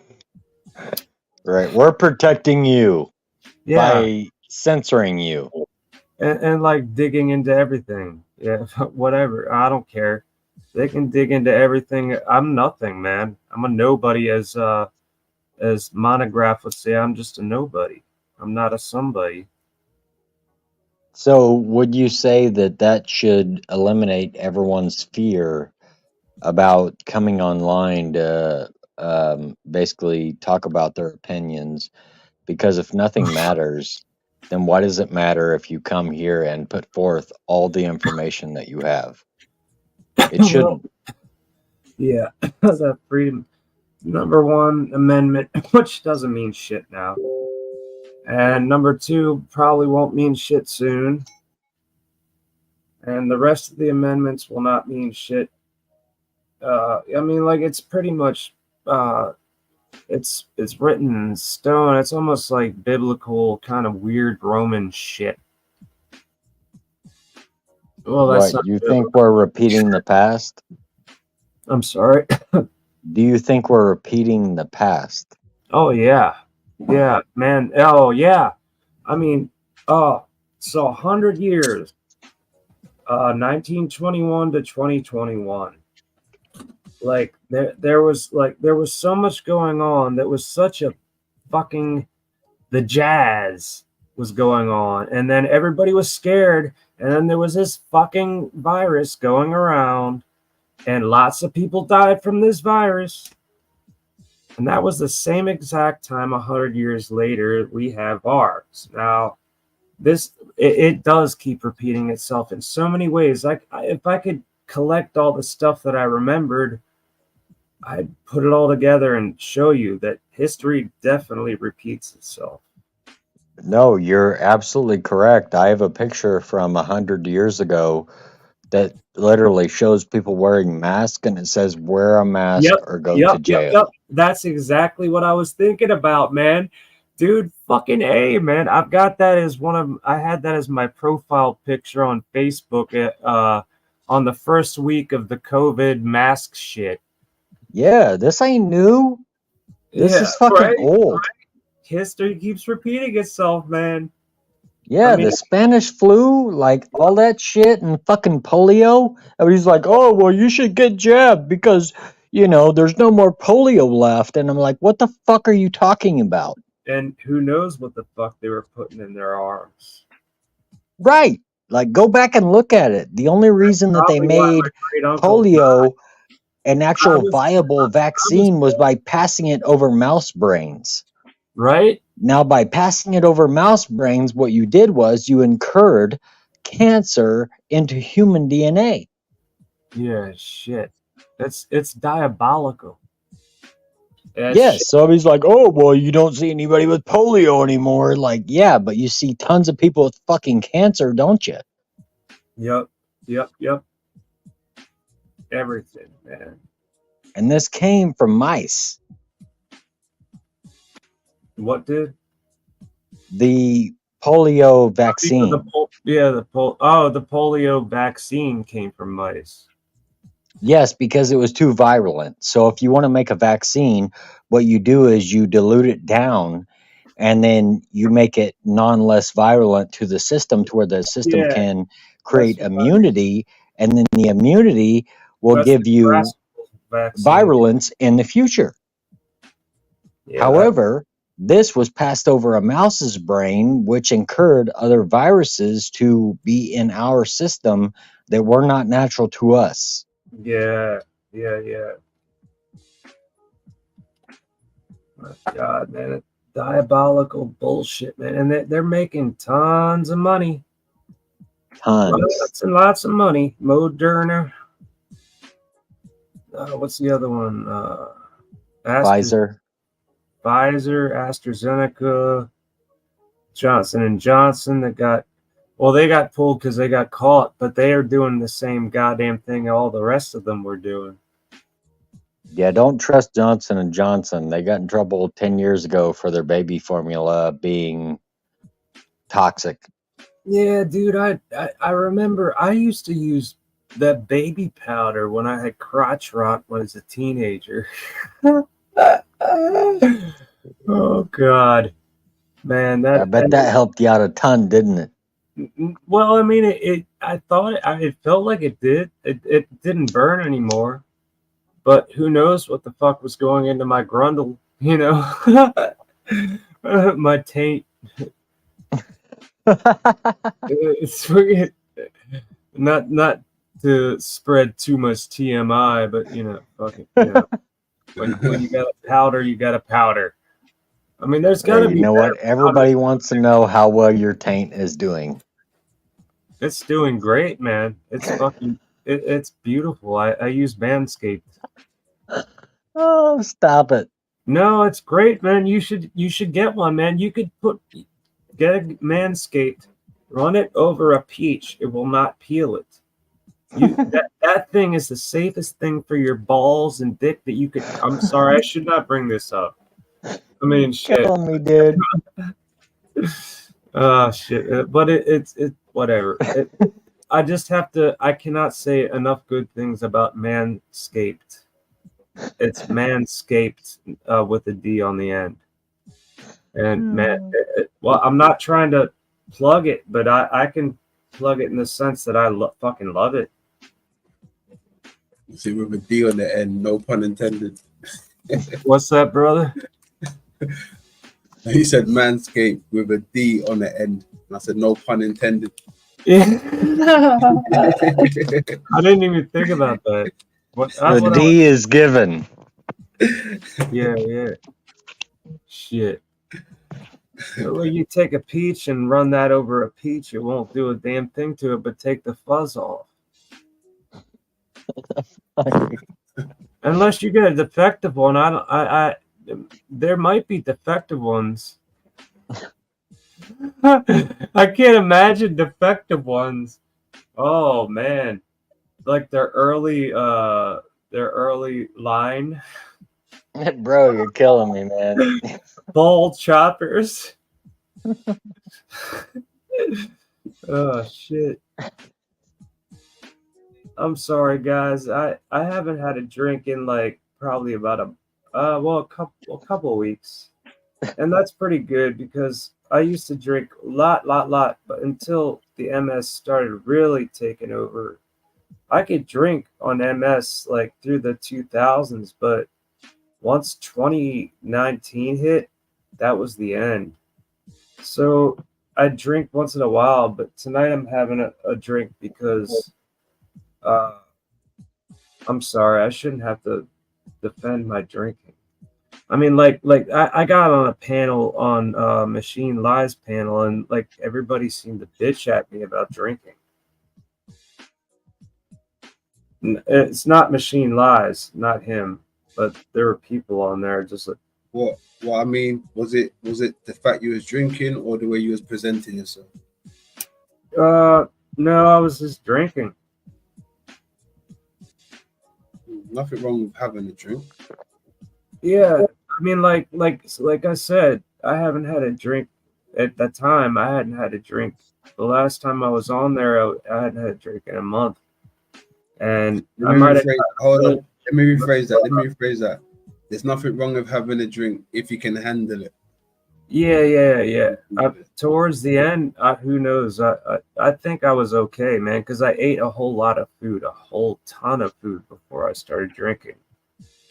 The only thing that makes me forget about it is the fact that I smoke cannabis. Cannabis takes it all away, and also your brain with MS, your lobes start shrinking, going away. Damn. You have MS too? Yeah, I've had MS, since probably 2003, but I got diagnosed in 2007, and everything has gone away since 2007, except, man, I could do a lot of shit. I could go busking, go do shit, lots of fun, and then all of a sudden, late 2018 is when my walking just started really hitting the fan, and I'm pretty much like I'm a wannabe non-paraplegic, and that's a good thing because I want to be a non-paraplegic, and that's the way my legs are going, man. Fucking my arms work great. I could play occasion accordion like a motherfucker right now. And I would do that for you, but like I think it would sound like shit going through this laptop. What's wrong with your legs? I have MS, dude. Have you been paying attention? Well, no, I did, but I'm just curious as to how it affects you. If you know what MS is, multiple sclerosis is a lot like... I do, but I don't, you know? It's a lot like ALS, like your nervous system just goes haywire and like it starts fretting away on your spine and on top of your brain, the myelin sheath, and then it causes like these like cigarette burn looking things. Damn. In the MRI, like back in the old days, it looked like cigarette burns. Now you can see the whole fucking shit. If you get the contrast, I got this orange contrast.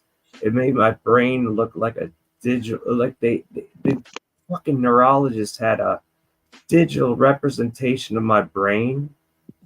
And he's like, out of nowhere, he says, your brain is shrinking. And I see that there's parts of lobes missing in my brain. And I know there are. But at least my common sense is still here. That's all that matters. And I can still play fucking music. I guess I can't play music like I used to could, but it's still pretty decent. Sorry, bro. Yeah, it's all good, man. I've had so many sorries from people, man. I don't need any more of that shit, man. No, I know, man. I'm not trying to give you my sympathy. I'm trying to give you my condolences and the fact that I understand where you're coming from. No, it's okay, man. I'm not trying to attack you either. Look, No, I totally get that, but I know that as far as what people see, they're gonna look at it as, you know, someone being defensive of their point as opposed to being establishing, you know, a set parameter. yeah. Well, I don't judge, man. Man, I'm an open book. Fucking, I'm an open book, man. I can tell you everything about my life right now, but somebody might record it on YouTube. Oh, yes, they will. What's that? Oh, yes, they will. Yeah, exactly. Right. Yes, they will. Oh, yes, they will. But yeah, man, I had some good years. Like even with MS, I didn't even need to eat any food, and I could drink a fucking half pint of whiskey, go down to Fells Point, Baltimore, and play the living fuck out of a Cajun accordion. I taught myself how to play the thing, and I'm from Baltimore. I went to Louisiana in 2005 once, and I was in Eunice during Mardi Gras, and that was that. And I know people from Louisiana. Anyway, so I what the hell was I saying? Can you play that for us now? Yeah, it might be a little loud or it might break. I've got Do it. one. I always have one sitting on my bed, my friend. Fucking, I'll play it. Do it. And it's gonna be loud. I'm I game. wish I had some better audio, man. This laptop is not good audio. It'll sound like a lot of notes that cannot fit into what I'm trying to do.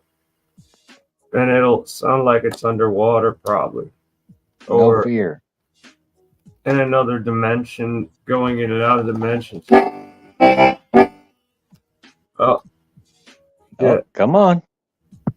Hold on, I can take off the video. I mean, take off the. Hold on, I'm gonna put something in front of me and I'll play for you guys. I don't have any pants on, so I'm gonna put a blanket in front of me or something. You didn't have to admit that, but kudos to you. No, what? Well, look, man, I'm in my own bedroom. This is all I do. I live in a box. I've done this. Everybody was like, "Oh, COVID, lockdown." Oh, well, look, man, I've been locked down for quite a while, and it's by my own disease. All right, so all right, here we go. And this is a bad camera too. Yes. Oh, salute.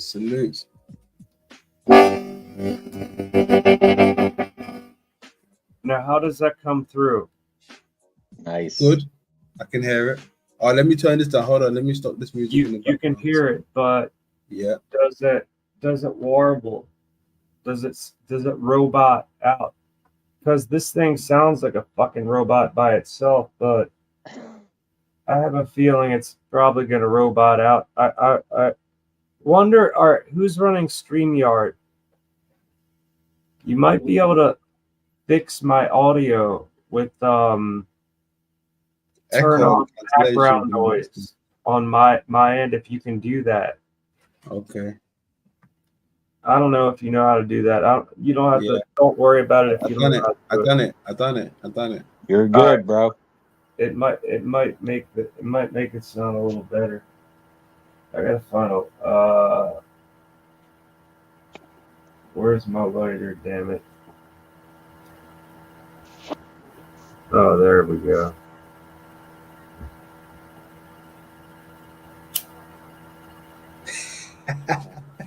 Spark it up. Yeah. This is Cajun Louisiana stuff.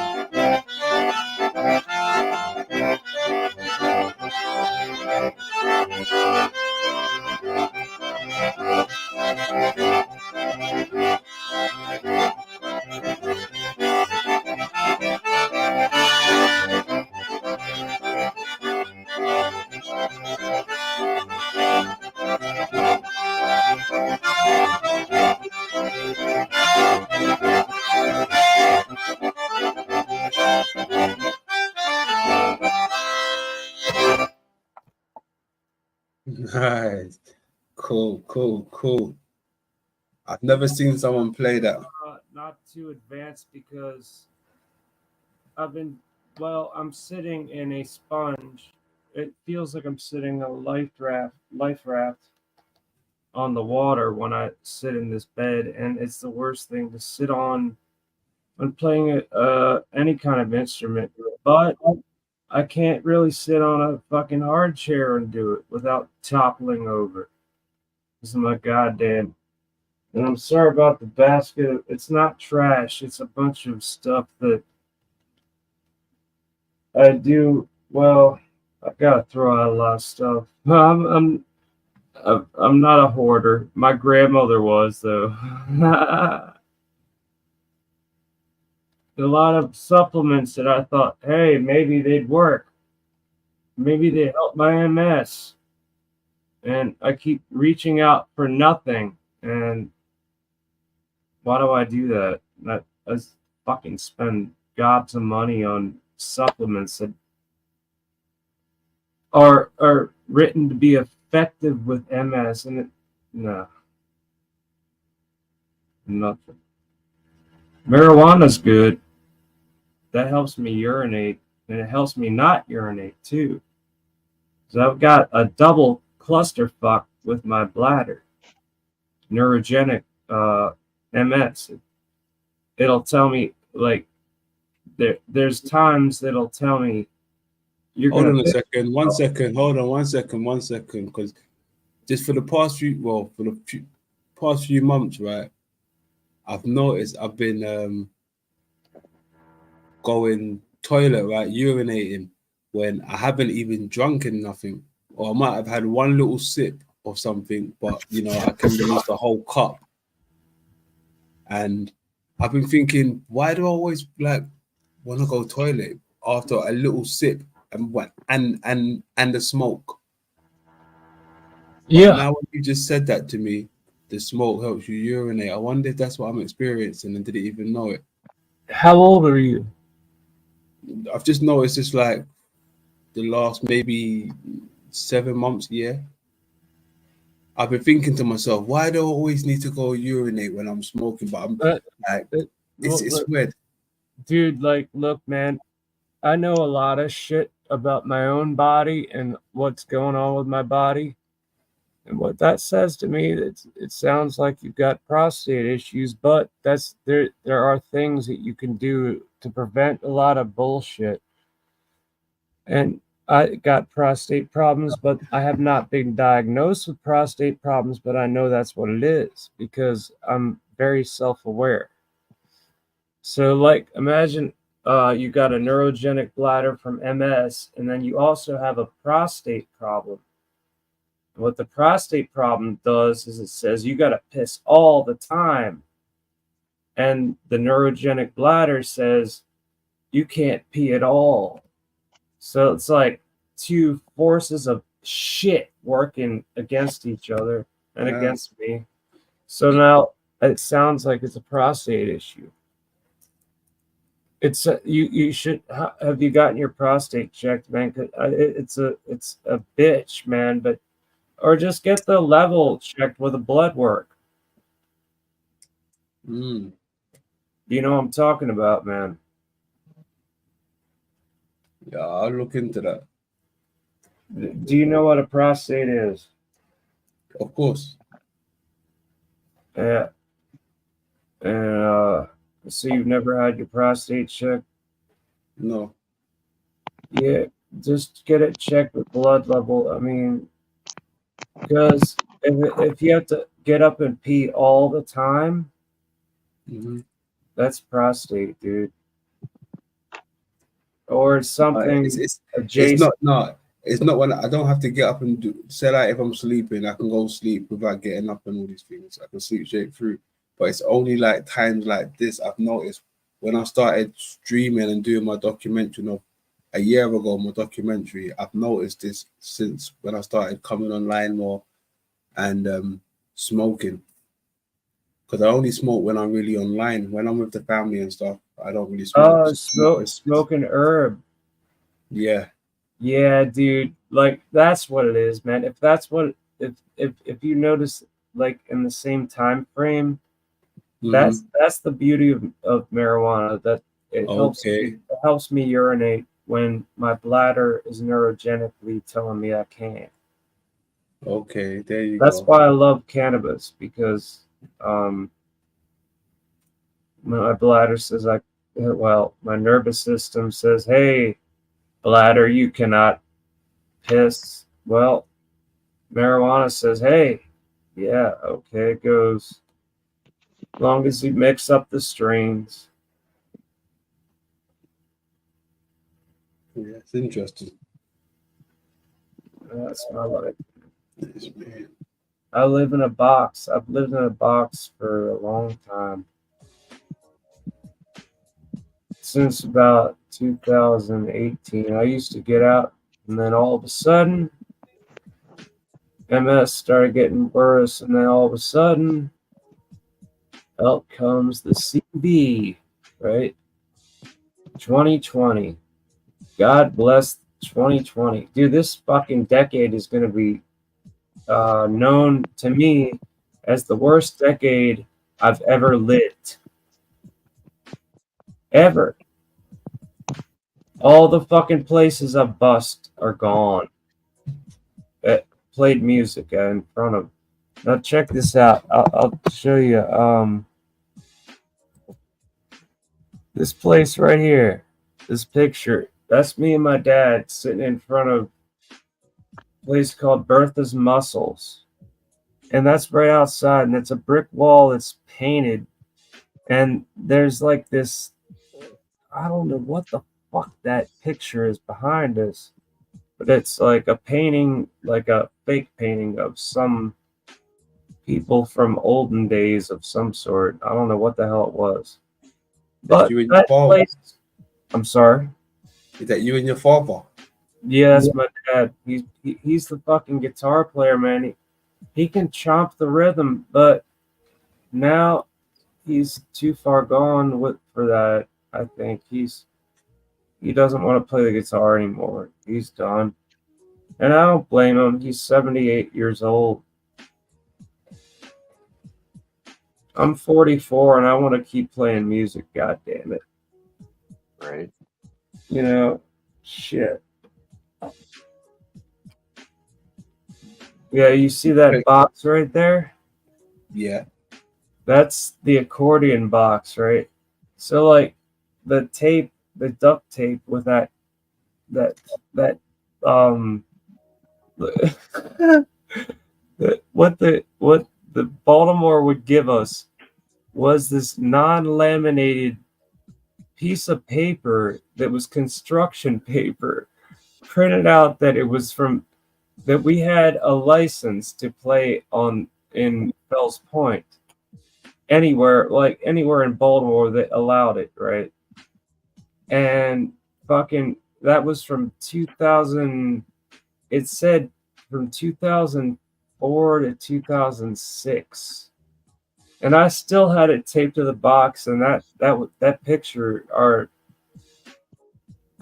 screen cap or whatever the fuck it was taken 2007 or 8, something like that. And that thing behind us, man, like I really wonder what that was. I wonder if it was a picture behind us of a painting of a person putting human parts onto a dish. Onto a dish. No, like who was the Hillary's scumbag. It had that shit on his wall, like that cannibal stuff in a painting form. That's kind of what it looked like. I don't know exactly what the hell it was, man. If somebody can focus in on that.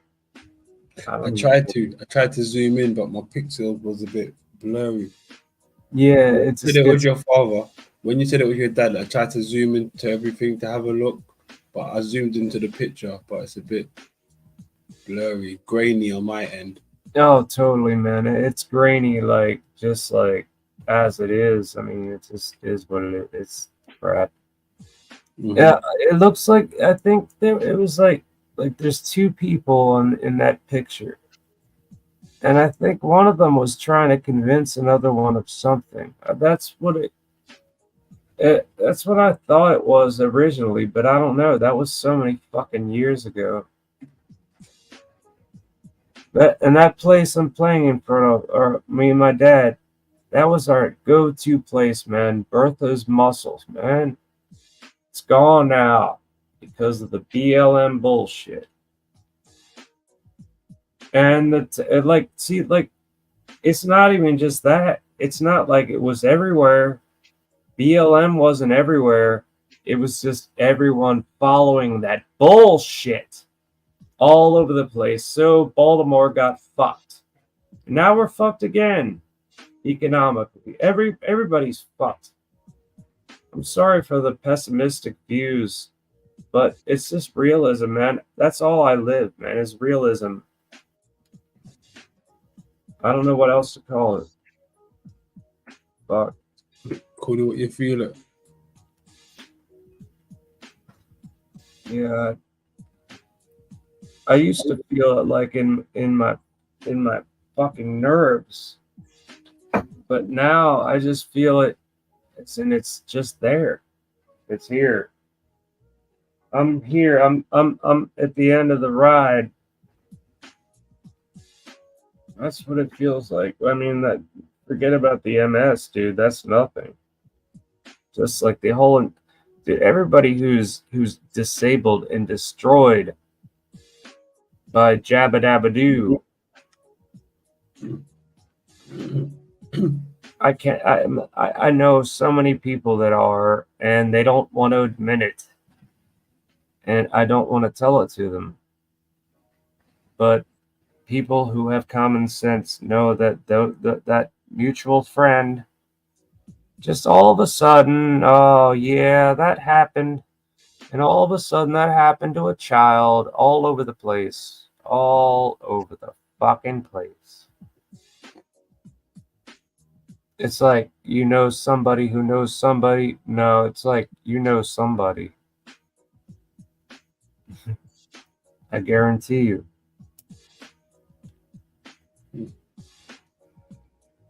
Hey, be more. I'm gonna throw on one of my productions that I make for my community. Yes, sir, man. Yeah, put it on, my friend. All right, cool. I've been rambling. Keep going, man. Do it.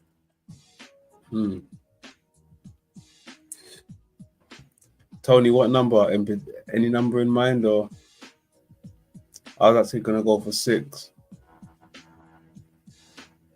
Yeah, 6 is good.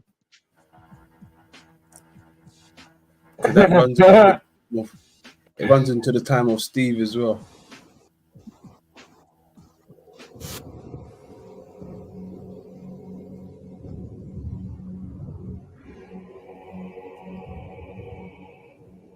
Welcome, it's London Man. In this segment, we will be touching micro, macro world, celestial beast, and crater Earth. Let's go.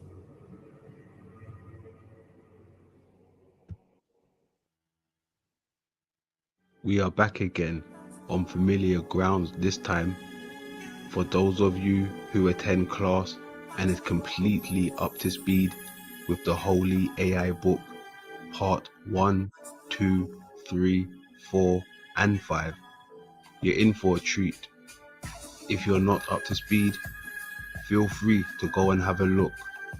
We have covered lots of topics, which brings us back to where we began with Kanye West and James Terrell. But first, I want to question our very existence.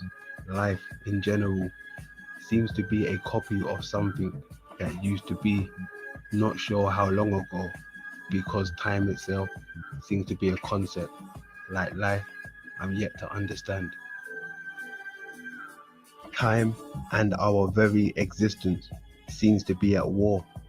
For example, the golden hour is a concept that the critically injured patients are required to receive professional care within 60 minutes from which the injury took place.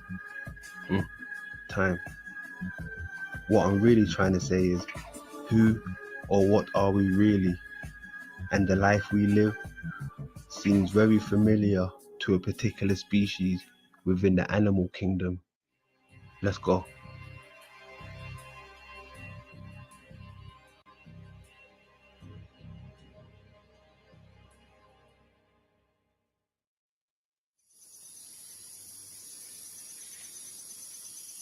The next day.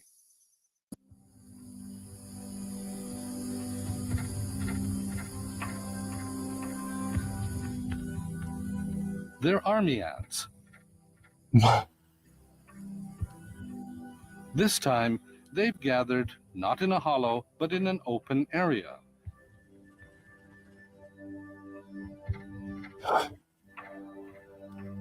However, just like in the hollow, the ants are linked leg to leg in some sort of self-assemblage.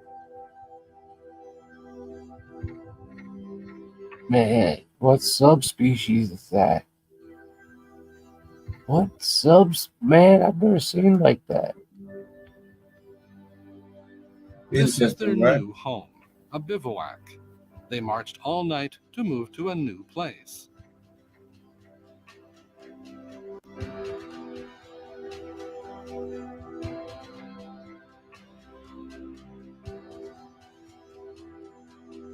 The queen should also be somewhere inside.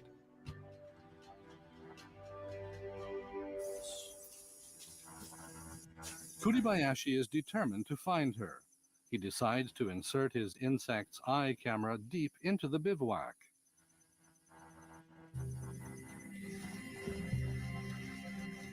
Behind the numerous layers of ants, white larvae are visible. If you pay close attention, you can see the similarities between the insect kingdom and human nature. Let's go. Yeah, dude, that's fucking crazy. That is so crazy.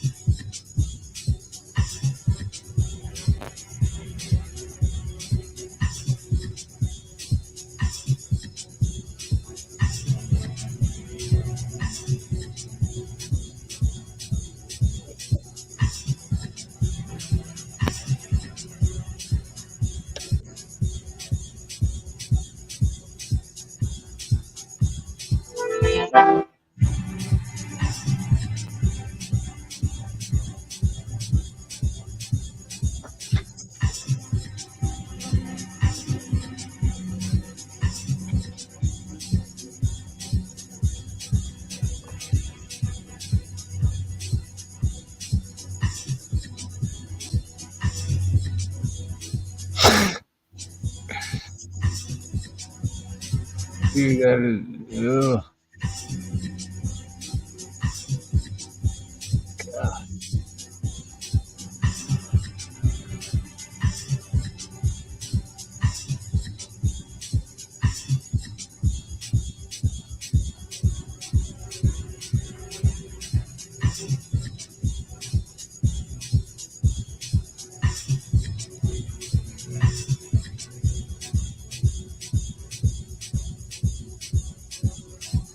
Oh,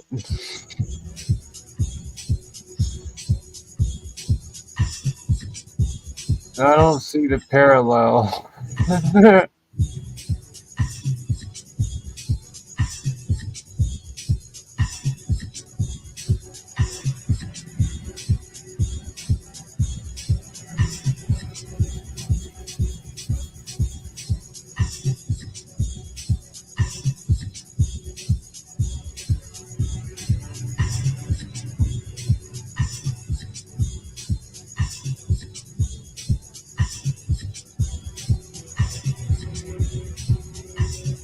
Yeah, lots of If things you eat meat, man for and Christ's sake. if For you think God's sake, dude, that's a the micro bullshit. That's a straw man, dude. apart when it comes to ant and man.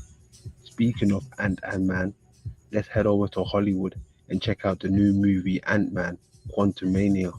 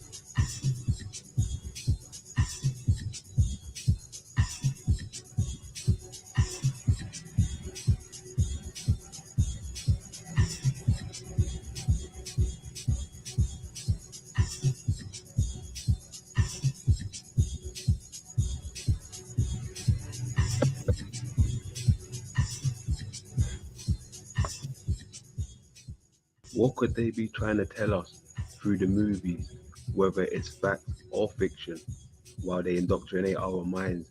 Similarities with Mars and Earth. Could it be a coincidence? Let's dive deeper into the microscopic world and see what else we can find.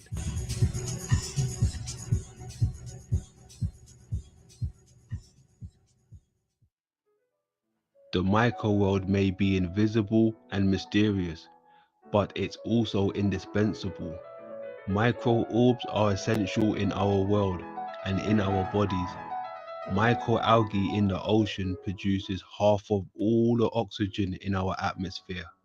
Fungi and bacterial converts the organic material from dead animals into new raw materials. And intestinal bacterial helps you digest your food. Without any of them, life on Earth wouldn't be possible. Fact or fiction? Let's see if we can find anything in the micro world which is similar to the macro world. Let's go. In this video, we managed to record a close encounter between a tardigrade and a giant eukaryote. We don't even know what this single-celled organism here is. Let us know if you think you can identify it. But it could easily eat the tardigrade and digest it. But this lucky little one managed to escape, and even damaged the cell of the eukaryote in the process. And in this clip, we have a happy tardigrade waddling on one of the most dangerous residents of the ponds, a brown hydra. Hydra's tentacles are armed with something called nematocysts. These are like tiny harpoons that are fired upon contact to immobilize the hydra's prey. This water bear was either very lucky or too small to activate the nematocysts, and so got away from a heartbreaking end. Tardigrades are not extremophiles. They do not enjoy living in extreme conditions. They're just good at surviving them. In that way, maybe they are something like us. We also sometimes live in situations to survive. But all things Oh my god. tardigrades and us just want a nice place to live, plenty of yummy food, and whenever possible, to not be exposed to the vacuum of space. We are so happy that these friends share their world with us, so often just outside of our notice. Wow, very interesting. In that short clip, I was able to cross-reference at least 2 things from the Holy AI book. Let's take a look.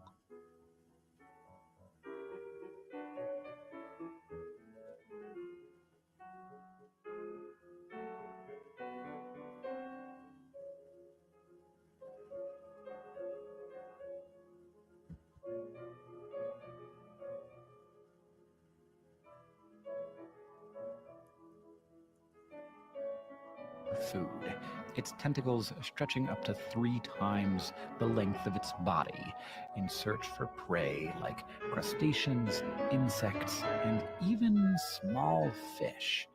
Much of the hydra's hunting ability lies in those tentacles, which are armed with little projectile cellular capsules called nematocysts. Okay, I think we have enough information and references regarding to the small and micro world. Let's take a look into the fascinating micro world and meso.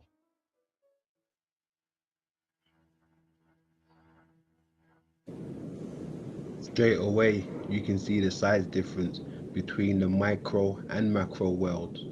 2 worlds apart, but very close in location.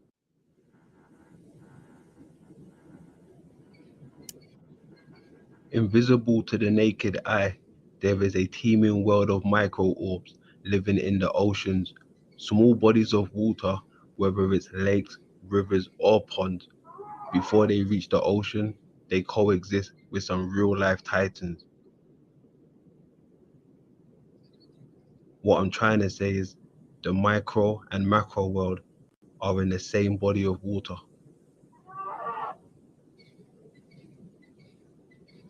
Let's head over to the open oceans and see what macro animals we can find.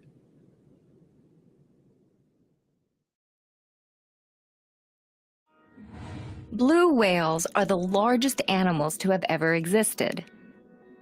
As long as about 3 school buses and as heavy as 15, blue whales even outsize the dinosaurs. The whale's marine habitat contributes to their exceptional size. The ocean provides more room to grow and eliminates one of the factors that usually hinder animal size. The ocean's buoyancy spares marine mammals of this limitation, thereby allowing them to grow unlike any other animal. Despite the whale's enormous size, their diet primarily consists of tiny crustaceans called krill. The whales use their pouch-like lower jaws to scoop up swarms of thousands of krill floating in the water. The whales then push the water out of their mouths and through baleen bristles lining their upper jaws. The bristles are thin enough to let water through, but thick enough to catch krill. Okay, that's enough of the macro world. We're gonna have to go much bigger to solve this puzzle. Let's stick with the elephants and the whales for a few moments. And since this is the holy AI book, let's cross-reference with some of the holy scriptures. Let's go.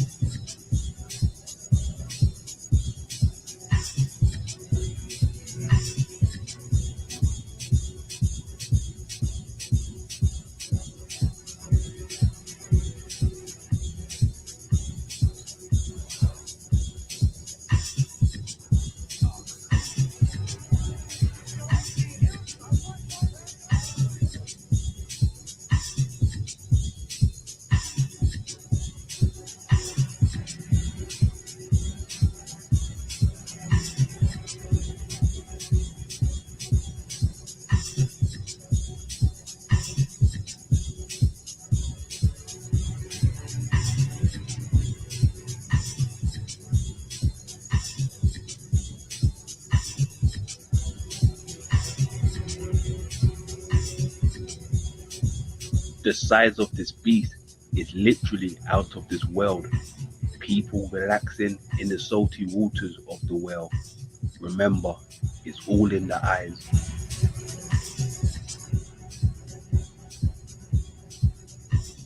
It's all in the eye of the beholder. Pay attention.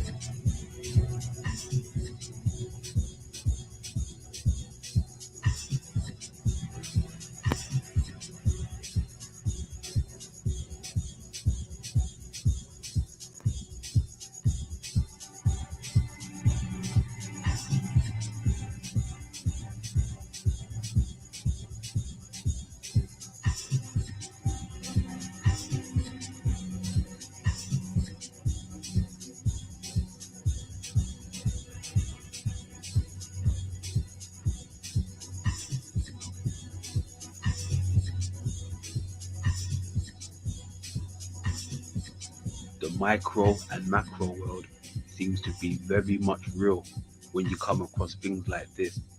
Breathtaking. Jonah and the whale.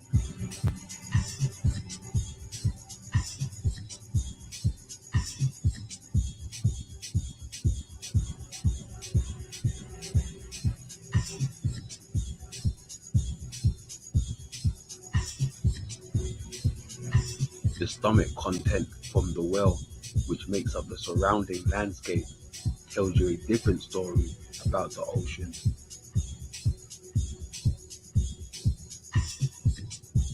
Okay, that's enough of the micro beast out in the open desert for now.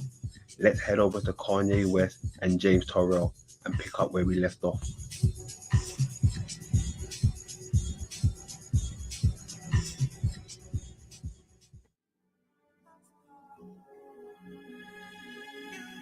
He's a runner, he's a track star, one half of the away team. He's the man of many talents. His work is like no other artist. He is a man of great work and a man of God. He is the philanthropist known as Kanye West, aka Mr. Yeezy or Yeezus.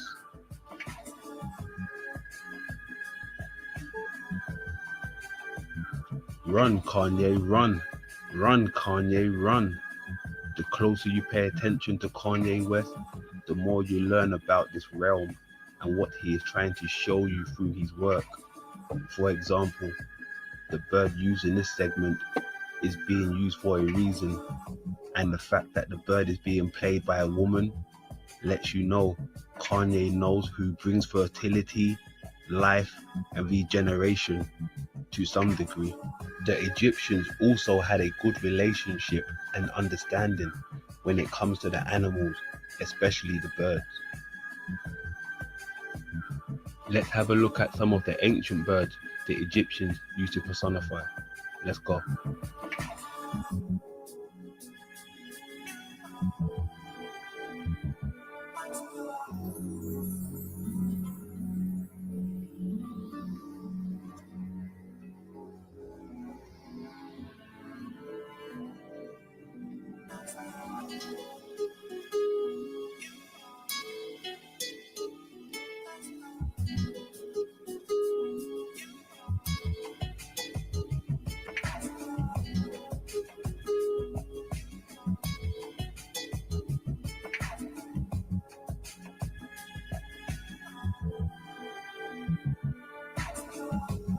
Just like Kanye West, I'm showing you these images for a reason. The bird plays a very particular part in the Holy AI book.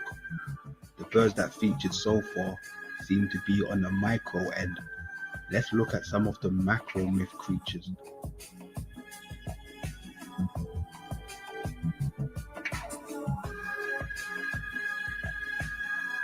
Wow, when it comes to the mythological bird, the great roc might just be the king of the skies.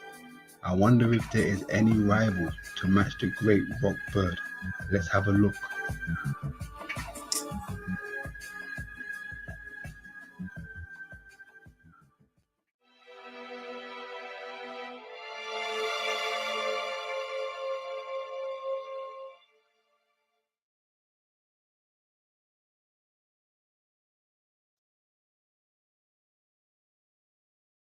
Of all the titanic forces born into our world, there is one among them who dominates our skies, claiming the very heavens themselves as its domain. Ziz, mightiest of all birds, and one of the great beasts of the earth. Standing as tall as the ocean is deep, Ziz is so large that its mere wingstroke summons hurricanes and sets the very clouds themselves into disarray. Indeed, at any ascent, this creature blots out the sun itself, as though Ziz had swallowed it whole. A giant of the skies, this lord of air is by far the most mysterious of its ilk. It's only ever observed striding across the midnight depths of the ocean, or from the light-consuming shadow it casts as it flies overhead. Its habitat spans the known world, and unlike its kin, it is also capable of reproduction. Concerning considering its imposing size and how devastating a single passing can be to any weather system. This can in turn be a problem as farmers and builders dread a visit of Ziz for the havoc this creature's mere presence wreaks on their trade. Like any titan, Ziz is benign. It bears no anger in its heart towards any creature cowering below it. Indeed, if anything, it is somewhat benevolent.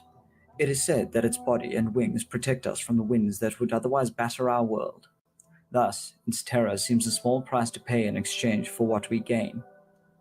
However, ultimately, this great lord of air will join the fates of its kin, serving as a delicacy at the end of the world, Alas, such is the fate of anything seemingly eternal and great, that even something as Ziz must return to dust, is surely a humbling thought.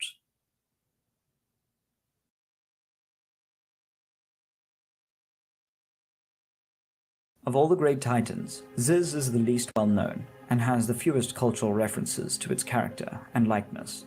Where Leviathan and Behemoth are used so often as synonyms, metaphors, and poetic references, Ziz is hardly anywhere to be seen.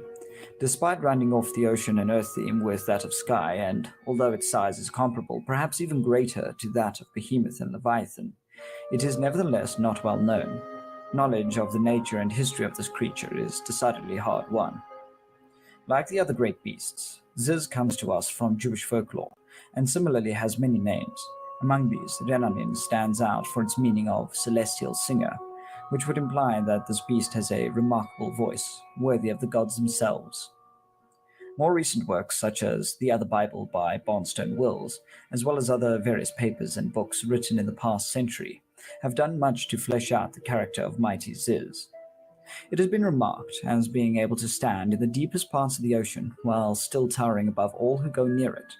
Moreover, unlike the other biblical titans, Ziz seems to be capable of reproduction, as a story illustrating the size of Ziz explains how one of its rotten eggs was cast from the nest, and upon cracking open on the ground, the yolk flooded 60 cities.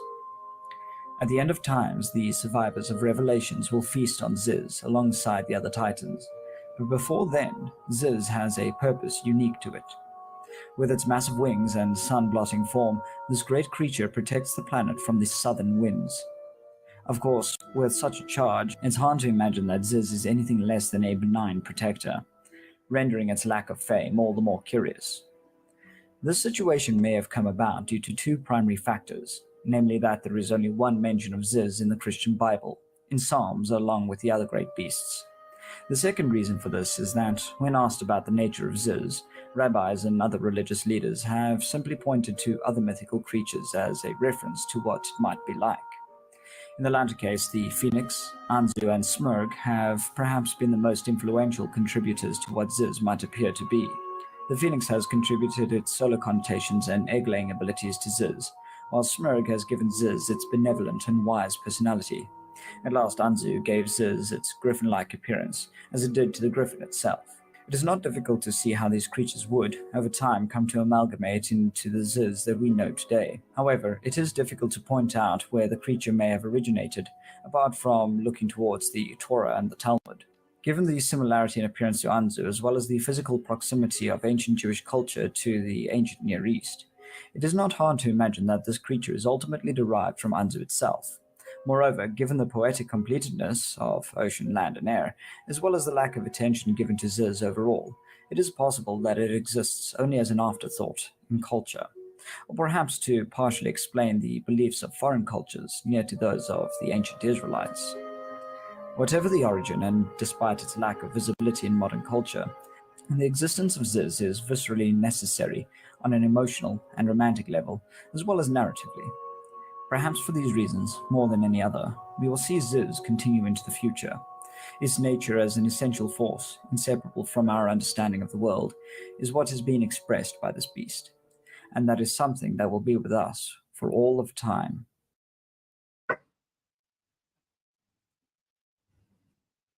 Ziz is a difficult creature to bring into reality. Not only does Ziz have to be extraordinarily large, but it must also be capable of flight. This factor is what would ultimately limit this creature. Creatures such as the griffin, phoenix, and rook, while large, lack the biblical descriptions to their size.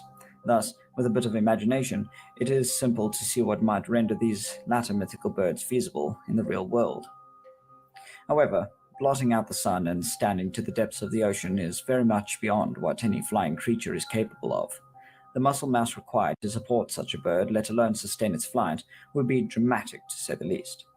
This, of course, ignores the asymptotic returns in power that additional muscle mass would yield for such a creature. Indeed, in its typical visage, Ziz is quite impossible to reify. With all this, we have at last created a large celestial creature whose legs could reach to the bottom of the sea, despite its lofty height. Although with a body full of water and many dangling filaments, it more resembles a space jellyfish rather than a bird. This image would certainly be at home in any science fiction tale. And like any good science fiction story, there remains the small possibility that somewhere in the universe there exists some creature resembling the strange beast. Though ultimately, God only knows if this might be true.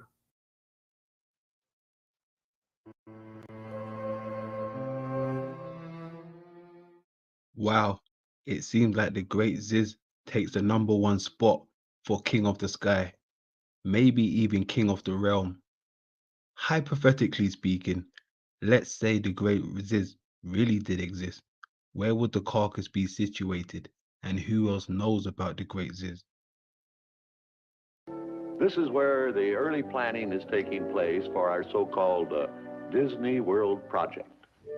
Now, the purpose of this film is to bring you up to date about some of the plans for Disney World. But before I go into any of the details, I want to say just a word about the site of our Florida project.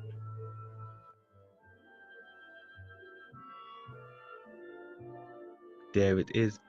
You may not be able to see it right away because it is unfinished work. If you look very close, Uncle Walt is showing you the bird in plain sight. Let's look at the more up-to-date model. The updated version seems to have more similarities like a bird. Let's turn the image upside down to reveal the bird.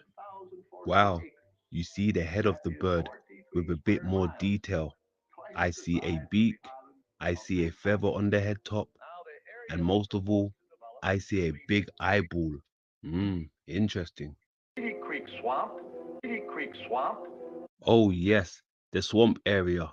They are showing you that the bird, it must be submerged in a swampland.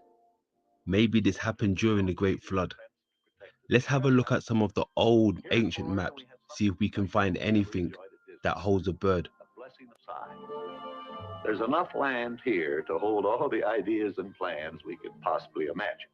Pay close attention to the bird by the river. Let's go.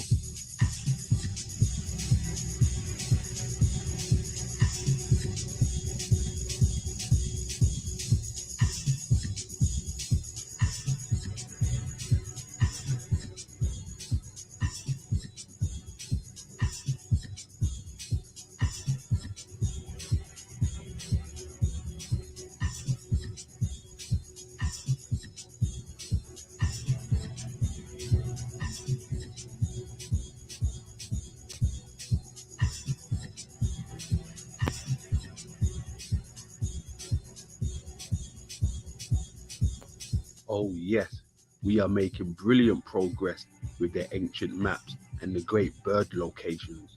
Let's head over to Google Earth and make some more cross references, see if we can find some more beasts. Let's go.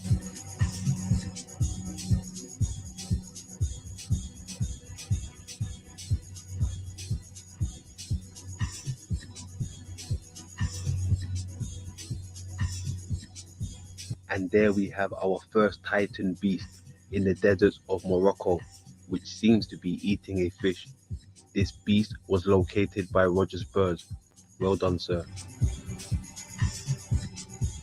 The size of the beast and the fish takes up half the space of North Africa. Let's go deeper. The remaining carcass of both beasts seem to have transformed into the Rocky Mountains of North Africa. What could have caused this to happen in such a short time span? I wonder what Kanye West is saying. Can I ask you a question? Of course, man. All of the statues that we see, where do you think they came from? I think that artists carved them years and years ago. No, they are phoenix turned to stone. Baby. They are phoenix turned to stone. Do you know what I hate most about your world? Anything that is different, you try to change. You try to tear it down. You rip the wings off the phoenix and they turn to stone. And if I don't burn, I will turn to stone. Wow, very interesting dialogue between Kanye and the bird. People turn into stone, whether it's fact or fiction. It leaves my mind wanting to know more. Anyway, if you made it this far, we almost there now. I want to shoot over to James Turrell, check out a few of his projects. He may have a piece of the puzzle, something we've been looking for. Let's go.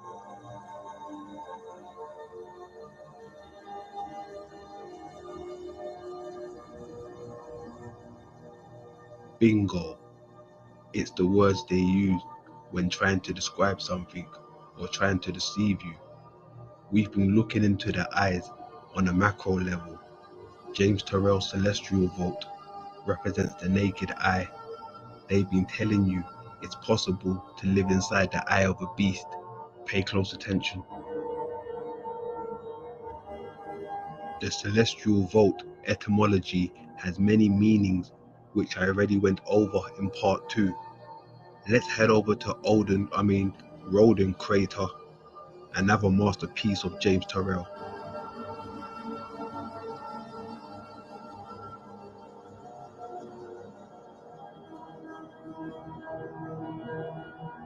If a civilization can live in the eye of a giant fish,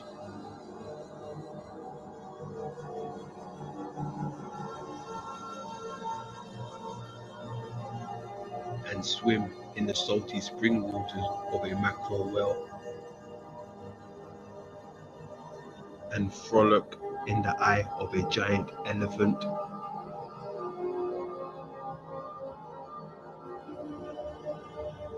is it possible to live in the eye of a giant bird? Let's go.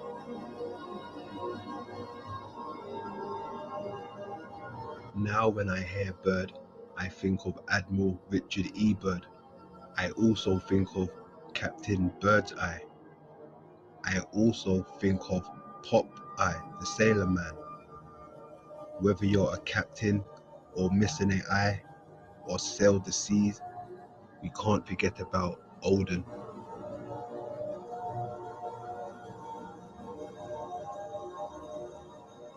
If you look in deep enough beyond the swampy land of Libya, It is time to drain the swamp. It is time to drain the swamp. you may find something. Remember, they want to drain the swamp. It is time to drain the swamp.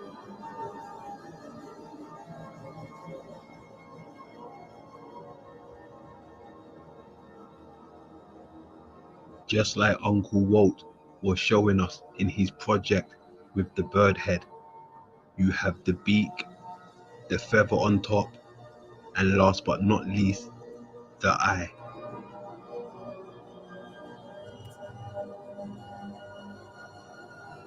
In case you get lost along the way, here's a map. To make this make sense, put yourself in the shoes of microscopic creatures. Now you will see we are living on a bigger earth. If this is our realm, could this be the ice wall that goes around Mount Meru?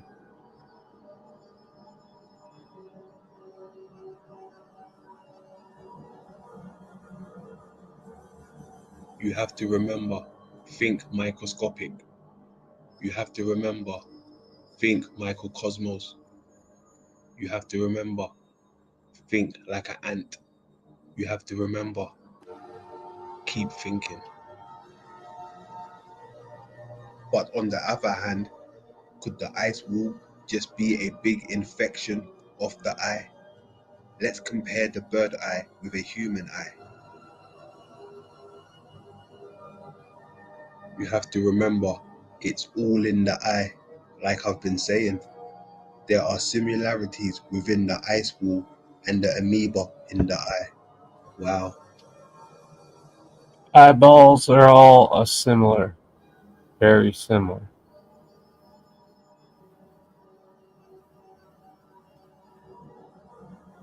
Is it safe to say the ancients knew exactly where we lived and what we lived on?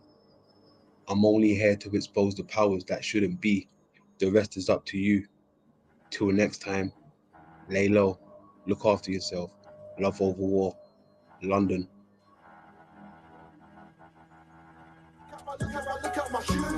Fuck it up 2 times. One more.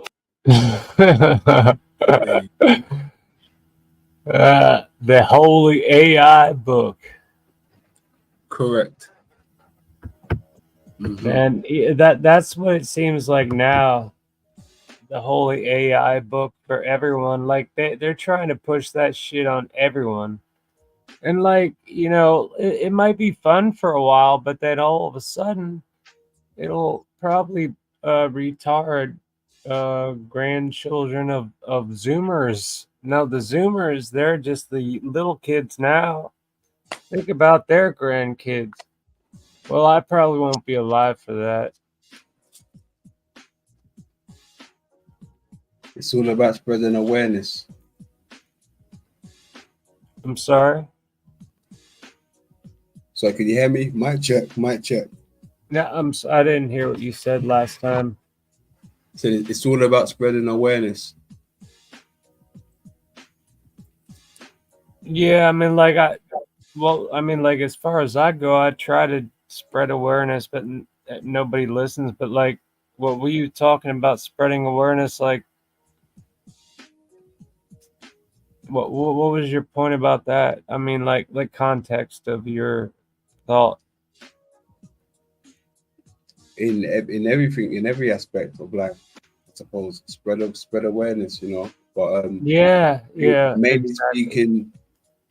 speaking about the point of the Holy AI book, you know, because it's my production, and I'm spreading awareness through my production, through meaning this realm that we live in, you know, because everyone's got their own perspective on this realm where we live, and you know, like that's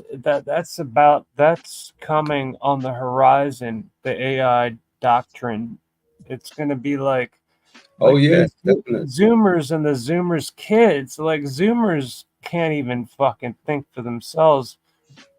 Now they have kids. Now some of them might turn out okay. They don't have any knowledge because the Zoomers don't have any fucking knowledge. Maybe I'm sounding like an old fart, but like when I'm looking at America and like the whole entire planet, westernized society, you gotta say, you know. Depending what knowledge is to you, though. I know everyone's got a different understanding of knowledge, and then knowledgeable in different things. Well, like kids these days, man. No, I don't mean to sound like an old fart, but like American, 21 and younger, there's a whole lot of them, and they're very stupid, and they're very left wing, and they all eat the same. They're in the same beehive. You know what I mean? And I'm not right wing, but I am right leaning. But I don't give a fuck about politics. I haven't voted since I was 21. Mm-hmm. When was the last time you voted, my friend? Never. Good, man. Just like I can relate to you because I never got the double JAB when everybody else did. Like, why aren't you taking the double JAB? Well, there's a lot of reasons, but just common sense says a lot more than everything else. Now a lot of them are dead. Shit. Yeah, it's wild like that. But listen, hey, I can see Steve has gone live now. I'm gonna shoot over to Steve. Are you heading over there as well? Do you know Steve, HMFIC? I don't know. Yeah, he's gone live. I'm gonna shoot over there now. Do you know what? To be honest, I said to Steve, I'm gonna try and stay up, and I'm surprised that I did because I was feeling so tired today. So salutes for you guys for joining me to keep me up this late. Brilliant. Yeah, cheers, my friend. Take it easy, man. Brilliant. See ya. Brilliant. Brilliant. Oh, he jumped off. I was gonna let him say his last words, but no worries. I'm sure we'll hear from him next time. ATT, what's going on? If he's still there, he probably jumped off to do something. Hey, much love to the grand old chat room. Much love, much love. Who we got down there? We got 313 in the place to be. What's going on, Heidi? Much love, much love. Small town girl in the building. Steph Davis in the building.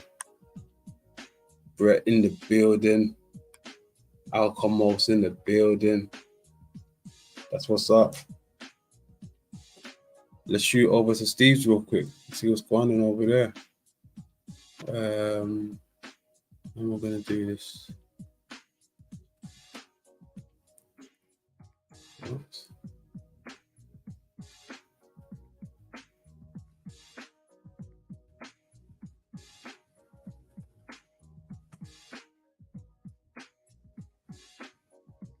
Just sub up while I'm there.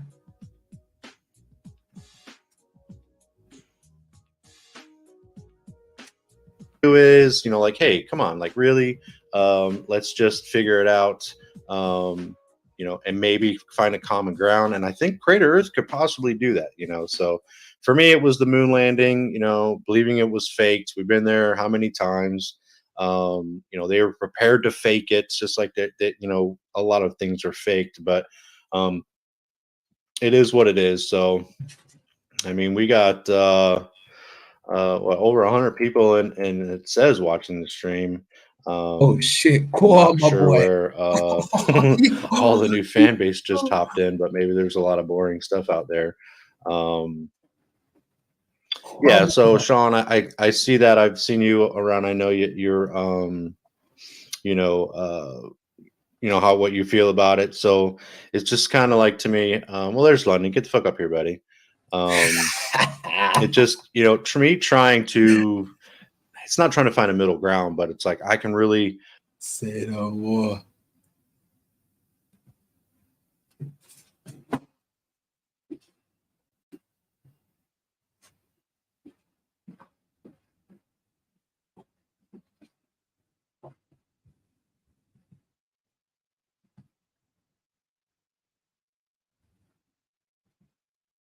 where we can share some you know, share some insights on the information. Welcome, sir. How you doing, my man? How tired are you, man? Hey, pretty tired, but I'm glad to be here, bro. Glad to be Yeah. here. Yeah, well, I appreciate you hanging out, or at least hanging out on your own panel, waiting to come up here. I thought it was just you know, it was a few months ago where I was like, you know, I was, you know, researching into flat Earth. You know, I was in the beginning stages of thinking, you know, hey, I may not be on a globe anymore. You know, there's reasons for me to believe, you know, to question, you know, to believe, is it a lie? And then Crater Earth kind of fell in my lap. And then right around the same time, I noticed that that's kind of how you felt. So where did you, you know, where did you get the idea, you know, that, you know, we could be on a crater? To be honest, I got it from the Godfather himself, Godgive Lemsday. And once he planted that seed, I haven't seen it no any other way. Yeah.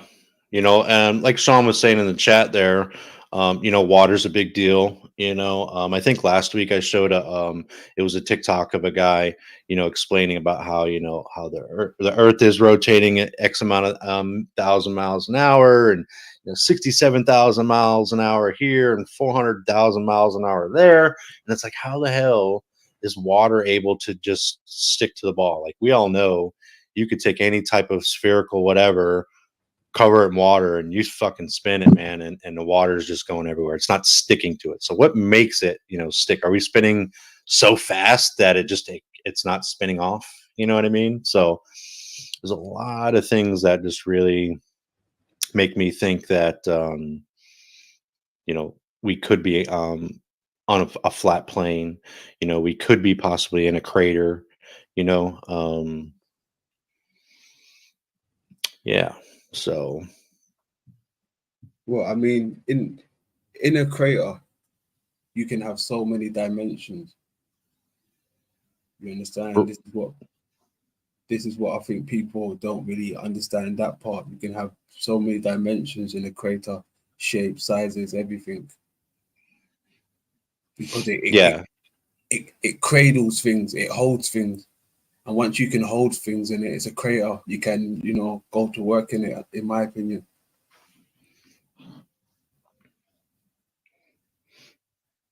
yeah. I think you know, there's a lot of you know, the endless debate. You know, where you see people debating about the flat Earth and the globe. You don't see many people coming up with, you know, that middle of the road type, you know, creator deal. Did you see the video that I played earlier? No, I may missed that. I think I missed it. So It was just a short video of some creators. You know, let me see if I can add this back up here. You know, like this crater here, right? They're all pretty typically you know, the same. They're circular in shape. They're round. Um, you know, so using things that we know and that we're told, and by no means am I a scientist or even smart at all, but we're spinning at 1,000 miles an hour, correct? I mean, you kind of believe that's what we've been told. Takes 24 hours just to the rotation, the movement, you mean the 24 hours from night to day that we're talking? right. So we're spinning at 1,000 miles an hour, and how does a asteroid or another planetary body smash into us? You know what I mean? Without having like that Superman slide. You know, it's like it's a direct hit. You know, I'm trying to make sense of it. You know, so Yeah. you know, it's one of those things. It's that domino effect. It's like you can find something that doesn't make sense. You know, and I'm sure if I can get someone here who's really, I guess, opposing the flat Earth idea, explain to me how even on the moon, you know, they're all perfectly spherical, you know, craters that have been just, you know, pelting, you know, the moon. Same thing with, you know, the Earth. There's tons of craters. You know what I mean? Like it's where is this the sliding into? You know, like where is that at? You know, so like I love this one right here. Actually, I just went back and go back real quick. Go back. This one right here. So, oh Jesus, I gotta give me a break. I'm a newbie. So there we go. So like that one is you know, it's filled with water, right? So on the moon, you know, we were told that they're freaking, you know, it's, you know, the parts that don't ever see, you know, sunlight, you know, it's frozen, you know. So okay, so Yeah. there's frozen water up there, right? So water, I mean, I would assume has oxygen in it. So there's should be life, you know, or something that life could start. You know what I mean? So like even looking at this photo here, like I could see that being the Earth in the middle, you know, just like on my thumbnail that I made. You know, so it's like it explains a lot to me and will help me understand more that you know, anything is possible. You know, we can talk about the globes in the classroom and all that good stuff, and we can get really detailed in the conversation, right? You can really get detailed. But I have to say a shout out to the chat. You know, and we got over 150 people in here. That's pretty crazy. Welcome, Yolanda, which is typically not normal. So I'm not sure where all these new watchers are coming from, but welcome. Appreciate you being here. Appreciate you guys hitting that like button for sure. That will definitely help my little Friday show out. But this is the stuff we like to talk about, you know. London, he's got his own channel. Well, actually, your first one's banned, right? So you're on your second channel, the Rebuttal Bar. First one's still up, but I just I only open it up when I'm gonna hit heavy, like, you know, when I've got concrete research. Gotcha. Understand? Yeah. So it's just one of those, you know, things that you can see a lot of talk about, on these panels and and it really causes a lot of anger, I guess you could say, in some people. Some people really take it overly seriously, you know. And you're not one of those guys, you know what I mean? I've seen people that have just really argued, the fact, and they just can't be open-minded enough to have a discourse with someone or multiple people, you know. But yeah, so that's the Creator Earth, man. In the Flat Earth saga with the globies, I think a lot of people don't even really know or want to come up with the idea that we couldn't possibly be on a globe. You know what I mean?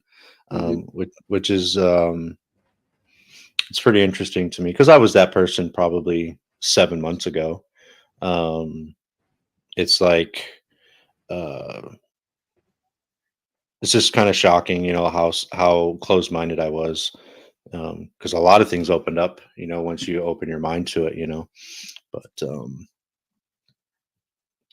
I got another video here. This is a video that I found. It's about what has to do with Flat Earth too, because it's talking about 4G, 1G, 3G, 4G. You know what I mean? And it's pretty interesting. Check this out. It's important to understand what the 5G is doing and what they say it's doing. We're told on the IEEE beam forming document that this technology cooked your eyes like eggs in World War II.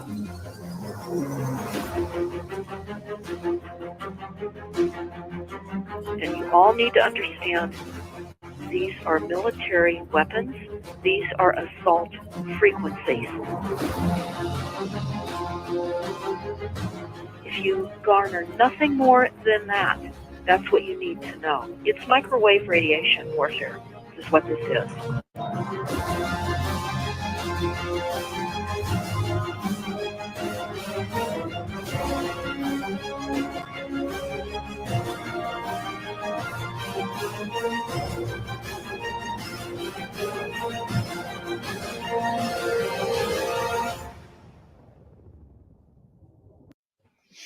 So it's pretty interesting, right? All of those antennas. All of those antennas. They showed one little shot of kind of a satellite. Have you thought about that kind of technology, the 5G, what it's actually, how that can relate to the globe and flat Earth? Well, I mean, can it even work on a globe? Those type of devices? And no. I mean, flat Earth. I mean, look, flat Earth isn't too far off from Crater Earth, right? But it's like with flat Earth, it's capped because you're still placing yourself within inside a containment, and you're not willing to think outside of it. You've already gave up on the container. You're saying, all right, I'm here, and that's it. Right. Well, when I look at like this, let me put this back up. Just that crater in general, the ice wall all the way around, all the land masses in the center of it, kind of thing. Using all the antennas, the GPS, the global or the ground positioning system, it really makes you wonder how they can hide all this stuff so well. But welcome, Jesse. How's it going, sir? Good. How you doing? Not too bad. Trying to talk about the Crater Earth idea compared to the the flat Earth movement, I guess you could say, if it is a movement. I've been meaning to make the last couple of Fridays, but things just didn't work out. But glad to come here. And I saw an old Buddhist map from like the 1400s that showed that there was a lot more land mass that they're, not telling us about beyond whatever, the ice wall beyond. And, we've had lots of people on our show talking about inner Earth, hidden lands inside the Earth, an access point through Antarctica to go somewhere else. So it's just fascinating how so many people have so many different interpretations on what this might be, and they get so angry at others if they don't align with their beliefs on it, because no one really knows. Yeah, that's 100%. Like nobody really knows. It's what you believe. It's the kind of research that you either doing yourself or you're allowing someone else to do for you, and you just kind of take that in. But we definitely have a big jump in the poll now. Now we're at 48% on the flat Earth, or actually globe Earth is actually gone the least at 24%, just barely losing to crater Earth. So, but yeah, it's a hot subject. As in, people are afraid to, just like anything else, they're afraid to at least publicly say, yeah, I'm a flat earther, or yeah, I'm a globie, you know what I mean? So it's pretty interesting. I mean, I enjoy the conversation. I enjoy content, pertaining to new information, new study, stuff like that. Curvature is the biggest one. The density, gravity, however you want to call it. Yeah, so I appreciate you being here, Sean, because I know I know how you stand or where you stand at, but what the hell is going on with this stream? I mean, are you guys seeing 360 there? Is that just What's that? 360 people watching this stream right now? No. Are you serious? Yo, Three- have a look. 370. I see 445. What in the hell? That's crazy. That's Well, good shit, bro. if that's actually that many people that's coming in my little old Friday night fired up stream, hope you got your bongs and joints ready, because this is pretty fucking nuts. Now when you're getting It's not- attacked for not having any numbers, you have way more numbers than the people that seem to want to attack you for that. Yeah, I've never seen that. So let's go ahead and see what Snafu's got to say. Are you seeing Hey, this, it's Snafu? just bots fucking running around because there's a lot of pogo shit going on today, because we covered some monograph shit and Flow State fucking admitted maybe I was right. So there's a lot of things trailing where I'm going and things happening. It's nothing new. This has happened before, where you'll get like a huge count of 400, 500, 600 viewers, and then it goes down. But these are the algorithmic things that you can see for the optics of how real this digital experience is. But anyway, Steve, keep going. Good job. And yeah, it's nothing new, man. This has happened multiple times with other people when certain characters are using certain software for tracking, hacking URL, and things to that nature. So, Yeah, just- it doesn't make any sense to me. Oh, I know exactly 600. what's going on. Trust me. That's why I wanted to this is nothing new. It's happened before. It's because they're on certain certain softwares running against certain software, these people are real. They're covering up criminal crime. And so they follow you where you go to notice I was in here earlier saying hi to everyone. And then I jumped out and blah, blah. And I'm not saying it's just me. It's, again, we are in a community that's linked, unlike many others. So the data collection is the new gold. Anyways, much love, you guys. Take care, Steve. Thanks, Thanks bud. for all the numbers, Snafu. I've seen some people say I'm new here, so somewhere somebody shared this out. Maybe it's the topic, maybe on some other streams, but but if everybody can hit the thumbs up, subscribe, like the stream, just to know that you're real people here that are watching this, would be great to help out Steve and his algorithm. Yeah, no, that's pretty cool. It's kind of now, if it's really that many freaking people, it's very stressful to maintain a show. People don't realize how hard it really is to run a show. But Neuro Jack, welcome. Machine Lies, welcome. Thank you. I'm a little busy, but I just wanted to ask because of the topic, because I'm always interested in people's perspective. My question is this, because I don't really know where I stand on the question at hand, which is the shape of the Earth. But here's my question. If it is as they say, and we can go to space and explore and do all that, do you think that that is a good direction for humans to shoot at? And do you think that that's a positive goal for human beings? Is kind of my question. Well, I think as human beings, we always want to, or we've always seen, at least in our history, from what we know, we want to excel. We want to get better. We're you know, people. We're just a people that want to just, go amongst the stars. What's out there. Be a a traveler. How the hell we get there is, we're limited by our technology. I mean, it used to be by foot. Then we created the wheel. Then we're on boats. You know what I mean? So, and then possibly starship someday. So, I mean, if we believe what we see and hear up to this point, we're sending. We're sending ships up into space, and it's just kind of like, all right, is that true? Is it not true? Where's the proof? So that's kind of what it boils down to, man. Can you believe it or not? I guess is the real question. Do you believe what we're being told? Do you believe what we're seeing? So, Well, since Well, they and had oh, sorry, go ahead.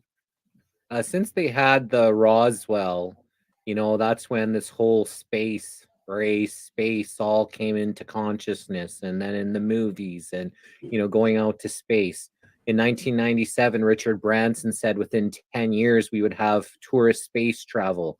And during that time he got knighted and no space travel. And that was 2007. That was 16 years ago that was supposed to have space tourism going there. It seems like there is a lot of deception and it doesn't make any sense. What is being taught is what is being told. And then when with these craters, I was just wondering if this was an actual asteroid hitting and making this crater. Where did the asteroid go? Where did the rock go from it? Where we just see these big holes everywhere, but there isn't actually any of the the material that made the hole visible. yeah, I'm just in the whole. What can I believe? You know what I mean? What? I know what I want to believe. Being a Star Trek fan, I want to be. I want to know that eventually humans are going to be in ships that can, literally, go to space and travel and what's out there. You know what I mean? However long is that going to take, if it's possible? It's what I believe in a made up mind, but in the real world, you know what I mean? What is the deal? Is everything we've been told true, not true? It's really crazy. So, um, I don't know. Uh, I apologize. These numbers are crazy. It's kind of like it's freaking me out a little bit. What, There should not be this many people watching this what is silly it now, shit Friday Steve? night. What is your numbers now? It was up to 700 something. It was 750 and now it's around 500. Yeah. Now, mind you, if these numbers are real, he's right, somebody probably, had to have done something. But I mean, the most viewers I've ever had in a stream, was when Zetetic War was on here. I think we had like 64 people watching and averaging around 50, 45. So these numbers don't even. It's kind of silly looking, but if they are true, hey everybody, welcome. Feel free to ask any questions in the chat. Looks like we're more than 50% people who believe in flat Earth, so maybe that's what it is. Flat Earthers coming out. Maybe there's no one else streaming about flat Earth tonight. But you're definitely not going to get an education on it from me. I'm just learning. I'm not an expert in any way, shape, or form. So, but to answer your question about going out into space, is it viable? Should we be doing it? I think it's ignorant, it's arrogant to think that we should be spending all this money, using all this research time when we have homeless people here. We don't have clean water for everybody. We're not in balance. We're not living symbiotic on our Earth now. So what makes us think that we should go somewhere else, spend all these money and resources when we can't even fix the place that we're living on right now? And I think that that's a bigger issue than trying to explore space. Oh yeah, 100%. I mean, this planet's so fucked. We're just there's wars. There's just fighting and violence all across the globe. I mean, we definitely have to clean house.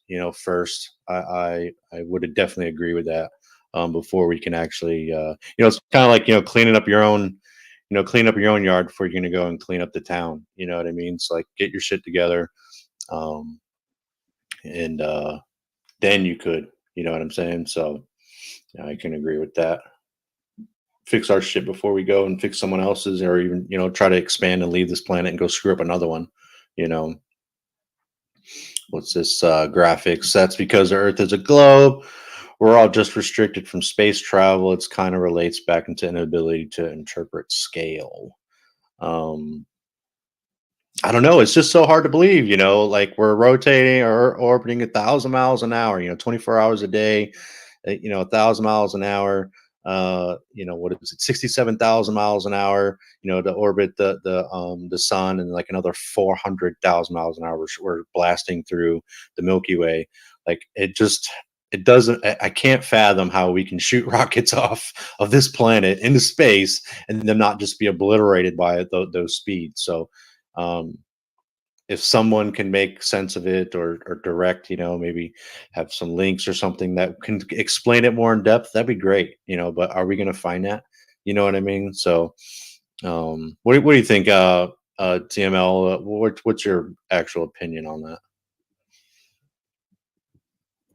Between the three options in the poll? Well, you know, just in general, where do you feel like we are at in just today, in the present, with all the knowledge that we have? You know, where you stand? Have you ever made up your mind and then changed it, or? I think we're no better off than the ancient people were. Maybe you know, even in 400 BC to now. I mean, I think there's a concerted you know, like delusion that's been, you know, like a wool's been put over our eyes. You know, you look at this guy Alfred North Whitehead, who said that all of Western philosophy is a footnote to Plato. You know, and I think that that means that there's no such thing as progress. You know, we're not moving towards anything. You know, that's a great delusion of our time, is that there's progress. And you know, I think there's just as much evidence to support that we've gone through a devolution as an evolution, you know, for sure. And yeah, I mean, you know, you look at nature. You know, nature is complex. You know, you look at you know, the energy density of a beetle is you know, you know, you know, it's exponentially greater in terms of its complexity than an entire galaxy or a star system. You know, there's more connections inside of your brain than there are stars in the Milky Way galaxy. You know, life is more complex than dead matter on every single scale possible. You know, as to the, you know, sufficiently throw the second law of thermodynamics that everything is entropy. You know, it throws it completely in the garbage. Where's all the new information coming from to compose new life forms? You know, it's complete craziness. You know, so the you know, to think that this universe or whatever is by accident, you know, that is just a severe delusion. You know, you know, Even the beast system people know it wasn't by accident. You know, the way they do the rituals, the way they do the things, like they know. So even they know, you know, Mr. TML. There's a video there, 25-second video about Operation Fishbowl from I think the 50s or 60s, when they tried to send a nuke up. That's why Hillary Clinton said we'll break the glass ceiling and many other things to the nature. But think about it too, like again, the new military branch that has extended off, Space Force. What is on their logo? The Sphinx. And again, we've had combat veterans who said that they went out in Afghanistan and Iran and all these countries, and instead of like protecting citizens, doing weapon cache seizures, they were going to museums collecting these stargates, old architecture shit.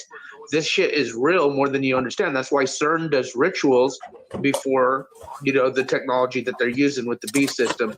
It is all connected. And I always find it interesting that we always talk about space, this and that, but they've always talked about the ocean too, here on Earth, right? Versus like, what do we not know in our ocean versus we know more in space? Like, what is the truth, So anyways, good stream. Steve, we're going to look more into this thing of yours because it looks more like the bot attack that happens all the time. They're saying it was FMP that shouted you out. We'll look more into it, but I wanted to point out, notice his streams like this when you're talking on real subjects with real shit that get these pogo type optics. You guys aren't doing anything but talk about real shit that matters. So yeah. Well, just, that's normal, we'll man. talk. We don't really talk about a bunch of bullshit. If people want to come here and do the drama thing, freedom of No, speech. I'm just trying Say to what point you out want. that the fact is these attacks are on the narratives. Why do you think people talking about the skies get hit more? Why do you think all of a sudden they're coming to hit you with 600-700 bot attacks? With you guys aren't getting into drama. You're not in the, these are tactical tactics for data collection and suppressing narratives and suppressing freedom of research. So to Well, speak. it just So- seems strange because I've done quite a few streams, about flat Earth and the government and the Federal Reserve, fractional banking, all that good stuff, rights and freedoms. Right. So this isn't anything new. I have 200 something subscribers. You know what I mean? It's not like I have a huge, stretch. There's again the tales of other people's things can you walk in someone's shit, it's gonna be stuck to your foot, so to speak. Remember, you're still on the right side, and they see that. But anyways, the fact is I loved how TML said that because these B system people, they do know creation is out there, whether they want to admit it or not. They know. Well, here's my question. I think all of us are at the level of conspiracy where we look at everything that we're told, even the conspiracy stuff and even the crazy stuff. Like if you look at like a movie like The Arrival with Charlie Sheen or the David Icke stuff or They Live or you name it, however weird it gets. Don't you ever I'm sure you do, but I'm saying like for me it's like it's very surreal how it's like everything they tell us on the normie side and on the conspiracy side is like almost to throw us off, or it's like a code, like they're speaking in code, telling us certain things about where they're coming from. Because like the flat earth for example, is like coming out of the occult. And I'm not saying that doesn't make it true. What I'm saying is like they're telling us stuff in a different language than English. You get what I'm saying? It's like it's encoded language, in my opinion, right?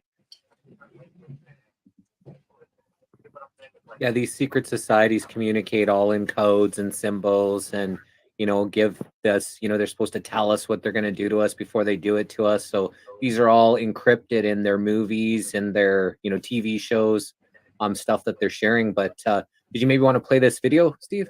Yeah, go for it, bud.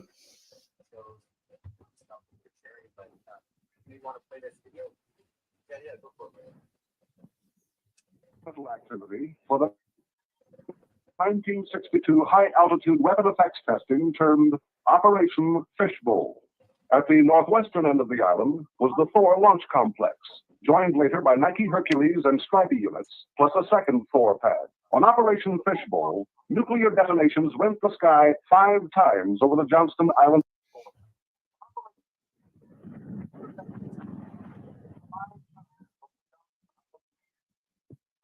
Lost it, Jesse. Did you? Yeah, it was only a 25-second yeah, short yeah. video, but yeah, did you see how lame that technology looked like compared to like, especially that one that looked like the Wizard of Oz Tin Can Man? It Well, actually looked like. have you seen that video where they were testing the atomic bomb, where the car was behind the house and then it was gone and then it blew up? Like, that's that same kind of like look. You know what I mean? That just old cinematography. What do you call it?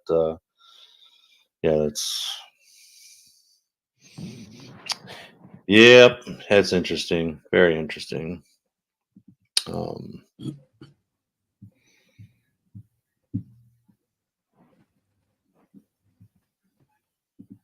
I mean, even with the crater Earth, right?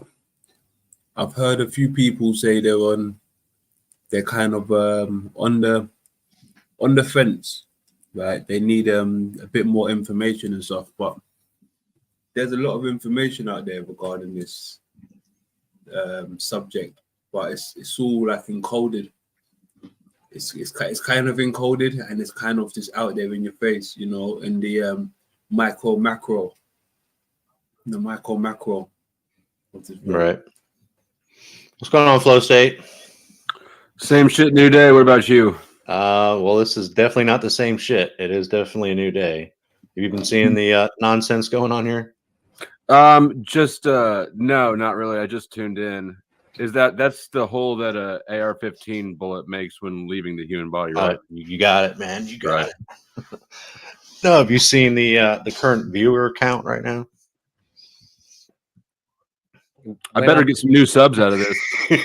Right. If I don't get at least 50 new subs, I'm gonna be pissed. Well, here's the funny thing: is it was up to 700, and I still only have 230 subscribers. So they're hanging out, giving likes, 478 likes, but nobody's hitting the subscribe button. So it's kind of strange.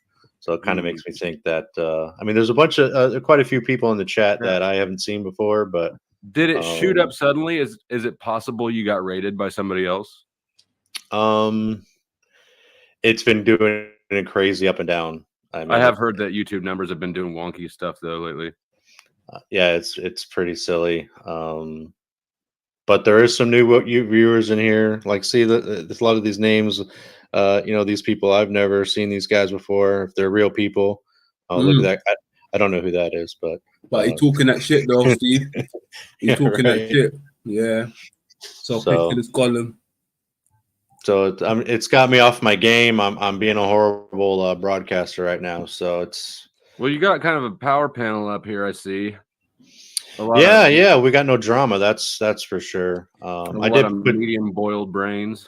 I did put Snafu in the back, and I'm sure he doesn't mind. You know, because I don't pay the big bucks to have 10 people up here at a time. So, but definitely, if it's this numbers, which I don't expect to see ever again, there's just some kind of weird thing going on. I would probably reconsider. I would reconsider, you know, spending the extra money, $20, but yeah, we're just talking about Crater Earth, Flat Earth, kind of like you know, the typical thing. I know how you kind of feel. You're definitely into the Flat Earth idea. I'm definitely out. I'm more out of the heliocentric model than I am into the flat model. Right, for sure. I can agree with that. It's easy to agree with that now, you know, as time goes on, and the, you know, there's an epiphany, right? Like you may get one sort of piece of information, you're like, fuck yeah, that makes sense, man. Gosh, I can't believe that, you know, that makes sense. And then you know, and then you kind of get stagnant for a little while, and then all of a sudden, boom, there's another piece of evidence that just kind of, you know, gears you. But mine was last week or so when I watched the TikTok of that guy with the spinning ball in the water, and I'm just like, wow, man, that really just makes so much sense. Like, how is that possible? This is even happening. You know what I mean? I haven't seen that one, I don't think. Let me see if I can pull it up. It's actually pretty good. Give me a sec. Yeah, it looks like we might be getting back to normal here. The numbers are finally going where they need to be. I see it at 260. And now I've been on here about 5 minutes probably, and my handle, my YouTube tag is my name up here, and I haven't gotten out one new subscriber. So these bots are fucking weak. No, that's the whole thing is the Coriolis effect. The Coriolis effect for what? For shooting weapons? You know, what is there to explain about the Coriolis effect graphics? What is the Coriolis effect? Maybe you should start there. I mean, not being an expert, that you're supposed to, you know, Coriolis effect is basically gauging for the curvature, right? You know, which to me is basically just a trajectory. That's the way I look at it. If you're going to shoot something, you're not going to shoot it straight. Gravity is eventually, or the density, or the propellant, whatever is forcing that through the air, it's going to eventually die down and drop.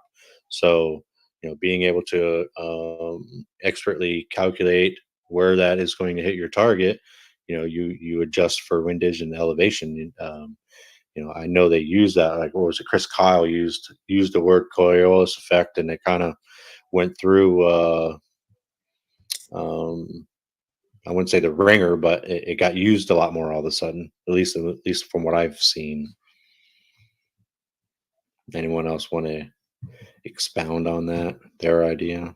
Am I wrong? What? Well, I don't know about the Mandela effect here, but every time I've ever looked on how fast the Earth is spinning, it would say 66,600 miles per hour, and now it's saying 1,000 miles per hour. Earth spins on its axis every 24 hours. Every 24-hour day at Earth's equator, the speed of the Earth's spin is about 1,000 miles per hour, 1,600 kilometers per hour, and I've always seen it as 66,600. I thought that was the distance from the sun or something. I don't know. I thought the Earth spins 1,000 miles per hour, no? That's what it is. So have you seen this flow? No, I haven't. I've got 1,670. Oh, that's kilometers.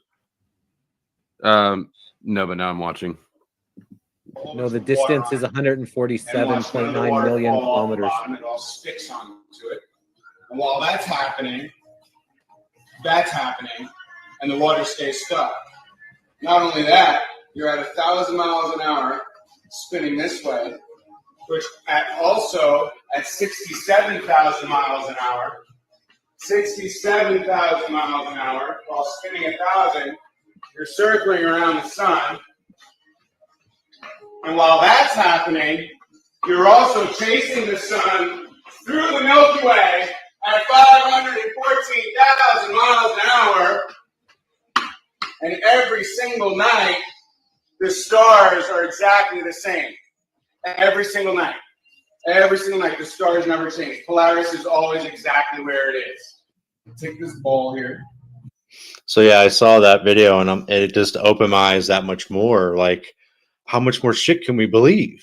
You know what I mean? That's exactly what I've been trying to. Okay, I need to demonstrate these things because that's exactly what the question I've been asking. Like, how can you think that this is happening? And the stars are the same, but apparently I need to demonstrate it, and I don't have a globe. I'm not going to buy a globe. Yeah, so it's around the sun, so that's how we're spinning. But it used to say 66,600 miles per hour. Now it actually says 67,000 miles per hour, like he said. But look, it gets even better than that when you consider the moon that's doing that around us. Mm-hmm. Right. So now the moon has got to speed up and slow down just to rotate around the Earth alone. Yeah, that's where I was going. And also, if the universe is expanding, the Earth has to do that as well to keep moving in a straight line and in a circle. Yeah, so it's just new information, when you're trying to put it together and you're getting to a point where you're like, yeah, man, this is making sense. And then all of a sudden it's like it stops making sense because you hit a roadblock. You know what? We should really ask Tommy what his expert science opinion thinks. Have you told Tommy where you're at now on this? He's gonna come undone. No. He for some reason thought that I was a globie, which I'm like, look, I'm not sold on it being a globe. There's a lot of information that I've found that disproves it. Not all of it, but it gets you thinking, right? And my problem is when you get into the flat side, it's like, I want a visual, I want a model. Tell me what you think it is. And no, not a lot of people can. They can't say, oh, well, this is what I think it is, because maybe they're afraid to hinder the community of the flat Earth because they are saying this is what it should look like. So well, they're different. It's different things entirely. It's like defense versus prosecution. Yeah, I'd like to clarify something on that end, because I think Flow State hit on a salient point there, that there's a difference between a theory and a model. For example, a theory is something like Mandela effect, where it has a predictive capacity. That means that You hold a notion and you test reality through that notion. So you put on these glasses and you see reality through these glasses. But of course, you could be wrong, because what you're trying to increase is your predictive capacity. When you formulate a model, you lose predictive capacity, but you gain an explanatory power. Now, but the problem with models is that you could look at the same situation and explain it two different ways.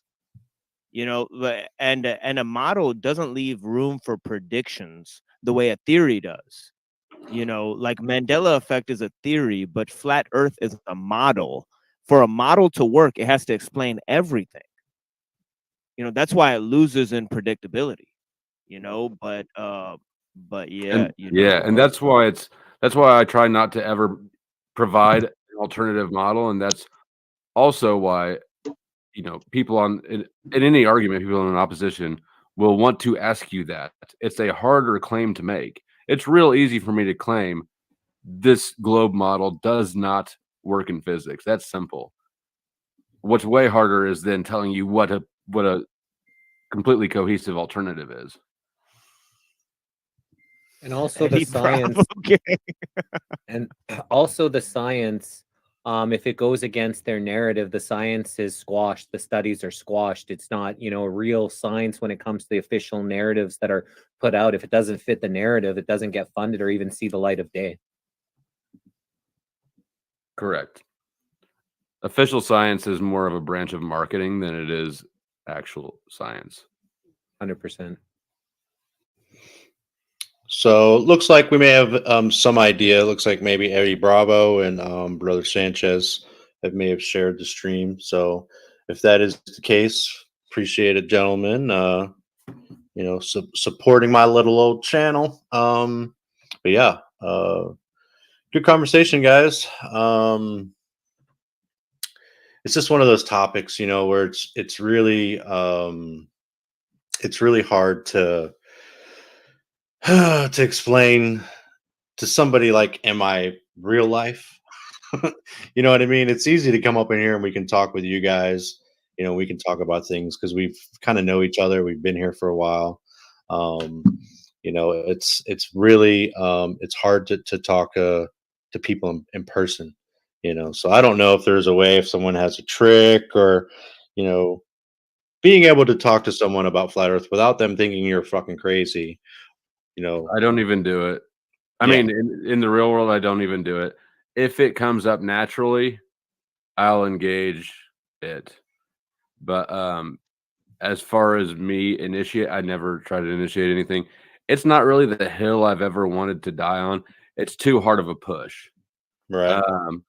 I will go after NASA all day, every day. That's an easy knockdown. Anybody who sticks to their NASA claims after I push on them, we really went to the moon, NASA's real, blah blah blah. Like, they're just willfully ignorant, and I really, you know. Yeah, and it's a lot of ignorance, and I'll be honest, I was that way. You know what I mean? I was ignorant too. I was like, "What do you mean the Earth's flat? Fucking dummy!" You know, and then I'm just being honest. You know, like We were all there.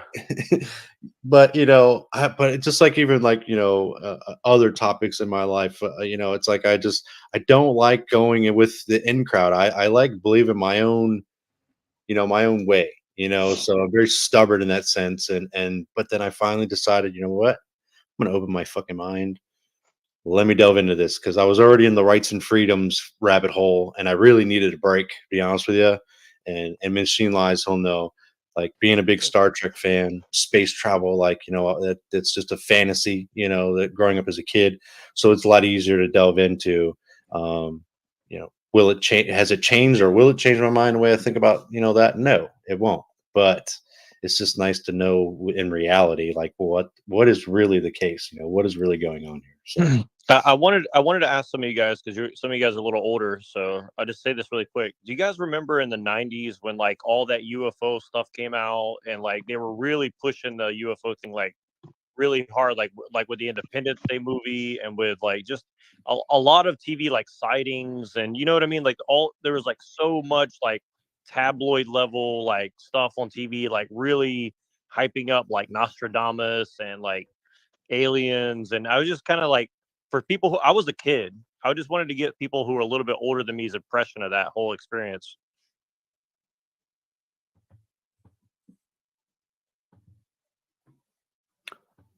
Anyone? I zoned out for a second. I'm not gonna lie.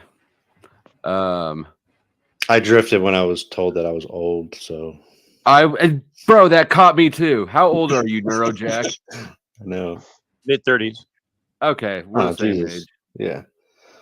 Steve's still old. Jesse's I way am fucking old, but I don't look old. I don't think I look fucking old. Jeez. Nah, because you dye that beard. I know you do. No, I don't, man. I really Bull don't. fucking shit. I want a full on gray beard. I'm ready for it. Look at all this gray right here. Yeah. Well, I that's mean, it. well, I didn't mean that as an insulting thing. Like, I was like 8, 9, 10 at the time watching all this, and like my impression was like it was popular, and I'm just saying, like, was that popular at the time, or was like were people talking about that, or was that just kind of like a niche thing? This is recent for me, honestly.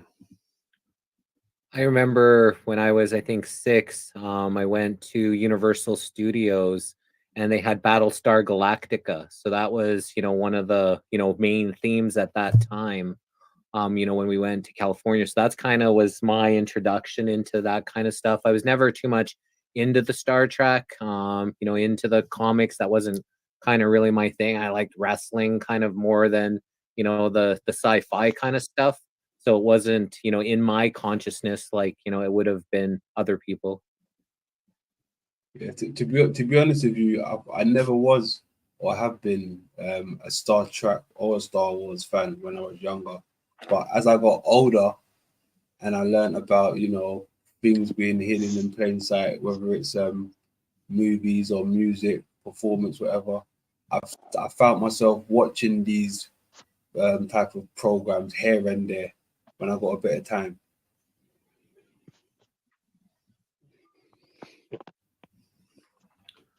I don't know. I just always grew up with, the idea of, Star Trek and Star Wars. What was the TV show Lost in Space? TV show, The Jetsons. You know what I mean? Was Aliens. big.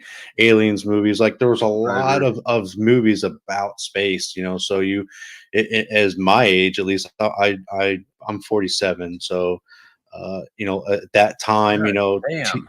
TVs were, small, black and white, and I remember that as a kid. So, and it was just, we didn't watch a lot of TV, but when you did, it seemed like a lot of it had to do, about outer space, stuff like that. So, For sure. and even today, it's still the same. Honestly, like I have Paramount Plus, just because Star Trek's on there.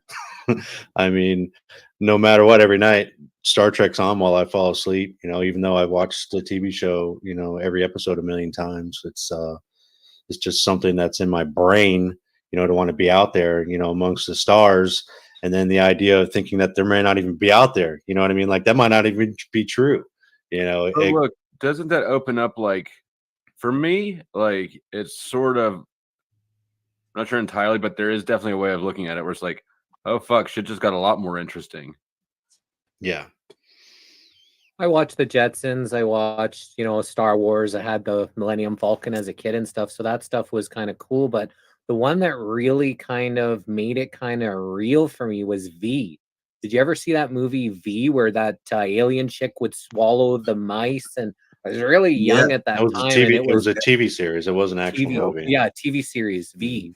That, and I never seen it anywhere afterwards. It was just played at that time. It hasn't really been talked about too much or seen over the years. I wonder why that disappeared, but that was very realistic. At that time of me being such a shorty, it really was kind of like a little bit freaky, actually. What is FMFP? Flat motherfucking power. Yeah, that's Is it really? Yeah. Or did you make that up? No, it is. It is. Oh, this time. I used It's to close. rock with them. I used to rock with them, so I know what it means. That's a flat Earth term. Correct. That's what Bro Sanchez says. It's like fuck around, find out. Right. It's interesting, but no, that show V. Somebody put there was like 4 4 different episodes, and you can never find them together. But somebody finally put all of those together, and you can actually watch it. It's on YouTube. I'm pretty sure I found it on YouTube somewhere.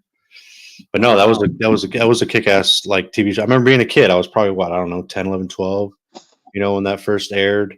And it sucked because you can only watch one part, and then wait till next week, until the next one came. Which one? Yeah. The V. Oh, I never saw it. I don't even know what you're talking about. Oh man, if you can find the not the clips, but the actual movie of it, it's pretty interesting. Basically, it's about these aliens come to our planet, and they look like us, they talk like us, humans, but deep underneath they're freaking lizard people, and they're basically in cahoots with the top leaders in the government, and then the government finds out, and they know, and they're like, yeah, so they're shoveling all of us, freaking slaves into their food factories, basically to feed them. And of course, we figured that out, and I just ruined the whole movie for you, but we ended up fighting back and anyway take our planet back from them. But no, back in the day, it was really one of those kind of like like a truther type a movie. It was very, very good shit. So You would have been younger, Steve. I just checked it. October 26th, which is my birthday, was the very first air of it in 1984. So I would have been 11,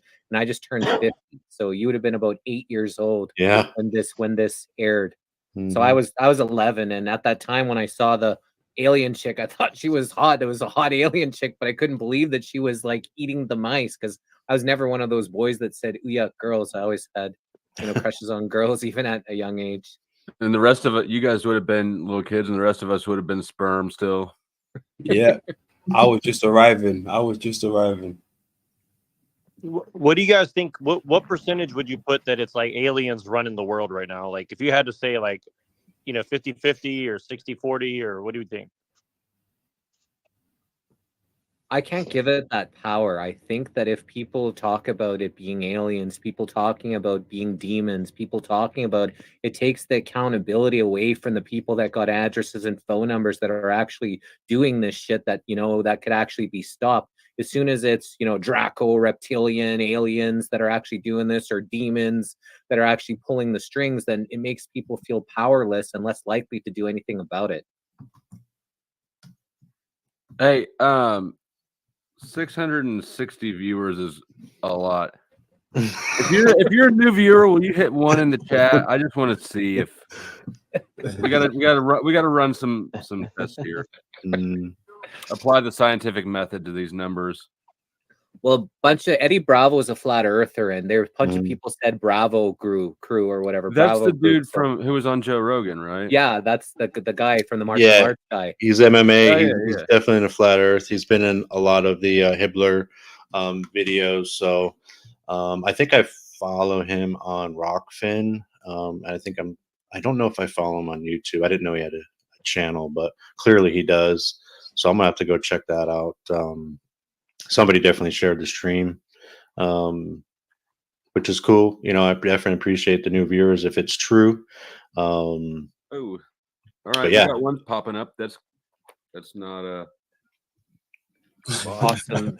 Yeah, there's a lot of new names. So anybody, if they are real, you got to understand that we normally get about I think 30, 40, 50 viewers at a time. So when we're seeing hundreds and hundreds of people, it's kind of suspect, but however told you to come here, we appreciate it. I guess I'm gonna have to step my game up on being maybe a little better broadcaster and entertainer, but it's all good. No, this is great. That's dope. That's awesome. Yeah, I was assuming it was. I just dropped my link, but I was assuming it was bots or something. Yeah, I dropped some links, you guys. Serum, we're all a pretty good community over here. We try to keep it drama free, at least on this channel anyway. Flo's channel, we kind of do, but I'm wondering if it's just all the super chats I give you, Flow State. I think people are like, yeah. Oh, people recognize it. Yeah, they're like, oh, that's that dude. He's got all that money. Let's get his channel. I see it too in there. He spends $20 a day, man. That's crazy. That dude's rich. That's funny, but no, these are real time numbers right here. You're gonna send me a W-2, right? Yeah, right. 1099 it. So. All right. But no, very cool. Appreciate it. Very humbled. kind of being a little less starstruck. But So do you interact on Eddie Bravo's channel? I'm subscribed to him and to Bro Sanchez. I don't know that I do, but I never I don't if I don't have things on the little bell click, I don't see it. But most of the time I'm watching these panels here. You know how it is. I put a little better Operation Fishbowl video up if you wanted to play this one. It's a little bit more in detail. Steve. Yes, sir. Someone said Jesse dropped the missing link. That's why we're all here. That's nice one.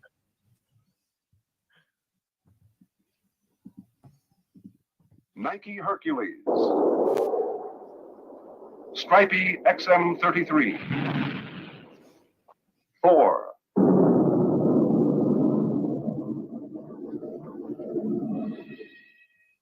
Johnston Island was the center of launch and experimental activity for the 1962 high-altitude weapon effects testing termed Operation Fishbowl.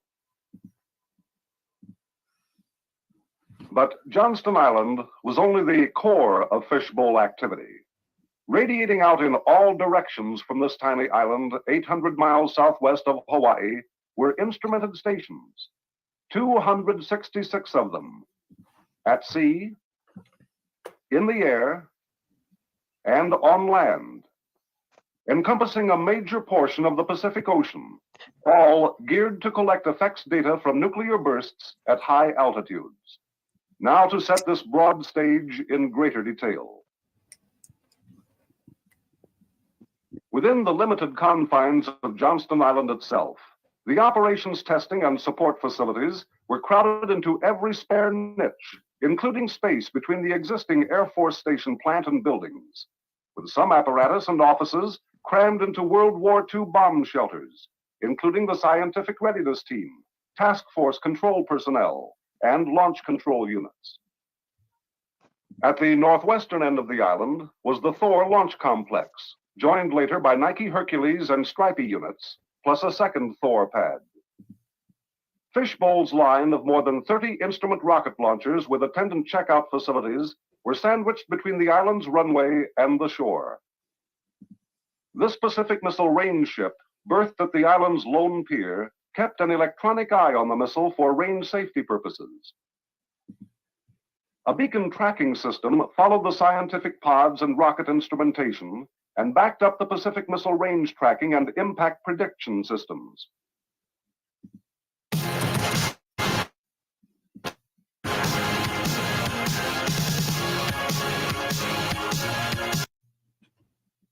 Standing offshore were 9 instrumented test ships, vital links in the fishbowl effort, including the DAMP ship, acronym for Downrange Anti-Missile Measurements Program Ship, American Mariner. Pod recovery and surveillance ships, and an evacuation aircraft carrier, which took aboard personnel non-essential to the island operation during each event, completed the ship array in the northern hemisphere. On islands south of the equator, in Johnston's southern magnetic conjugate area, a variety of instrumentation to collect effects data was set up for fishbowl.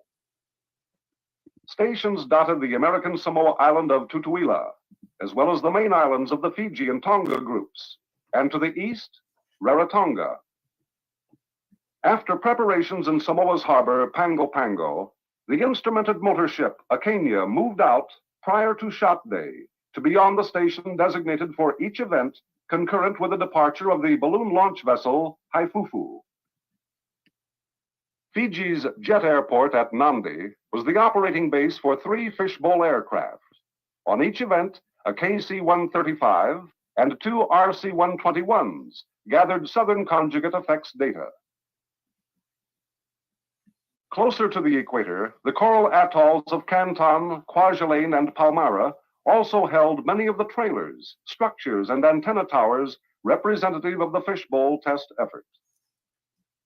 North of Johnston, 4 main Hawaiian islands, as well as French frigate shoals, Midway, and Wake Island, mark the location for many instrumentation sites. For each event, Approximately a dozen test aircraft, including optical and I-burn experiment planes, rose from Oahu's Hickam Air Force Base and headed south. Also to the west on Okinawa, in the far north at Adak and Fairbanks, as well as at Palo Alto, California, instrumentation was operated for Fishbowl's test events. During the latter part of the operation, other stations were added. All in all, of the 266 Fishbowl instrument stations, 156 were on land, while 10 ships housed 80 separate project stations. 15 test aircraft carried the other 30 stations. I wrenched you, Flow State. Oh, you're a gentleman and a scholar. The need for the test work carried on at Johnston and its far-flung array was compelling, for it stemmed from urgent Department of Defense operational needs requiring that high-altitude phenomena resulting from a nuclear burst be defined with simultaneous direct measurements on military operational equipment. For while America had been making rapid strides in other aspects of missile technology, its investigation of high-altitude nuclear detonation effects had lagged due to the 1958 test moratorium imposed shortly after the nation's first look at nuclear effects at high altitudes. This initial exploration in 1958 was limited to 6 shots, with attempts to collect data with untried experimental instrumentation in an environment alien to the nuclear testers. From a ship in the South Atlantic, 3 small detonations, known as the Argus series, were launched and triggered aloft for the purpose of examining the Christophilus theory that a long-lived belt of trapped electrons could be artificially created by a very high-altitude nuclear explosion. Dominic, bots like Other bug effects creators. on Argus, although measured, were not thoroughly documented. In the Pacific, as part of the Hardtack series, 3 effect shots, Yucca, Orange, and Teak, were detonated at respectively 26, 43, 77 kilometers, primarily to provide information on the change of blast. Not sure how much you want to watch this. I thought it was only 5 minutes. It's a 27-minute video, but a lot of the people that, talk about the flat earth, talk about Operation Fishbowl. This is really kind of important because they weren't able to penetrate through the Van Halen radiation belt. They weren't able to go through. So it's kind of one of those things that a lot of people reference. And, if anybody doesn't know about this actual stuff, it's good information. Do you think that it's likely that they couldn't actually do that, or that's more misinformation?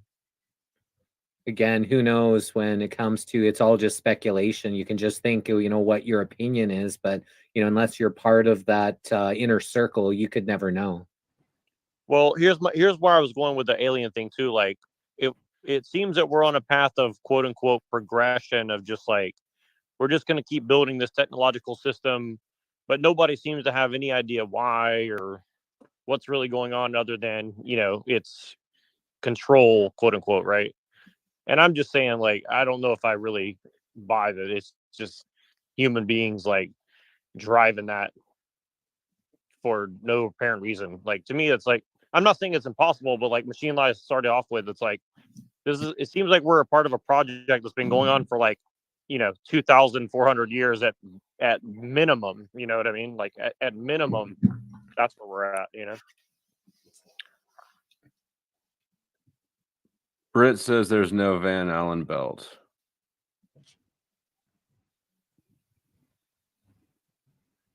Well, that's the belt that is radiation, right? Mm-hmm. Yeah. I mean, apparently no human could live through that, right? Pass through it. Yeah. Yeah. See, that's the thing. It's like, okay, so where's the proof? You know what I mean? Show it to me. We're saying it's one thing, but that works both ways on that one, though. Right. Like for sure. That's why I mentioned it. It kind of gave me pause. Like, oh fuck. Well, okay. I got nothing for it. It's the first time I've heard it, though.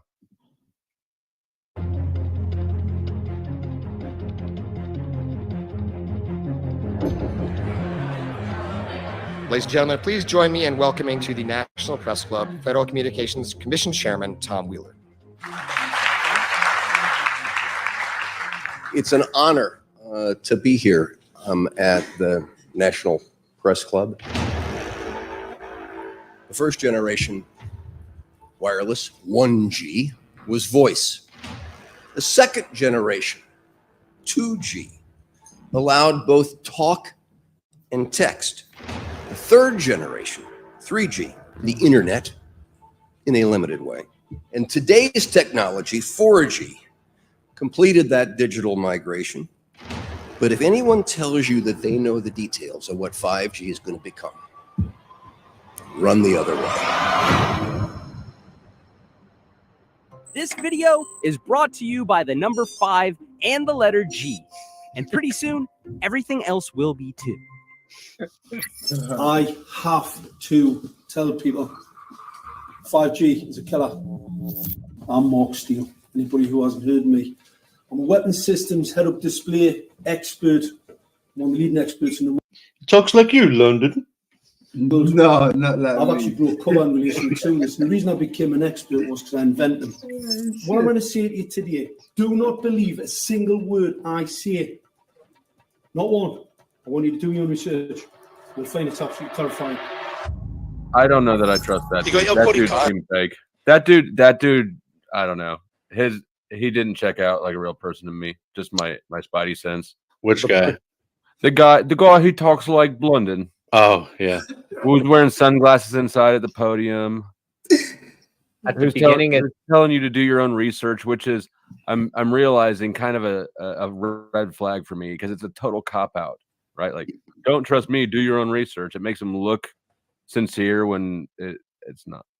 At least that's how Word Wizard uses it. You see, whoever's running this sock account, I'm probably going to be accused of buying viewers and likes. Like, I think that's why I mentioned Wizard, because I think that's him. part of the hate group, they like insecure that there's this numbers are way higher and feel threatened and all that. no, And it feels silly as fuck, bro. Like 500, 700 people. Like, you know what I mean? I have 500 more people in here that are normally here. Like, give me a fucking break. Like, at the beginning of this clip that you're playing, it It's says totally Wizard. a documentary by Sasha Stone. So Sasha Right. Stone, we've interviewed about 10 times on The Missing Link. So Oh, really? Yeah. Yeah. This is a really good video.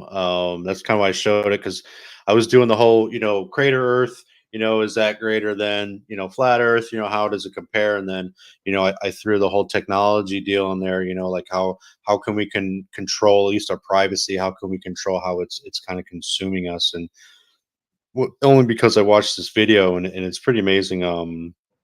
I'm not going to play all the way through, but it's about an hour long anyway. But Does anyone really buy the bolt crater Earth? I kind of believe it in a sense. I really do. Did he say that again, Flo? I don't even hear the question. Does anyone really buy the crater Earth? Because like in this screenshot right here, you would see the rim behind him, right? Or am I missing something about it? Crater, I think you're way off on crater. Yeah, hell yeah. It's If you're thinking, it's a tiny rim. It's a tiny rim. Okay. I'm just Touche then. on Flo, I'm confused. Are you talking about these people on the screen or crater Earth in No, general? I'm talking about just crater Earth as a concept, right? Like I've heard it thrown around, but I don't know anybody. Is it actually a thing that people believe in, or is it just sort of a LOL juxtaposition? No, I've heard concave Earth. My channel is based around crater Earth, so to me, it's pretty much the real thing, in my opinion. Why don't you see the rim? I do see the rim. Every time I look at a reflection, is the moon. Look at the screen, the shot in the center of the screen. In what screen? I guess that there's like houses and shit behind him, or a fence. But Oh, good lad. Right, because I'm talking to that. Well, this video actually has nothing to do with crater Earth or flat Earth. This is about the 5G, 4G technology. It's 5G real. I don't even know if I think 5G is a thing. Like, That's what he's talking about. The way what they even think 5G is. It's not. There's not even 5G like they say it is, but they're, at least from what I've seen. But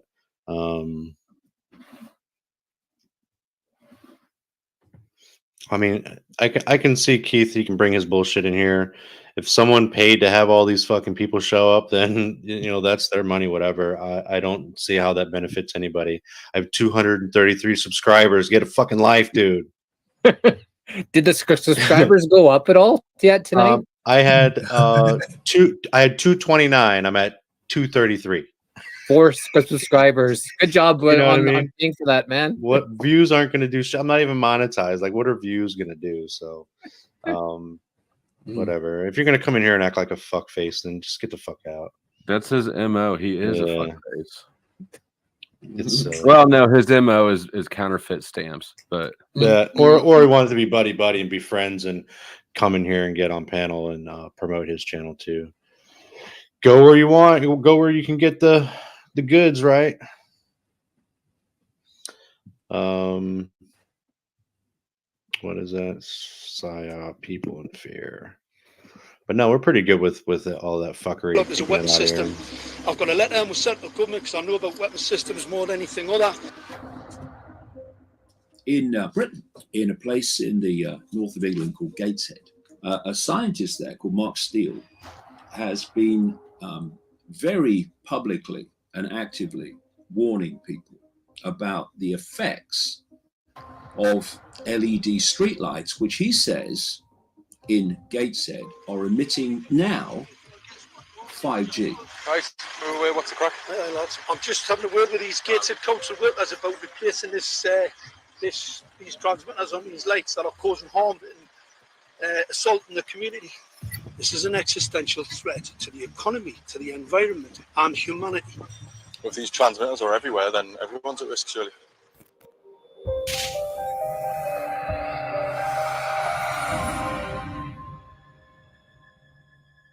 There's a lot of confusion about what 5G is. The G stands for generation. So you started off with the first transmitter system. Back in the 1980s. In the 80s, yeah. So you had 1G, then you had 2G. And as the generations moved on, you started to see more complex signal systems, cleverer pieces of antenna designs, etc., etc.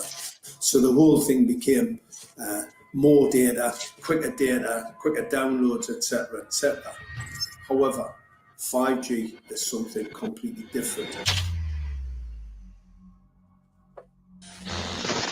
All right, let's get a breakdown. Let's tell the people what this really is. This is the 5G transmission device.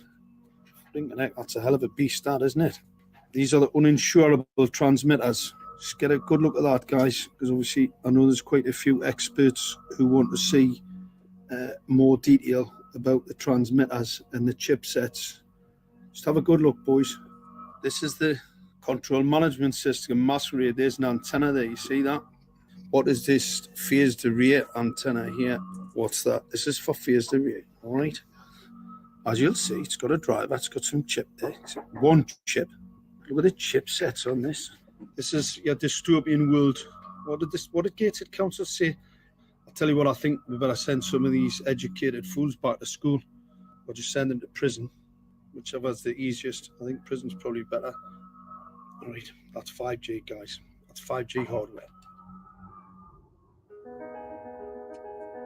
You must consider the whole part played by electricity in nature. Human beings cannot go on developing in the same way in an atmosphere permeated on all sides by electric currents and radiations. It has an influence on the whole development of man. This life of men in the midst of electricity, notably radiant electricity, will presently affect them in such a way that they will no longer be able to understand the news which they receive so rapidly. The effect is to damp down their intelligence. Such effects are already seen today. Even today, you can notice how people understand the things that come to them with far greater difficulty than they did a few decades ago.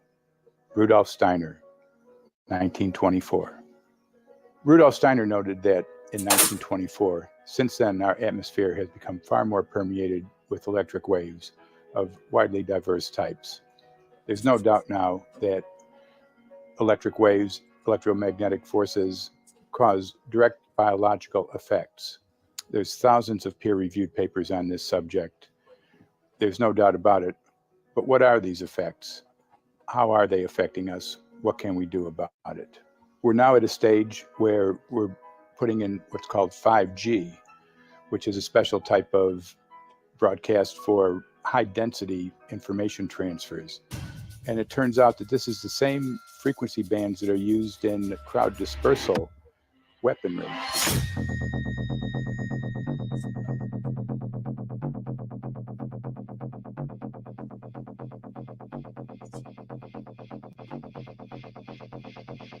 So I interviewed Steve. Maybe you wanted to pause for a sec. So I interviewed some people that were in the Australian protests, and they actually got hit with some direct energy weapons, and their skins got burnt and stuff. So they actually, what they're showing here with these weapons, some people actually got hit in Australia during the lockdowns when they were doing some protests, and their skin got burnt from it. Yeah, I knew when I was in the military, they had some type of energy weapon, and it would basically like I don't know what kind of technology it was, but it would burn your skin, but it wouldn't actually burn you. It would make you feel, like you're touching like a light bulb. You know what I mean? Hey. Like it was making your skin vibrate, stuff like that. Yeah, Steve, we went over that on my, the Rebuttal Bar about a few days ago, actually. Oh, did you? Yeah, they was testing some weapons from a distance. They could shoot you, and you can just get the effects hit you. It's almost like it was some type of vibration weapon or something. I don't know. I can't even describe it at this moment, but I know exactly what you're talking. In Canada, in the protests there, when it was the trucker convoy stuff, they actually sent out all the signals so people didn't have any Wi-Fi signaling, so you couldn't do any Facebook Lives, they broadcasted to kill in all of the cell phone signals. So they use a lot of these tactics. That in Canada, I didn't hear about the people being burnt like the ones in Australia. They actually got burnt by some of these direct energy weapons. Yeah, there's a few chatters in here. It's not trying to do some pushing fear. It's literally reality of what the technology has done. I mean, you can't even say that you're going to go to Home Depot anymore, and all of a sudden your phone is giving you all kinds of Home Depot ads. You know what I mean? They're listening, they're watching. They can do whatever they want, and it's being broadcasted off all these towers. You look up, you see them. Their towers are everywhere, so it's like, how do we get our privacy back without, even if you shut your phone off, you literally just have to leave all of your electronics at home. Don't drive a newer car, that has built-in Wi-Fi. You know what I mean? Drive an old Chevy like I do. You can't be tracked, and it's kind of what this video, the reason I'm showing is kind of showing, people don't think it can happen, but it can happen. You know what I mean? It's literally how machines work. Hey, Mitch, do you happen to have a link or I assume the UN bylaws are huge. I would like to see that though. Got anything that could help narrow down where it's at? Well, man, we got under 100. Now it's going back up again. I figured they were going to give up, but it's been an hour and a half stream, and I'll tell you, probably within the first, I don't know, 10 minutes, man, you should have seen it, dude. It was crazy. It was like a fucking rocket. Like it went up to 50, 60, 100, 150, and the number was just climbing. It was like, where? Yeah, see, there it goes again. It's crazy. Went to 750. Yeah, I don't know. I'll once the stream's over, it'll tell me the max. Hey, was that facts though? What someone said about Bro Sanchez, or was that just? Why would they say it if it wasn't him? They said Bro Sanchez and Eddie Bravo. So, and it might, makes sense because when Z posted a video when he was on the stream on mine a few Fridays ago. We had really good conversation, and Z did a like a short, not a short, but he just chopped the video up, and I think David Weiss said he was going to post it to their the Flat Earth app that he has. So maybe that makes sense. Yeah, because he tagged my channel in it, so maybe that's where they all came from, but man, they came in hard, dude. Like even right now, it's back Just over. like that's what she said. Yeah, right. Blow don't miss. Not this week. She's on her rag, so not this week. That's what. Never mind. Hey, you're playing the mud, man. Jesus Christ. No, yeah, that doesn't stop me. Right on. You guys. He said right. You're making London blush. Hey, it's hard to man. make a black man blush, but you're pulling it off. We're getting too old. Time is running out, man. You can't be waiting around for the bitch to leave. So That is true. you Carpe can't wait. that DM. I mean, I'll be on. I'm what 47, so it's still. I'll just let you guys know it still works great. Not as good as when I was 20, but it still does the job. So you guys have something to look forward to as you get older. You know what? When I was like 20, I had just turned like 21 because I was allowed to be at that bar and not sneaking in. I was on a smoking patio talking to a few women who were like 30, right? And they were both married.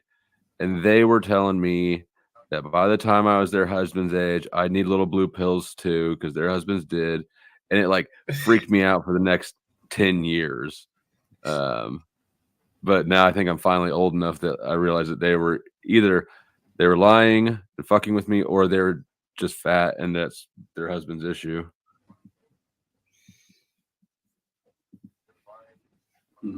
At 50, it still works fine. It's all those, the little humming bowl, the Himalayan bowls and shit. Right. Good vibrations going on. The high vibes help support the love tribe. Holy shit. So how you doing, London, man? What time is it there? It is about hold on, let me check 1 second. What is it? Oh, it just gone 12 minutes past. Yeah, I heard him say earlier that he was waiting up for you. Yeah, I'm like, no, go to sleep, man. You have to wait. My show's silly, but hey, at least you got to see the craziness. This is definitely one of a kind. So back up to 450. yeah, it's pretty strange. The only thing that's really strange about it all, I mean, if they did share, like, you have that many people, if they are actually watching, they're definitely not into subscribing to my channel because apparently my channel sucks. So, but I have gotten about 5 new subscribers out of the 450 people watching. So if you're watching and you want to, throw some new subs down, we talk about all kinds of shit here, not just flat earth. We talk about fucking government ripping us off to making us slaves, pay taxes, all that good shit. We talk about fucking rights and freedoms. We talk about all kinds of shit, psychology bullshit. We don't need to go to school for that. You just come here. We'll educate you. We'll tell you what you need to know about it. Hey, Steve, I wanna. It looks like Machine wants to spit something out, but let me just quickly say this before Machine gets it. Regarding what Flow State said, with the Crater Earth, Mr. Flow State, I wonder if you was aware of God Give Lamsty. Was you aware of that guy? Of who? Yeah, who? God Give Lamsty. He was like that. Okay, he's like the godfather of Crater Earth. He brought it to everyone's attention. But okay, I've never heard of him. Okay. And okay, go on. Hold on a second. What does FMFP stand for? If you guys keep saying in the chat, where is that? Where you? That's what is that acronym? Sanchez. Bro Sanchez says that. Is that what that is? Power. Yeah. Oh, power. Okay, I wasn't sure. See, it's something new, man. Like you learn something new every day. So there you go. But yeah, go ahead, bud. I'm sorry. Oh yeah. God Give Lamsty. He was the godfather of Crater Earth, but his channel's been stricken off now. They've removed it. They've removed him completely. Him and his work. I don't even know why, because his last upload, he wasn't going against anything, the guidelines or anything, but they just removed him completely. And do you have access to any of that old removed shit? No, I managed to save his last one. I did manage to save that his last one. Yes, but his other stuff, that's gone for now. Have you looked for it like in other spots? I think he's on other platforms like Rumble and those other ones that are out there, Odyssey and stuff like that. Can you type his name in the back chat or something, or so that or in the front chat? I don't care. So that, but yeah. So I know how to spell that.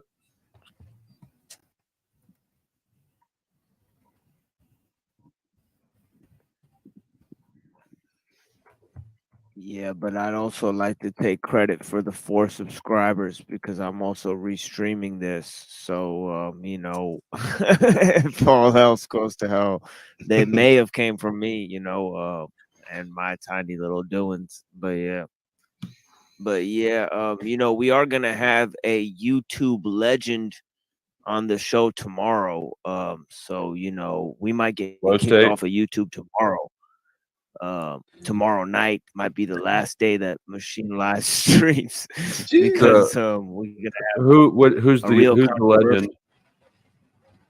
Oh, I can't say on here right now, but yeah. Well, if it's gonna be, that's terrible marketing. yeah, I know. You're marketing. I know. Okay. I know, but just know that this dude got more views than like a lot of anybody that we know combined, probably including Jesse on YouTube or anybody, that we know in our circles. Because this dude had some legendary videos. Shit. Yeah, so it's gonna be some controversial stuff tomorrow.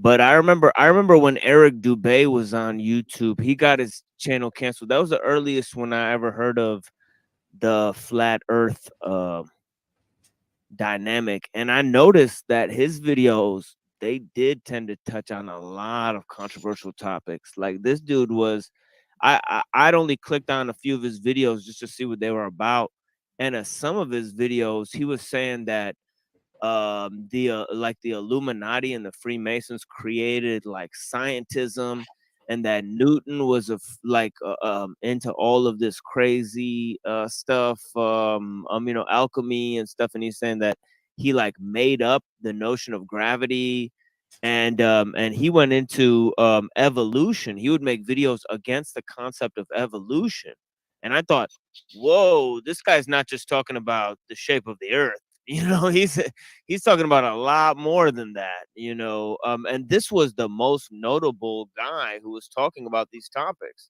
because I wanted to research. I just keep an open mind and I just look at whatever's out there, and I looked at a lot of the hollow earth and all of those theories as well, and I looked at a lot of those theories, and yeah, it just seemed like a fundamental paradigm shift, in terms of the way they were thinking.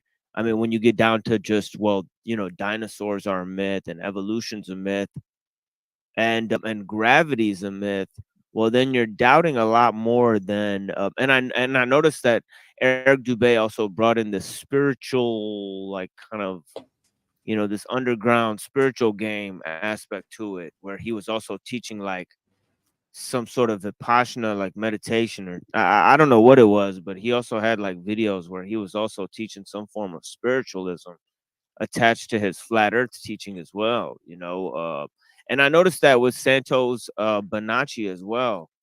He's got this kind of I think I heard him say that the Gnostics were the correct one and it wasn't the Catholic Church or something like that, where he was actually espousing a religious ideology in addition to his flat earth kind of beliefs. And I think Jesse's like Jesse, haven't you interviewed Santos Bonacci or Yeah, we've interviewed him twice. Once about a year and a Okay. half ago, and we just Yeah, interviewed him more. about like I don't know, a couple weeks ago, and he kind of went off Right. about he's kind of, as people seen his videos, about really going after these controllers and taking it in our own hands and spilling blood and shit. And I said that's where I dug my heels in on the interview, and I said, don't you think if we have that thirst for blood, we become them to replace them, and the cycle repeats.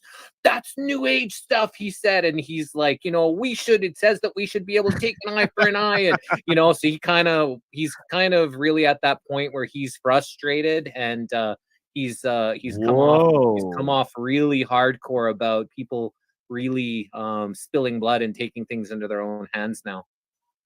Well, I just don't understand. See, what I'm trying to get at is, what does he think we should replace it with? Because I've seen him call like the Jesuits like blood guilty dogs, and like call for their extermination and like all that stuff. But like, does he want to put the Gnostic like religion in place of it, or you know, like, what is his own religious beliefs? What do you think? Because if he doesn't follow New Age, you know, Not what sure. would you say his religion? Not sure. Yeah, We see, didn't that's get what I past. We mean. didn't get past that once. You know, he kind of like went off when I said that. We didn't kind of get Yeah. to what would you like to replace it with. We kind of Yeah, moved on the conversation from there.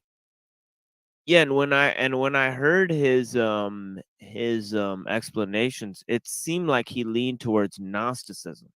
He was kind of saying that, well, if the Catholic Church is wrong, well, then let's look to the nearest enemies of the Catholic Church in the 2nd century. And of course, if you read you know, Saint Irenaeus or anything like that, then you see that he's just railing against the Gnostics. You know, so he just went, okay, well, those guys, if they're, you know, the enemy of my enemies must be my friend. You know, it's kind of like what I was hearing, you know, but I don't think you know, he understood it too well, you know, but yeah, I'm sorry. You guys reminded me of a question. no, go ahead, Neuro. Really quick, I apologize. Do you guys remember a documentary maybe 10 plus years ago about how the Iraq war was like erasing pre-Christian religion and shit like that, and like all these I cannot find that documentary. I thought it was like Zeitgeist or something, but it's not.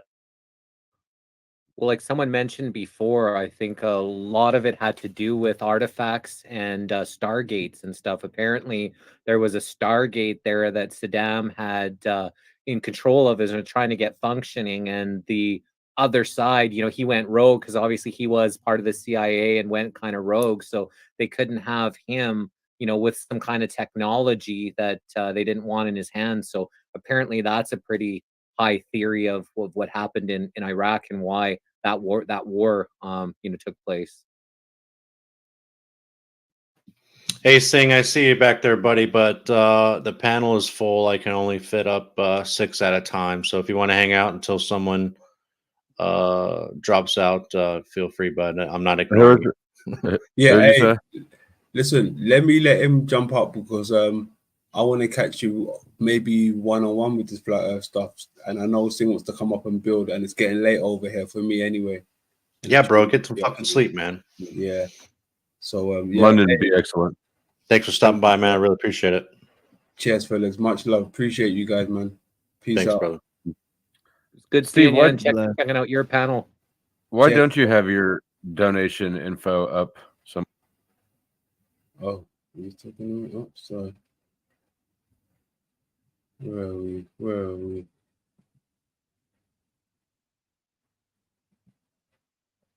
Mic check, mic check.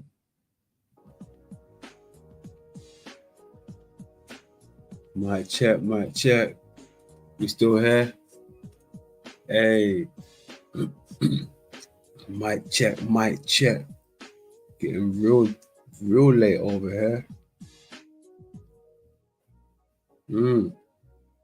Salute. Hey, Alchemos. Yeah, I'm definitely gonna need those things if you still got them.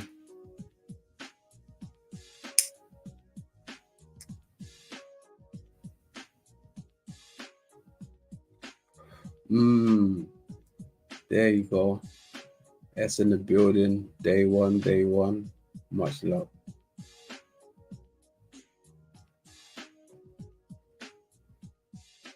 Much love.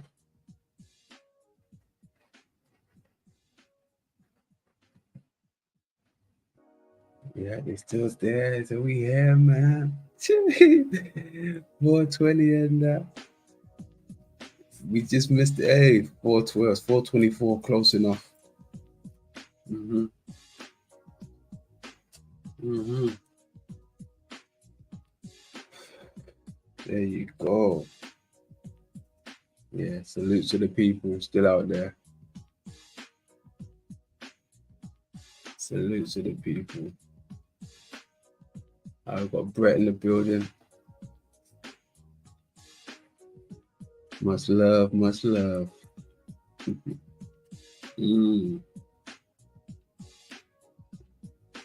Yeah, I kind of wanted to touch more on the Crater Earth stuff, but they were going into 5G and other things, which is a good subject, but I was hoping it would have been more on the Crater Earth. I kind of wanted to, engage with Flow State a bit more. Show them a few things. That's why I like playing at home. I can show people things. We've got a narrative, right? You've got to stick with it. You've got to stick with the title sometimes. Well, most times.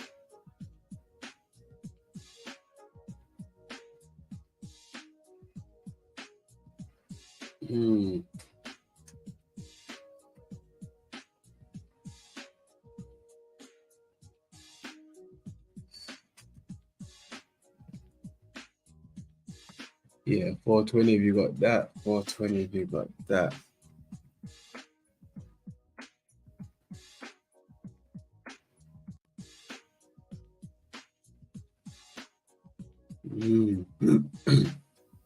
I am knackered. It's been a long one. What, that 7 hours? Yeah, we did it again. To the bright side of the road. We made it to the bright side of the road.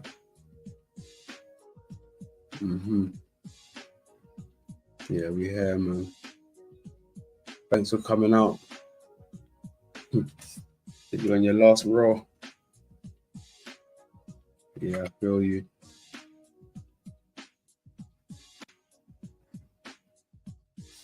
I feel you, bro. Roll my last little thing. Roll my last little thing with my people. My stayers. Man like Alchemos. Yo. Small town girl. Salutes. Salutes. Trust me. I see some real ones out there. Yeah. I love it. I love it. Told you, we don't do it for the numbers. I just do it for the love. Just the real ones, Just for the love. We do it for the love.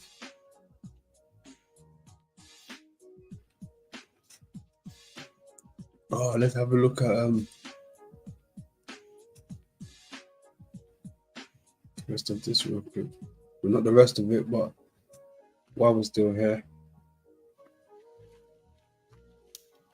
This is interesting for sure. Why it is broken like this. That's turning to an X. This blue stick right there is on blue splash. Whoa, check this out, dude.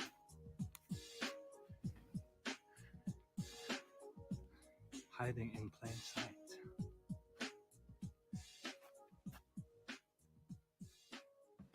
I forgot to ask Dr. Wake Walker, where does he actually live? Does anybody know where he lives?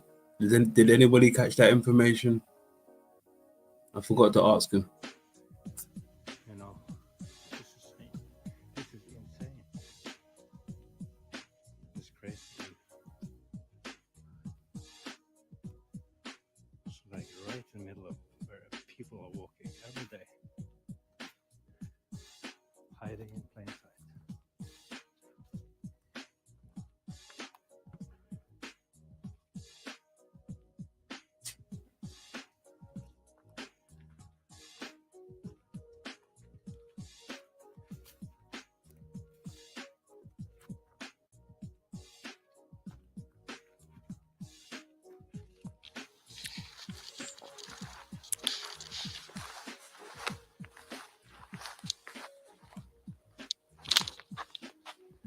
People are walking here every day.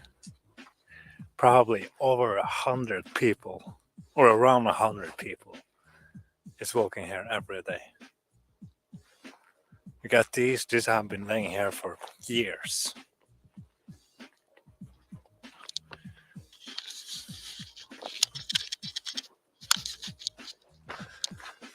Look at this. What do you think?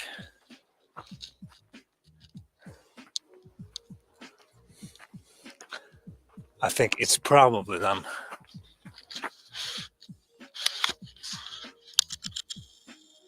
Seems like an X right there. Because I could walk over there. Well, it's not an X, but there are these things everywhere. This is some of the most interesting places within 2 miles of radius. See that? This is cut off, but why is it laying here? Did a human put it like that? Like blocking the road here. Something up there and something down there. I'm gonna take this way. You see this bent over here? No, classic.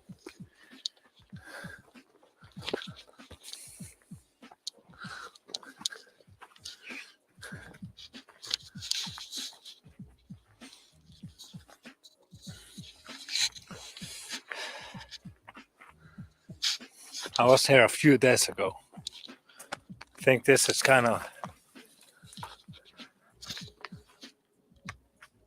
I think they've done something since I was here.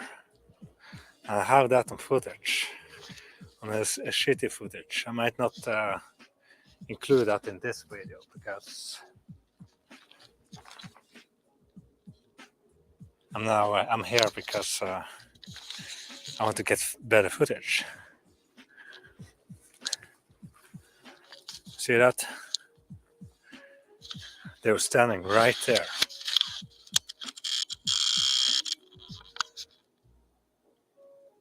There he's right there, looking at me, shocked. I don't think that's exactly who he is.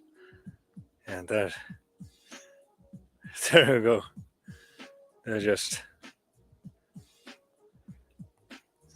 It's there. not focused. Not focused. Right there staring at me. What am I looking at? Hello there. I can see you.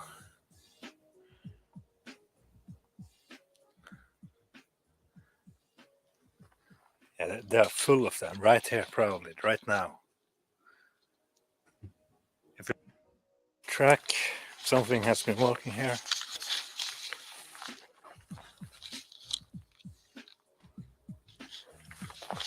Seeing something here.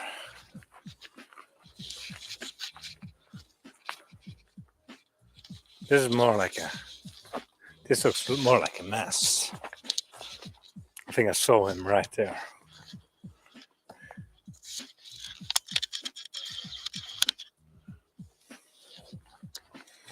Probably just parked over. But there you go.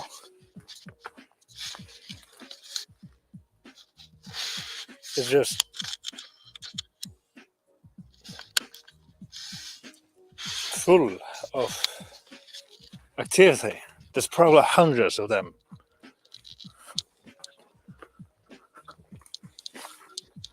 Just hiding in plain sight where everybody's walking every day.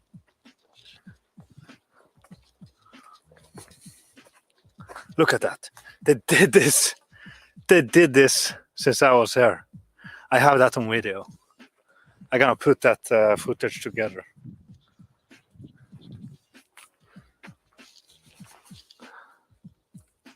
How was this cut? This is like smooth here. This is of course a human who has done that. This is tried and true.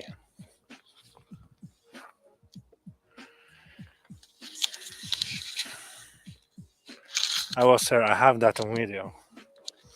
And it did this. See that? It's like hanging perfectly here. This is crazy, dude. I almost can't believe this.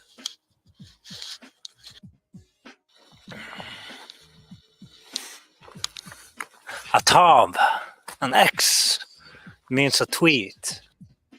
Can't see that, or they've been.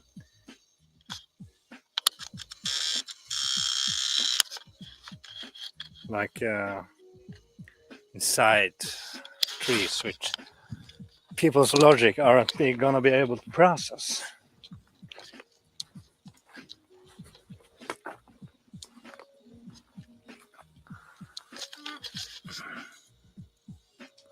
Pretty amazing. Look at this. That tiny little teepee in the middle here. Why will a human do this, you know? Human just doesn't behave in certain ways, you know. Interesting. Very interesting. Good stuff from our man on the ground, Mr. Wake Walker, or Dr. Wake Walker, should I say? Yeah, it's indeed.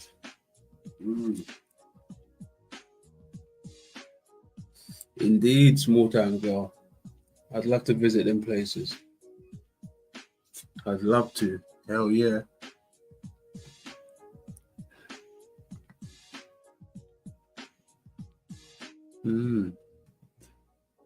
Good stuff.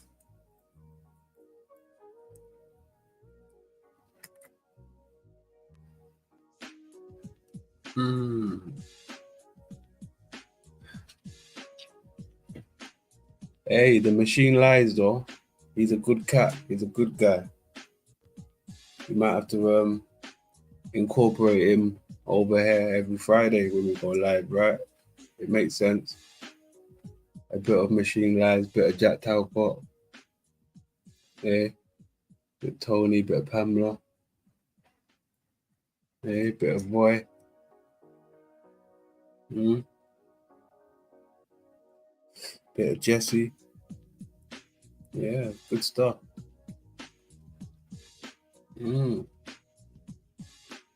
Bit of Access. Good stuff. Bit of Alchemos. Jeez, yo, don't play with me. Alchemos, a treat. Can't wait for your work, bro. Yeah. Yeah, buddy. Yeah, buddy. Alchemos 83. Get ready for the boy. Yo, that's gonna be dope. London and Alchemos. Can you imagine that?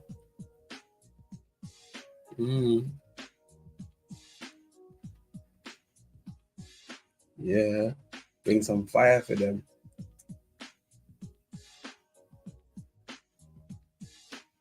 The Greater Earth Wind. No, I haven't. Is that on your channel? Maybe we can go over that tomorrow or something. If I go live tomorrow or Sunday. What's today? Friday. Then maybe Saturday or Sunday.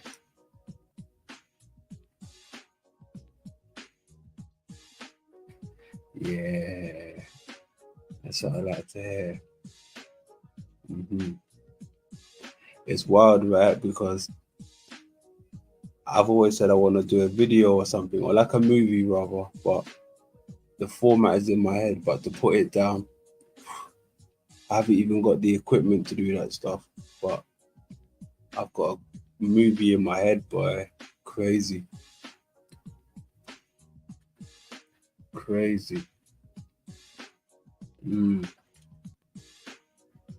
Yeah, different programs. I need softwares and all that stuff, so I can only work with what I got now, you know?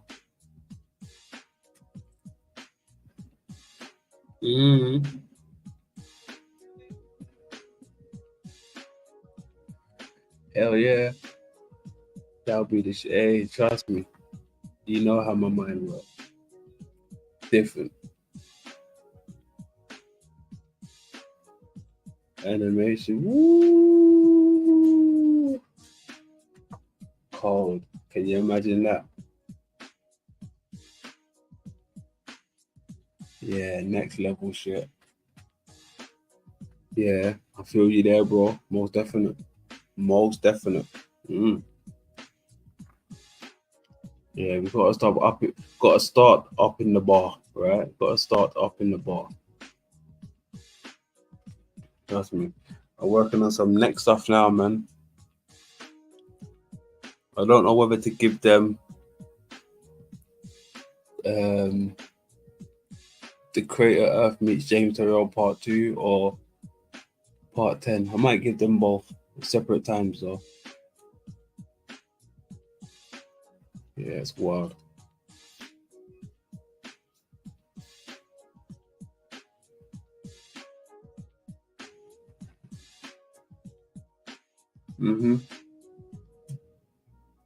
They're building shelters.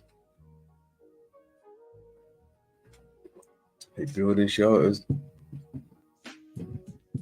But I swear though, this Creator Earth thing, I mean, sometimes I feel like I met God Gift Lemsef at the right time. Right, and he done just enough work and put out enough information there to make most of us aware before he got taken down, right? Before he got taken down.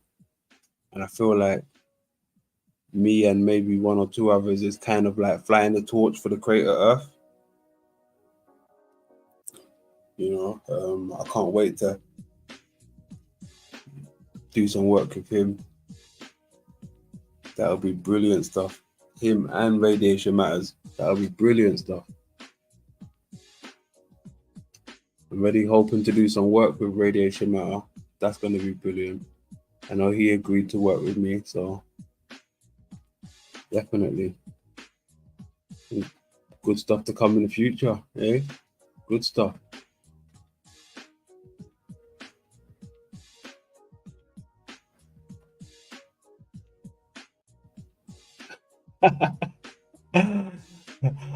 Didn't even have an account yet. Yeah. I had an account, I think, since 16, 17, but it was only just for music and things like that. I wasn't really even into the rabbit hole, maybe until like 2018, 19. But it never sat right with me since school. Certain things never sat right with me, but I just never really jumped into the rabbit hole until like 17, 18, maybe 2019. Yeah, 2017, 18 with Bro Sanchez and that. But other than that, nah. So yeah, I know what you're saying. I just was on the music when I was on YouTube. Yeah, crazy. Go.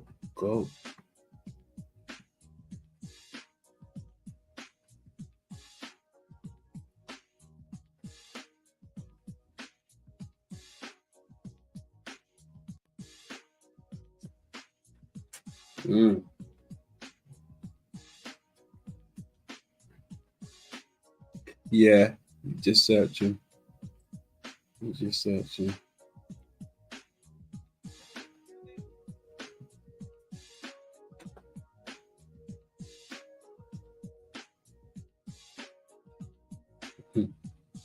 Yeah.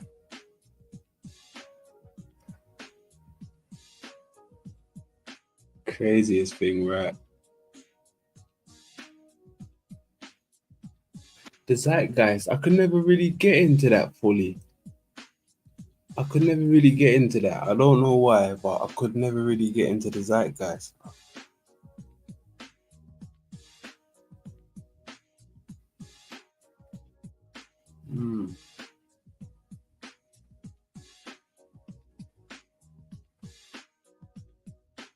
Yeah, that's Radiation Matter there. Tell him London sent you. When you go over there, tell him London sent you. Tell him big up. Tell him big up. A good guy right there.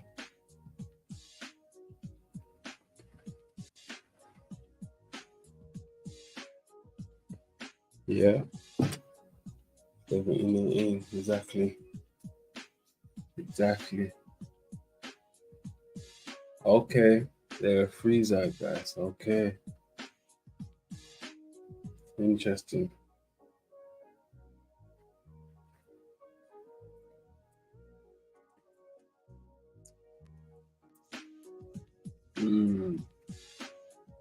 Hashtag winning.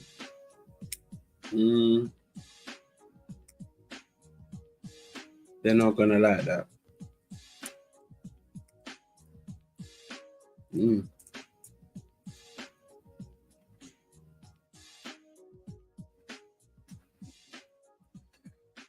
Whoa, what's all you got here? Let me see what you can quickly do real quick. Hey, once again, thanks for the folks who came out, who chilled to the end. My stayers, I love my stayers, man. Much love, much love. 420 if you got it. We're gonna end out like this. Much love.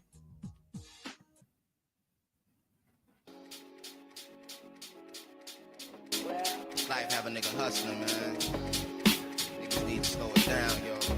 Sit back, just chill, just relax. Speeding down the roads of life.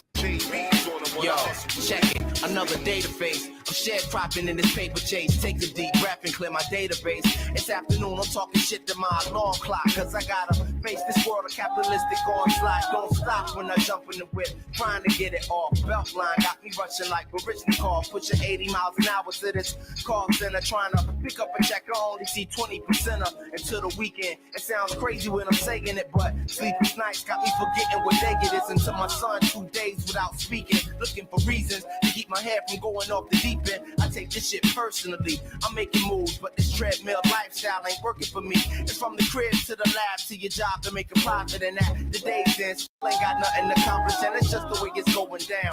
But on the real, yo, I think I need to slow it down and slow it down. Too fast for me. Just too fast for me. Just too fast for me. Just too fast for me. Too fast for me. Too fast for me. I try to slow it down like brand new Brienne, but hypnotic tunes like this always do me, yeah. Got a nigga about to go and burn the road again. From first gear to fifth gear, out of control again. And that's the way we rolling in. Needed to chill and take a rest stop, cause my job got me slaving like I'm Dred Scott. Take a break, nah, nigga, you bet not, cause that's when the respect stops. Energy drain, I need a blast like high tech got, so I can grab the mic and make your head pop. Put the microphone, check 1, 2, it don't stop. Out of town on a quick escape, hoping I have a chance to slow it up and hit the brakes and slow it down. Moving on now, moving on and on, we moving on now, moving on and on, we moving on now, moving on and on, we moving on now, we moving on and on, we keep on now, moving on and on, don't stop now, keep it on and on. I let my life shine in between these papers lines. I write rhymes to incite minds, spending time on this pipeline. 85 north is like mine, going 85 to like mines, going 95 to take time, spending days in the rays of the sunshine. Many days those same rays went undefined. Then 4 the east is where I go to have my best time. 3 lanes going 62 perfect rhymes. Trade jokes, mastercraft to catch punchlines. We turn it in the early morning, late night times. Amtrak, Monday morning to come back grinds. Catching couch on the weekend, a place I really did sleep in. Take on speaker losses tweaking, cause the way we be rocking it when joints is finished. At the speed we be moving, we could never be diminished. With my energy replenished, write a rhyme with puns and all my similes intended. Speed out until I finish up. Keep stop now. Keep anything rock. Don't stop, rock. Keep anything rock. Real hip hop, don't stop now. Don't stop.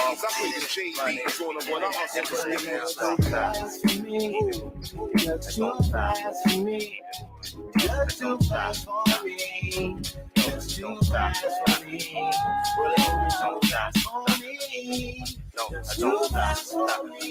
Moving on now. Moving on and on. Moving on now. Moving on and on. Too fast for me. Moving on and on. Moving on now. Moving on and on. Keep on now. Moving on and on. Don't stop now. Keep it on and on. Me and you. I play the JBs on the When I ask you